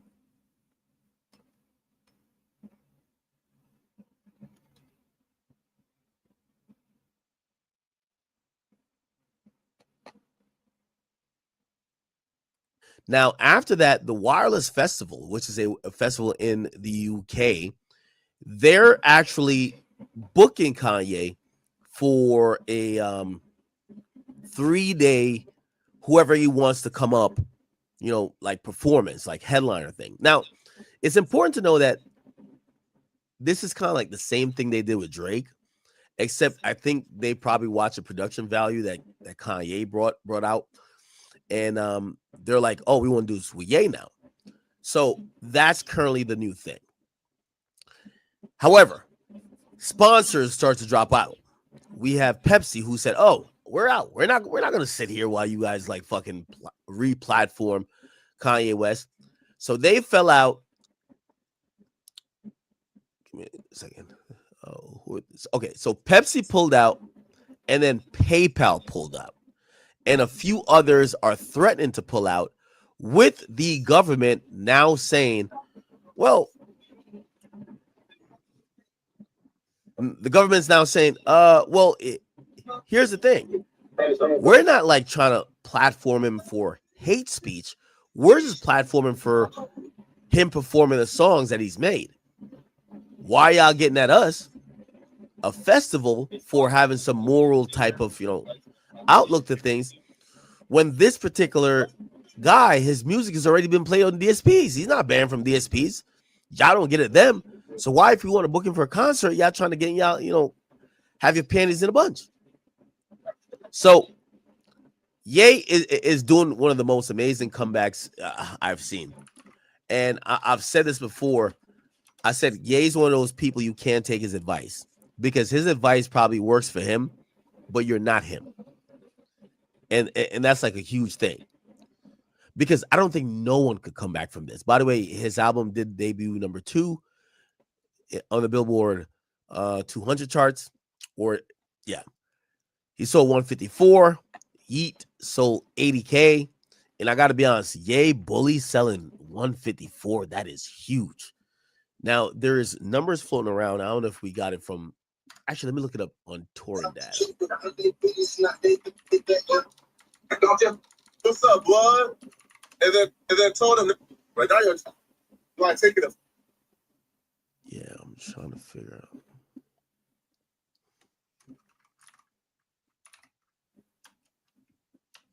Yeah, they don't even report about him. Apparently, he made some wild number.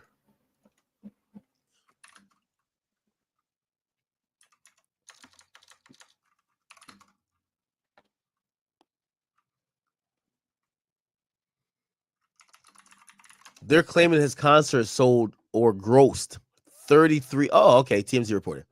So his concerts grossed $33 million. Okay. They're saying Bloomberg is saying that Ye snagged more than $18 million in ticket sales during his Friday concert. Okay. So just off ticket sales, $18 million. Jesus Christ. How much was Crazy. he charging? Making it one of the highest grossing single songs in the 80,000. history of live music. They said he had such diehard fans rushing to buy his new record, it's going to become a bestseller as well. But they're saying his 2 sold-out LA gigs could be an aberration, considering all of his issues can involve in anti-Semitism dating back to 2022.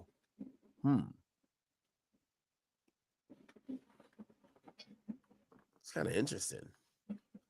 So he made $33 million in 2 days? Astronomical. That's crazy. Astronomical. Now, I see people constantly having a conversation of what should they forget? What should they forgive? What is forgivable with Ye? When is Ye being sincere? When can we hold him accountable? And that's a pretty good question, but it differs based on who you're talking to. Yes, Ye has said a lot of things that I don't agree with. Do I feel the need that he needs to apologize and like go kiss the wall? Whatever the hell people are saying. No, I just don't think it's that deep. So for me, I don't have a problem with Ye or his rhetoric or what he's doing now. Or there's, there are certain people that would be like, oh, with some of his comments, he's crossed over in a territory where if you like, people would stop listening to his music just to try to hurt him. I just don't think someone like Kanye West you could potentially hurt when he's so popular. Just over those 2 performances alone, he basically told you, hey, listen, I'm probably a better performer than your favorite rapper. I'm the guy. I could see people leaving the country. Like if he was to do this in Mexico or Canada, because for whatever reason, they didn't still let him do shows here. I see a lot of people going for it. So for me, I don't have that problem. I don't have that issue with Ye doing what he's doing now. I think it's completely normal, honestly. And let me be clear with normal. Ye is the greatest hip hop artist of our lifetime. We usually don't give a fuck that much about someone's opinions or personal preferences. We listen to people who are damn near, at least in hip hop, they're damn near stupid.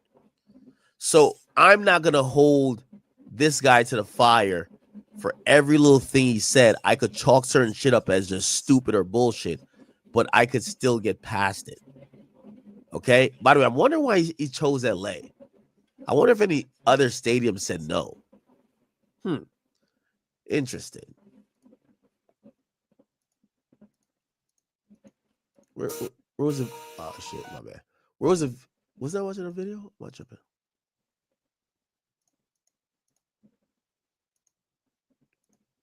Okay, I can't find it.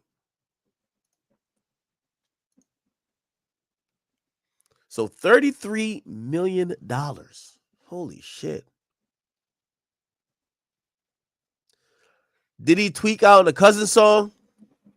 He gave his cousin head. He absolutely did. He absolutely did. But let me tell you how much loved Ye is. I think for the people who really like him, you still don't even know if that's really true.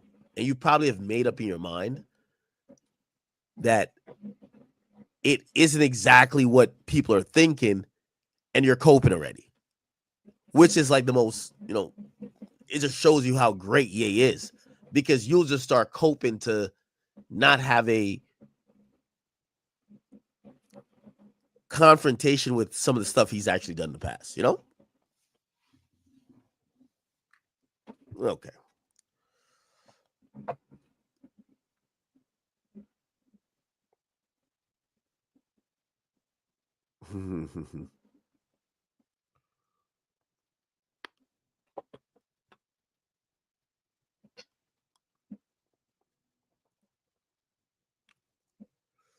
Don Florio, which is the lawyer for little TJ,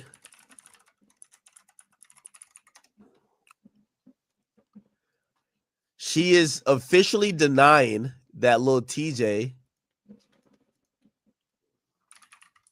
shot anybody. Little TJ was involved in any incident. Says our official statement, we're issuing this release in regards to the false rumors that TJ was involved in a shooting, which occurred in the valet area of the Seminole Hard Rock Hollywood, which resulted in non-life-threatening injuries to Offset, formerly a member of the MIGOS. He's not been shot, nor has he been charged with any shooting. Any reports to the contrary is false. We encourage people to consult trusted news source and to verify the accuracy of any reporting before reflexive sharing or repeat and baseless rumors.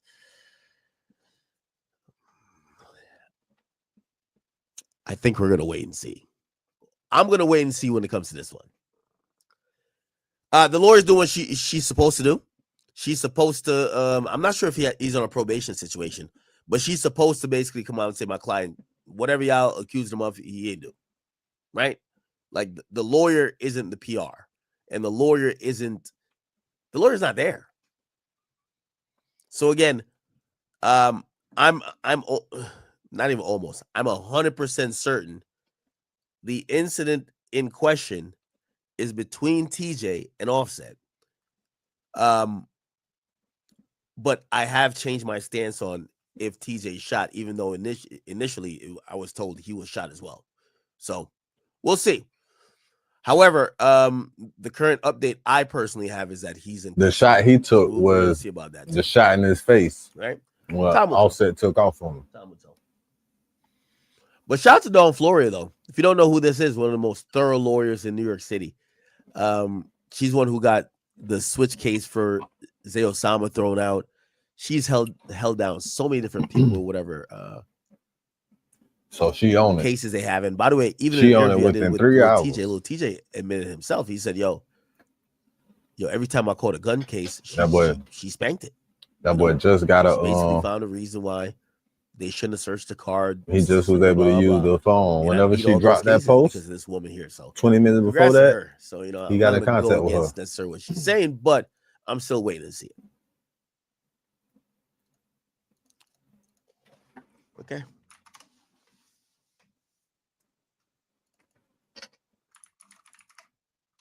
You need you a good lawyer, man. Regardless. Yeah, they found a switch. That's what I'm saying. She's pretty good. They found a fucking switch in the Uber with the guy, and the guy went to jail for like 16 months. It's an Uber. Wasn't that long? It's an Uber. Okay. Have y'all seen this story? This is kind of like an odd story here. They put it on. So basically, it's Uber. The baby runs into the baby, the rapper. He runs into a guy who is a painter, and the person hands him a portrait, but the portrait is not of him. It's a portrait drawn of his daughters. And in the moment, he had the most kind of like, what the fuck, like awkward type of reaction to it, leading a lot of people to ask, was there an issue? Now, remember, this painter guy drew pictures or drew a picture of the baby's kids, like his daughters or something like that. And the baby felt like really grossed out. I'll play his first reaction. I just got to the house. This the picture, dog, of the baby kids and shit. Beautiful kids. I don't know what's wrong. You feel me? I'm gonna show y'all the picture, the actual photo. So this is the moment he shows the baby the picture of the kids. And he just kept going. Look at this guy's face.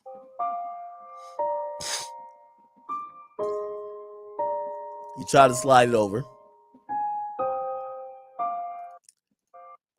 Okay. Now the baby went to Instagram and he explained why he did that. Because some people are like, damn, yo, that man was so sad after you did that. Like, why'd you do that?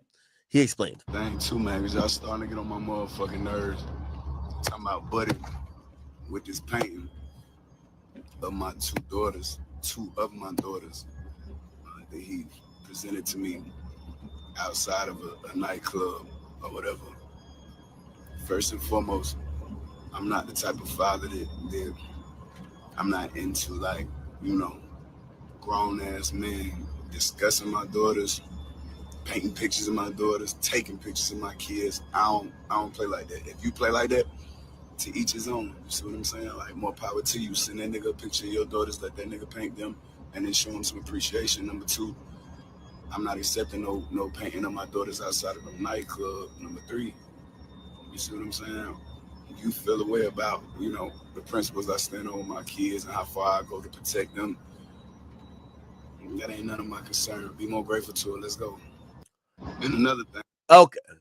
Ain't too, man, because y'all starting to get on my motherfucking nerves. Talking about buddy. Yeah, no. I gotta agree with the baby. I don't have kids, so I'll kind of like relate it to like my mom or something like that. His kids haven't chosen to be public figures. If you chose to spend hours, like, and I think this is the creepy part about it, right? It's not like an assignment or a job. You're trying to like impress somebody, so you spend hours looking at their child to kind of like come up with a picture. Like, bro, this is kind of weird, bro. At a point, it becomes fucking weird. So I'm rocking with a baby in what he thinks about the whole thing and what he did. Why the hell are you trying to hand me a painting outside the club? If I don't know you, why are you drawing a portrait of my kids before me? It's a little bit odd. With this painting of my two of my daughters, that he presented to me outside of a nightclub or whatever. First and foremost, I'm not the type of father that I'm not into, like, you know, grown ass men discussing my daughters, painting pictures of my daughters, taking pictures of my kids. I don't play like that. If you play, okay. Now Charleston White went ballistic on him. I don't know if you guys seen that. Charleston White, the baby. Which he was wrong, but he taking up for his He went family, ballistic so on he ain't all the way wrong. The baby. Say, tell the baby he wouldn't have done a motherfucking thing, nigga. Nigga, I'm finna go viral with your kids. Nigga, I bet your bitch ass won't do nothing, nigga. Yeah, I think I got me a rapper, y'all. I think I got me a bitch ass rapper. I'm finna trick off the streets. Now, the baby, you want us to think you would have done something to a nigga painting a picture for your kids. Fuck your kids, bitch ass nigga. Oh, no. Fuck your girls, nigga. Now let me send your bitch ass to jail. Cause I can tote a pistol, hoe ass nigga.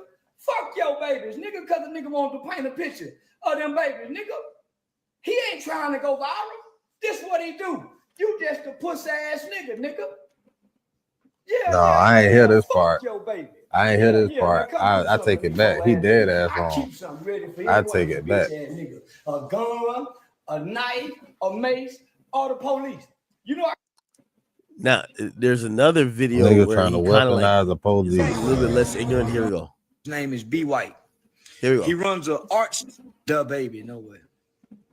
But the guy who drew the picture for him is my second cousin. His name is B. White. He runs an art studio called B. White Creations. Very reputable guy. Every celebrity, and I mean every celebrity who have come through the Dallas-Fort Worth area, B. White Creations have drawn a picture for. He's very popular. He's drawn pictures for everybody. He don't ask for no money. He does this, and he's very creative. He does this on wood. So he does this on wood. So he's drawn this for me. He draw this on wood canvas. So he draws this on wood canvas. He draws this on wood canvas. BWhiteCreations.com. So it's just not no pervert guy. This just not no pervert guy that's drawing pictures of the baby's daughter. This is a guy who is. Yeah, but we don't see no pictures of someone's kids he's drawing before he draws them. He admire you. He's drawn pictures for everybody. He's drawn this for me. He's drawing a picture of me and my kids right now. He's drawing a picture of my daughter. He drew pictures of my wife. He drew pictures of my girlfriends. So this guy does a lot of art. So for the baby to get on there, man, I don't want no. You post your kids. You brag about mistreating women for your daughters to her. Now, man, these niggas just come up with all. See, the rappers each other. And I wish I would see any one of these bitch ass. That's why I can't wait. I be waiting for one of these to confront me. See, these rappers each other. Let me just say this. Okay. Yeah, I rock with Charleston White, but I'm gonna continue to take the side of the baby with this. You can't tell a man what he could feel comfortable about, how other people are playing with the image of his daughters. Like, come on. Like, Thanks. No.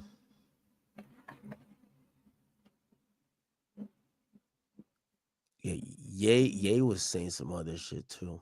Anyway, all right, yeah. So I'm with the baby 100%, and I do believe he dropped like a video, kind of like showing some love to like his kids, and kind of like reaffirming that like that's the thing that matters to him a lot. Here we go. Break my bones, but words are never hurting. Baby like an oven, better not touch him, I'm a burning. I know it's a phantom and I'm supposed to have a driver, but I whip it like a Honda and I'm out there and I'm swerving in it. Whipping around somebody at the light, ain't see the curve, I hit it. About to the tires up. Yeah, you hear everybody saying he should be able to say what he wants to tolerate or not when it comes to his kids. Yeah. Speaking of which, so I do want to give Wireless some credit. I think Wireless is doing anti-cancel culture shit. So when you look up Wireless, Kanye West, they're trying their best to get him to be kicked off this festival. Pepsi's out. Diageo, which is a company that owns Why they liquor hating on brands, Kanye, man? which we all know we're not talking about like some PBS and like All because of freedom of speech. We're talking about, and they proving them right. That's all they doing is proving them right. Like a wine and spirit company, which is Diageo. They don't want no parts. They just proving them And right. all the other companies. So Diageo's out, Pepsi's out, PayPal's out, and the thing I'm most proud about is that I like that they're doubling down. Now, they're not going to say, oh, no, Kanye could be on our stage and do whatever he wants. But they are doubling down to say, I'm not going to fold to pressure from you guys to kick this person off the lineup. We booked him because we like his music. And that, to me, is an important step in fighting back against this, like, censorship of sorts.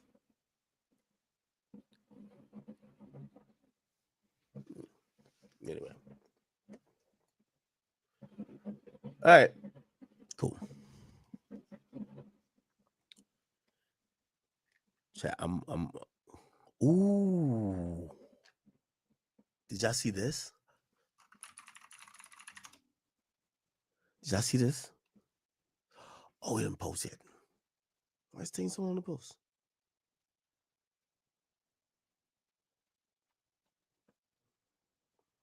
Give me 1 second.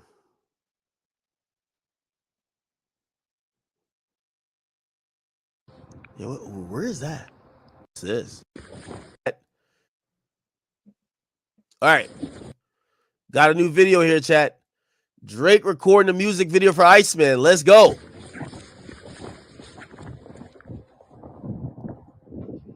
What's this?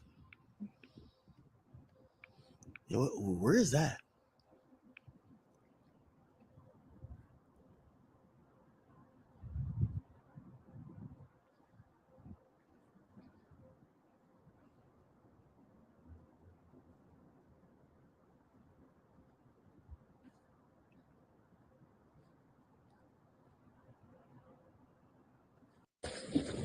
Can't tell what I'm looking at. That's Drake, right? Zoom in.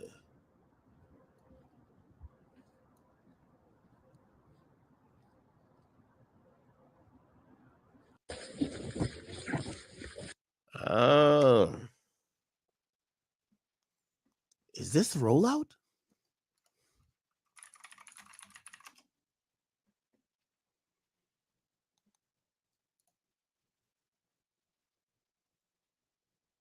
We all know Iceman's on the way.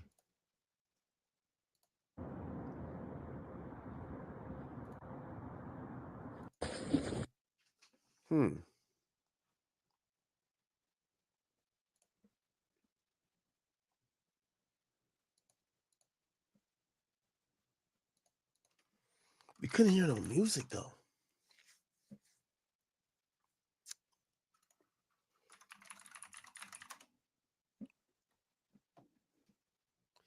Somebody said nobody cares. All right, that's the damn lie.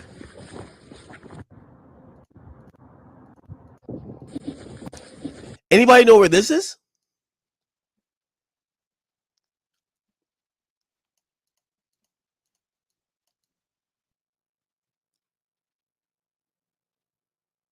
Does anybody know where this is?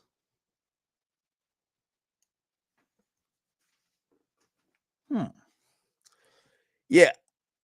The album is going to have anticipation until it comes out. There's nothing else we're waiting on in hip hop. Everything else is a little bit stale. Everything else is a little bit stale. That's where? City Hall, downtown Toronto? Oh, it is. Holy shit. Whoever said that, you're fucking right. Yeah. Oh, shit.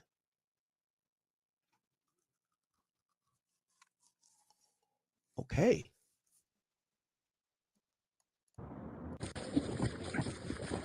Was this shot tonight?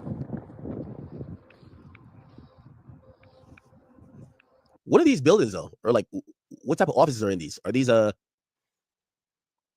apartment buildings or just like office buildings?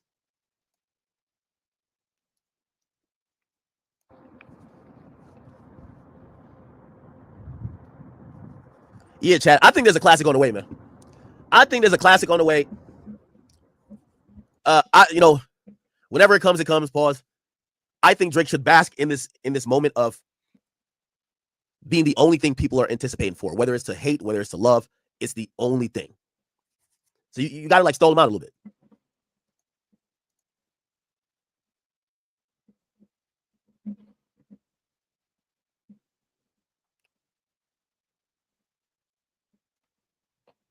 Bit 30. Fuck is this? Bit 30 on the yard. Okay.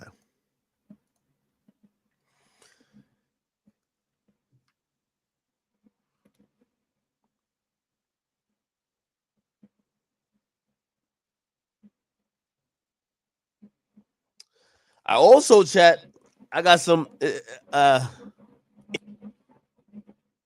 interesting information.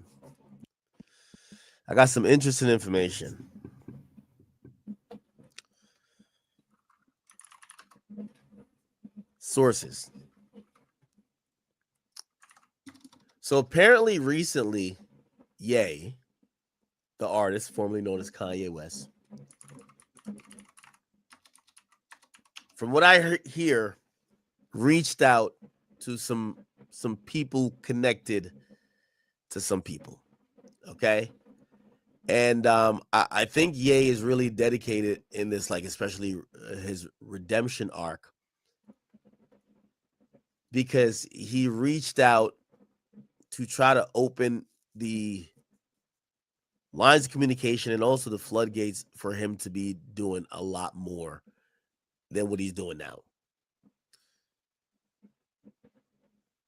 I was told he wanted to reach out to the president, and he wanted to, I forgot exactly, I should have wrote this down. But he basically reached out to the president through a few other people, and he kind of wanted to, do some stuff because, currently he's still getting blocked by a lot of people. And apparently Trump turned him down, not gonna lie. Apparently Trump recently turned down Ye. If you don't know, remember he had the Make America Great hat in the Oval Office, but apparently just through all the stuff that he's been through or been doing. Apparently, Trump just was not interested in doing anything with Ye at this moment. So I heard from the people who kind of ran up the chain, they're telling me the answer that came down, which, you know, I think they felt kind of like, so they didn't want to tell Ye's team, like, oh, you're getting a no. But apparently Trump just has had it with the Ye stuff. And of course, we all know he's going through his own trials and tribulations now. The point is, he's not going to be doing anything with Trump anytime soon. Also, what I've also found out,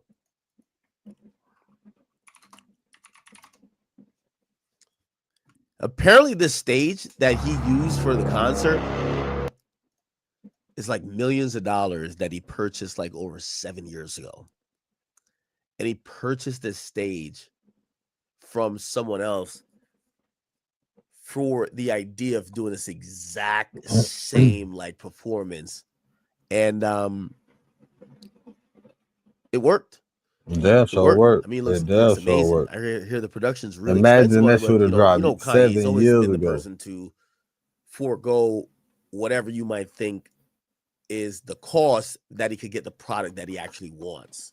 So apparently he bought this set years That ago shit and worked. he finally gets to use it now. People do wonder, will this be able to go with him when he goes overseas? Is it something that could go on a tour? Because this stage is something like no one has ever seen before. This has got to How be would they like all transport LED that lights like in this thing. It's giving like the effect of it spinning. It's not spinning actually, but And how would you I don't know. transport that shit, bro? This kind of looks like amazing. I'm trying to tell you, that shit's phenomenal. That shit Dude is is like too monumental. talented. But apparently he Historical. bought it 7 years ago. This is 7 years ago Colossal. in the making. For him to have the foresight of, oh no, I need to do X, Y, and Z.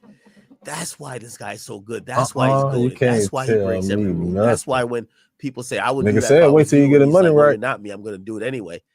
That's why. That nigga said, He's wait who he till is. I get my It's kinda money crazy. right. Boy, he ain't what bullshit. That nigga said, wait till you get the money right. You say you got the idea for me? That's what a nigga gonna do when they get their Oh, money boy. right. Yeah. So 2 updates for Ye. Apparently And I he spent has tried to $200 reach out on to this just to be like, nigga, Trump, you ain't up on this. and that Alright. has been met Nigga with said, no. boy, wait till I get my money right. He did that shit. He has one of the best stage designs that we've ever seen. And I think we would probably just all just admit that. This looks beautiful. He did that shit. Is that the end or the beginning? Oh, the ending. The beginning, actually. That shit's So, magical. yeah. Just one of those type of things, man. Iceman clearly is on the way. Why didn't I post on my Instagram, man? Iceman's on the way. I wish I could tell you when it's gonna drop. Actually, I don't know. Me personally, I don't know.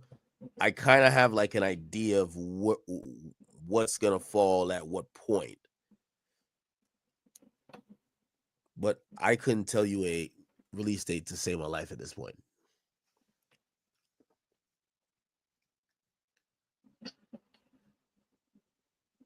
Give me one second. Yeah. Go check on this Iceman snippet one more time. Is there something I'm missing?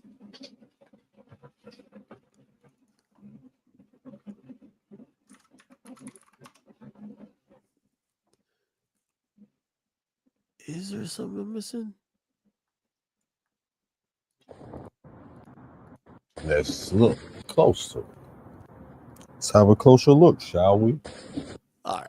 I don't even know what I'm looking at. All right, chat. Hey, chat, I ain't gonna lie. Yo, this fucking Benadryl is kicking my ass, man. I'm tired as a motherfucker. I'm getting the fuck off stream. I really just But came I'm to not. kind of like kind of do up-to-date coverage with this little TJ thing. I'm probably gonna be on the phone for the next like 30 minutes before I fall asleep, trying to figure out what's what. I have a bunch of calls I gotta make to his team, to obviously my source, who's kind of like connected to the people on the ground there, in an official capacity. So I'm getting off stream. Anyway, all right. I'll be back tomorrow a little bit earlier. Or if I get a major update, I'll probably get back on tonight. But for now, I am calling it quits. Okay. But the latest update is that Lil TJ involved in situation with Offset. There was rumors that both of them were shot. It appears that we could only confirm that Offset is in stable we don't know the stats condition. of Lil TJ, but apparently he was in Miami or in that Miami region for a show that would be considered a, like a hosting. It's not a show, it's a hosting. So for whatever reason, it ends up at the hotel, this casino, and some incident occurs. So we'll see. Chat, get off So here. word on the street, I'll he be got beat back, up. Okay. All Sorry for set. the quick stream. I know you guys Put them hate hands quick on him. streams, but And little TJ, homeboy. Okay. So please Know what I'm give me a little bit. saying? I'll be back. I love you guys. Little TJ, homeboy did what he did. You feel me? Back in the building. How am I sounding? Sounding good? Okay. Damn, we got 4,000 people on Kick already. Yeah, chat. We do got. I might need to throw a kick more, huh? That's what they be telling me.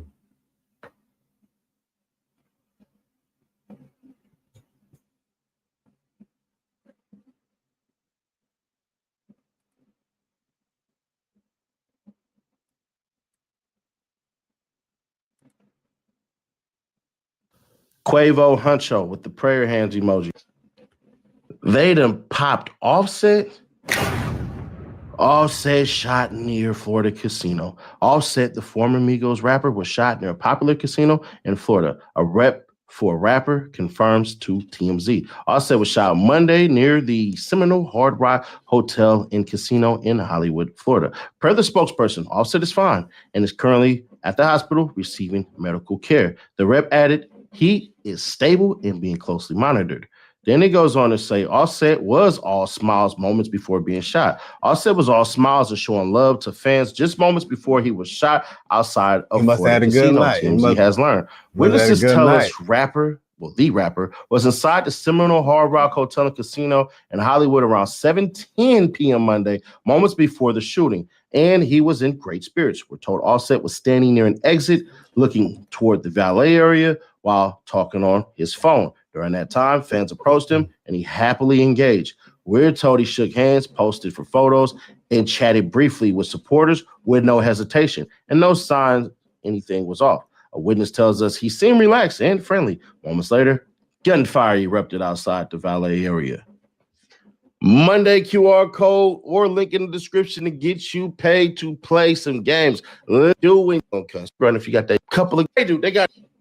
Damn. All right. Well, we don't want it to be, God forbid, another takeoff situation, man. So prayers to him, but he's going to be all right because he got shot in his butt. Shot right in the cheek. By who, though, Nash? I mean, you can still die. You probably know who did it, right? Well, I want y'all to watch this video, and it reveals actually who did it because they're sitting in the car. Shot him, man. Gun violence. You're in the casino in Hard Rock. He's still going. He's still mad.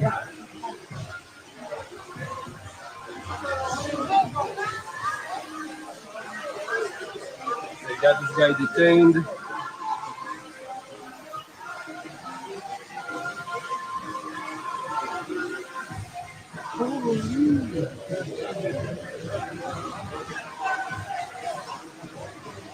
Shot a guy. The guy they shot. Oh my god. Oh, you're tasing? Are you tasing them?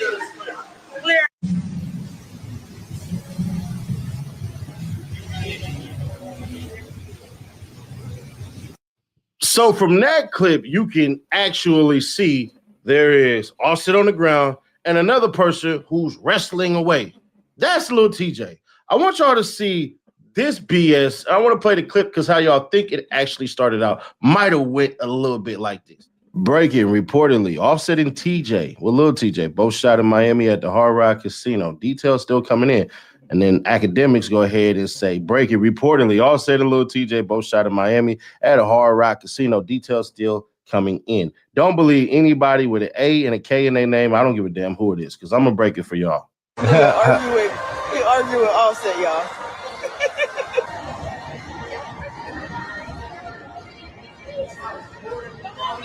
That's only a picture, goddamn. You ain't that much of a celebrity, bro. You ain't that much of a celebrity, bro. That's only guys for a picture. I'm not supposed to a picture. Goddamn, we black people. If you listen to the report, slow it down. Yeah, Lil TJ was there. But the police report says one person shot. We all confirmed the one person that was shot. That was Offset. What we did not see is a report that said 2 people shot. Now, unless my mind then dropped off and went somewhere, I would think, why the hell would the police be wrestling a person like that who was just shot? Because actually, he was the shooter. That's why Lil TJ is in the back of the car right now. Now, the question is what the hell happened? And why did it happen? I don't have the why for you, and I wouldn't put it out there anyways if I knew. But what I will say is this. Lil TJ got his ass kicked. We talking high Yukins, right, left, hook, jump, all that stuff. He was getting whooped by Offset. So in the midst of him getting beat up by Offset and taking all type of lefts and rights and everything like that, he was in the losing position. Offset walked away. Offset got Dolphin and popped in the booty. Hey, it is what it is. That's what happened. And you know that's what happened because you see Offset on the ground and you see Lil TJ wrestling. Cops will not be putting you in a damn squad car shot unless they had to hurry up and rush you because the ambulance couldn't get there in time. RIP Street. So when y'all say this shit, I want y'all to slowly read what the hell happened. So all the other people who try to break the news and missing bits and pieces and parts, I'm telling you right now, Lil TJ is the one who shot him. But here's the caveat. Lil TJ got a homeboy with him. So they may say that Lil TJ actually is the one who didn't shoot, that his homeboy shot him after Lil TJ is right. So when y'all say this shit in a damn squad car, wrestling happened. And you know that's what happened because you see Offset on the ground and you see Lil TJ wrestling. Cops will not be putting you in a damn squad car shot unless they had to hurry up and rush you because the ambulance couldn't get there in time. RIP Street. So when y'all say this shit, I want y'all to slowly read what the hell happened. So all the other people who try to break the news and missing bits and pieces and parts, I'm telling you right now, Lil TJ is the one who shot him. But here's the caveat. Lil TJ got a homeboy with him. So they may say that Lil TJ actually is the one who didn't shoot, that his homeboy shot him after Lil TJ got his ass beat. That may be what happened.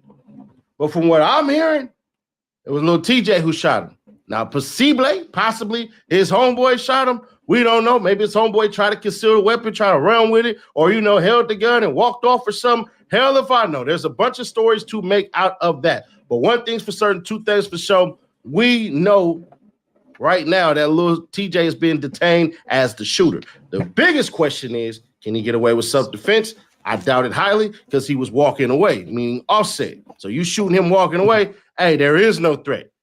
But I don't know how Florida laws go. Maybe it's assault with a deadly, or maybe it's attempted murder. Because remember when Plies said in that damn song, in that intro, you shoot a nigga in the leg, they send you like you killed him. We talking about Florida. So right now as it stands, Lil TJ in a whole lot of trouble. If this is Texas, you can bet his ass will be getting the bond by the early morning. But it's Florida. Texas, though, I don't know about Florida. It ain't too many cases about Florida. But I will say this, man. We've seen how that man walk around with no doggone security, no doggone nothing, just him by himself. We even seen it that they said, oh, he just stood at the valet by himself. Bro, you all said, bro, you do a lot of geeking and gawking and talking and all that. Now, whatever may have happened with little TJ, hell if I know. I know if I'm going to shoot you in the ass, you owe me some money. That's me personally. That's what I would do. So if it ain't about no bread and y'all fighting and you happen to lose and you just popped him, and that's the sucker shit. Take your L, bro. But hey, if you say I'm leaving here with something, your ass is mine, boom, hey, I ain't going to be too mad at it. A little zesty if you ask me, but shit, he might be John Wick because placing that shot right there in his ass like a BBL, I don't know, bro. Might Slightweight be genius. Y'all, let me know y'all thoughts on this one, man. You made it this far. Click right here, though, to watch how Slightweight be genius. Big 30 got treated like Pooh Shiesty's daddy, but something else get revealed. Gucci not snitching. Check it out. Hey, we giving these two things away when we hit 300K. We're only 20K away. So, hey, I'll catch y'all there. Like, comment, share every video. Hype this up, like it up. So, Big 30 just got a bond.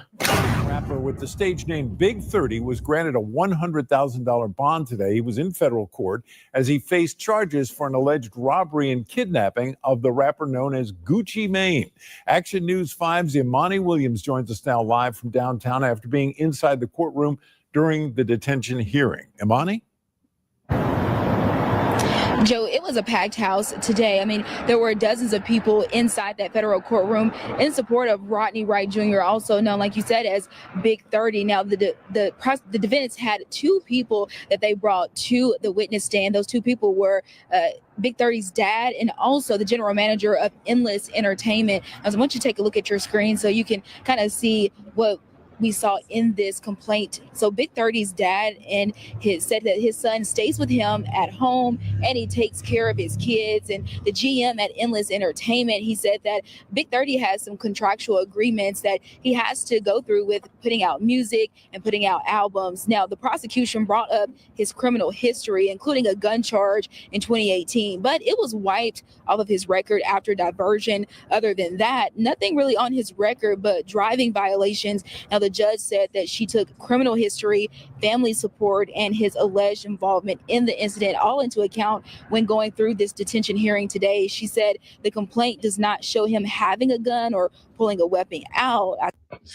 Monday QR code or link in the description to get you a place of gas will take me.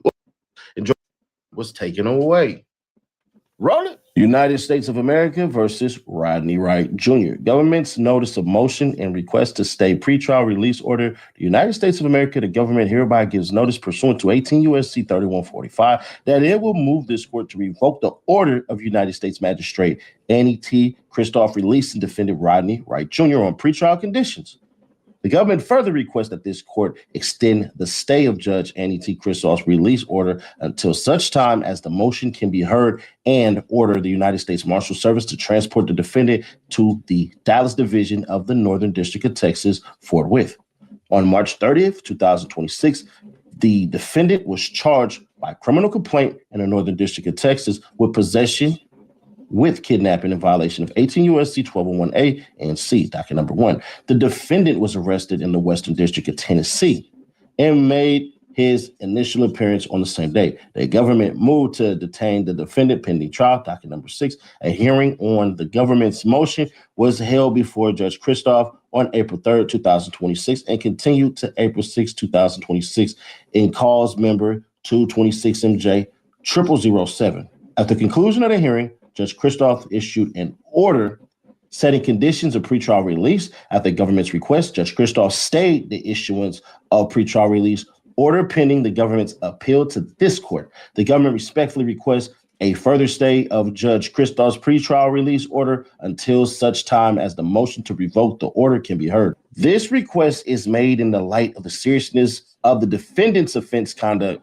his criminal history, and the potential danger that the defendant poses to the community. The government proposes to file its brief in support of the motion to revoke the pretrial release order as soon as possible, but no later than April 13, 2026. Respectfully submitted, Ryan Raybold, United States Attorney. It turns out that Big 30 actually did get Arthur Horn. Shout out to Art, man. There ain't no shading or nothing like that. I know you think I don't like him, but it's not that, bro. We good. It's just you know how this shit go, bro. But Art, he knew this was coming because in that interview he say something interesting. I spoke with his attorney, Arthur Horn, about the bond granted, and he said there's more to it. Initially, I guess she found that there was probable cause for the case to move forward. And then today in the detention hearing, she did grant him a bond of a secure bond of $100,000. U.S. Attorney's Office in the Northern District of Dallas is going to file an appeal, and they're going to appeal the judge's decision, and we will have to have another detention hearing in Texas. Now, the government has already, they have already documented and put in that stay. I just looked at it in my email just a few minutes ago. So the government has put in that stay to wait for an appeal from the Northern District of Texas. But now we really get into it, bro. They admitted something real interesting.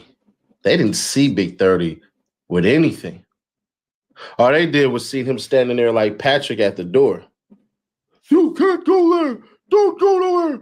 Oh, I don't know if I can do a good Patrick. Bro. But nah, let's be fair, square, obvious, and honest. This case is falling apart fast.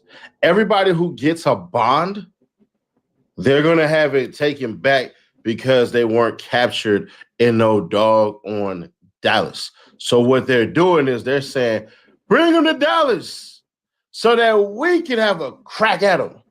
Bring them to Dallas so that we can lay out our things. Bring them to Dallas so we can do all of this and all of that. And they're going to bring them to Dallas, and it's going to be mesmerizing because we're going to find out a whole lot more. As I stated, they're going to have to use a speedy trial motion. And I'm going to put out a video tomorrow that's going to lay out exactly why that will work and why Pooh Shiesty ass will 100% beat this now. Because there's new information that's coming out. And dare I say, looks like we ain't going to get an FDO2. We're going to get a SDO2. A second day out or second attempt out, a second chance at this. And it's funny because I was talking to Vlad a couple of days ago, and he said what I said. And what it was the legality, the business part, the contract situation, and all this crap, bro. It's going to be very interesting because now we're looking at it from a different standpoint of where did you sign and did you sign it? On the Mike D podcast, shout out to Mike D, shout out to Houston, shout out H-Time. I said this, I said, bro, we're going to find out real quick. Everything is going to come about real fast. We're going to see what's real and what's not. We're going to see how if a couple of cats, aka certain people, have had contracts where they have been released from, did they have Gucci Mane's signature and Keisha Dior's signature, or did they only have Gucci Mane's signature? Remember, a whole slew of individuals were released from Gucci Mane. Was it a verbal thing, like go ahead and we can take his agreed upon words and say we cut from the roster? Or how does that work? Because if, let's just say, Pooh Shiesty beats this, Gucci Mane don't do this, Gucci Mane don't do that, then hell, it is what it is. But we're going to find out real soon, bro. I just put out a video, man, and it's further proven of a whole bunch of things that I was already saying, but it's more proven now. Y'all know what I'm talking about? This right here. This rapper Pooh Shiesty, now Horn said that Gucci Mane is not being cooperative with the government on this case. And so he questioned if the government will have a case because Gucci Mane is not cooperating. He said it will make it hard for them to do that. Live downtown, Imani Williams, Action News 5. I called it. Gucci Mane ain't cooperating. Gucci Mane ain't snitching. We deep dive that even further. Click right here to see that video, or click right here for the playlist, and I'll catch y'all in the next one.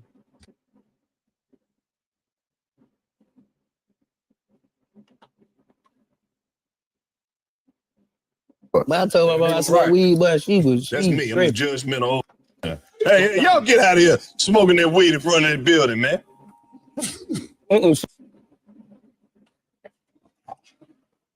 Man.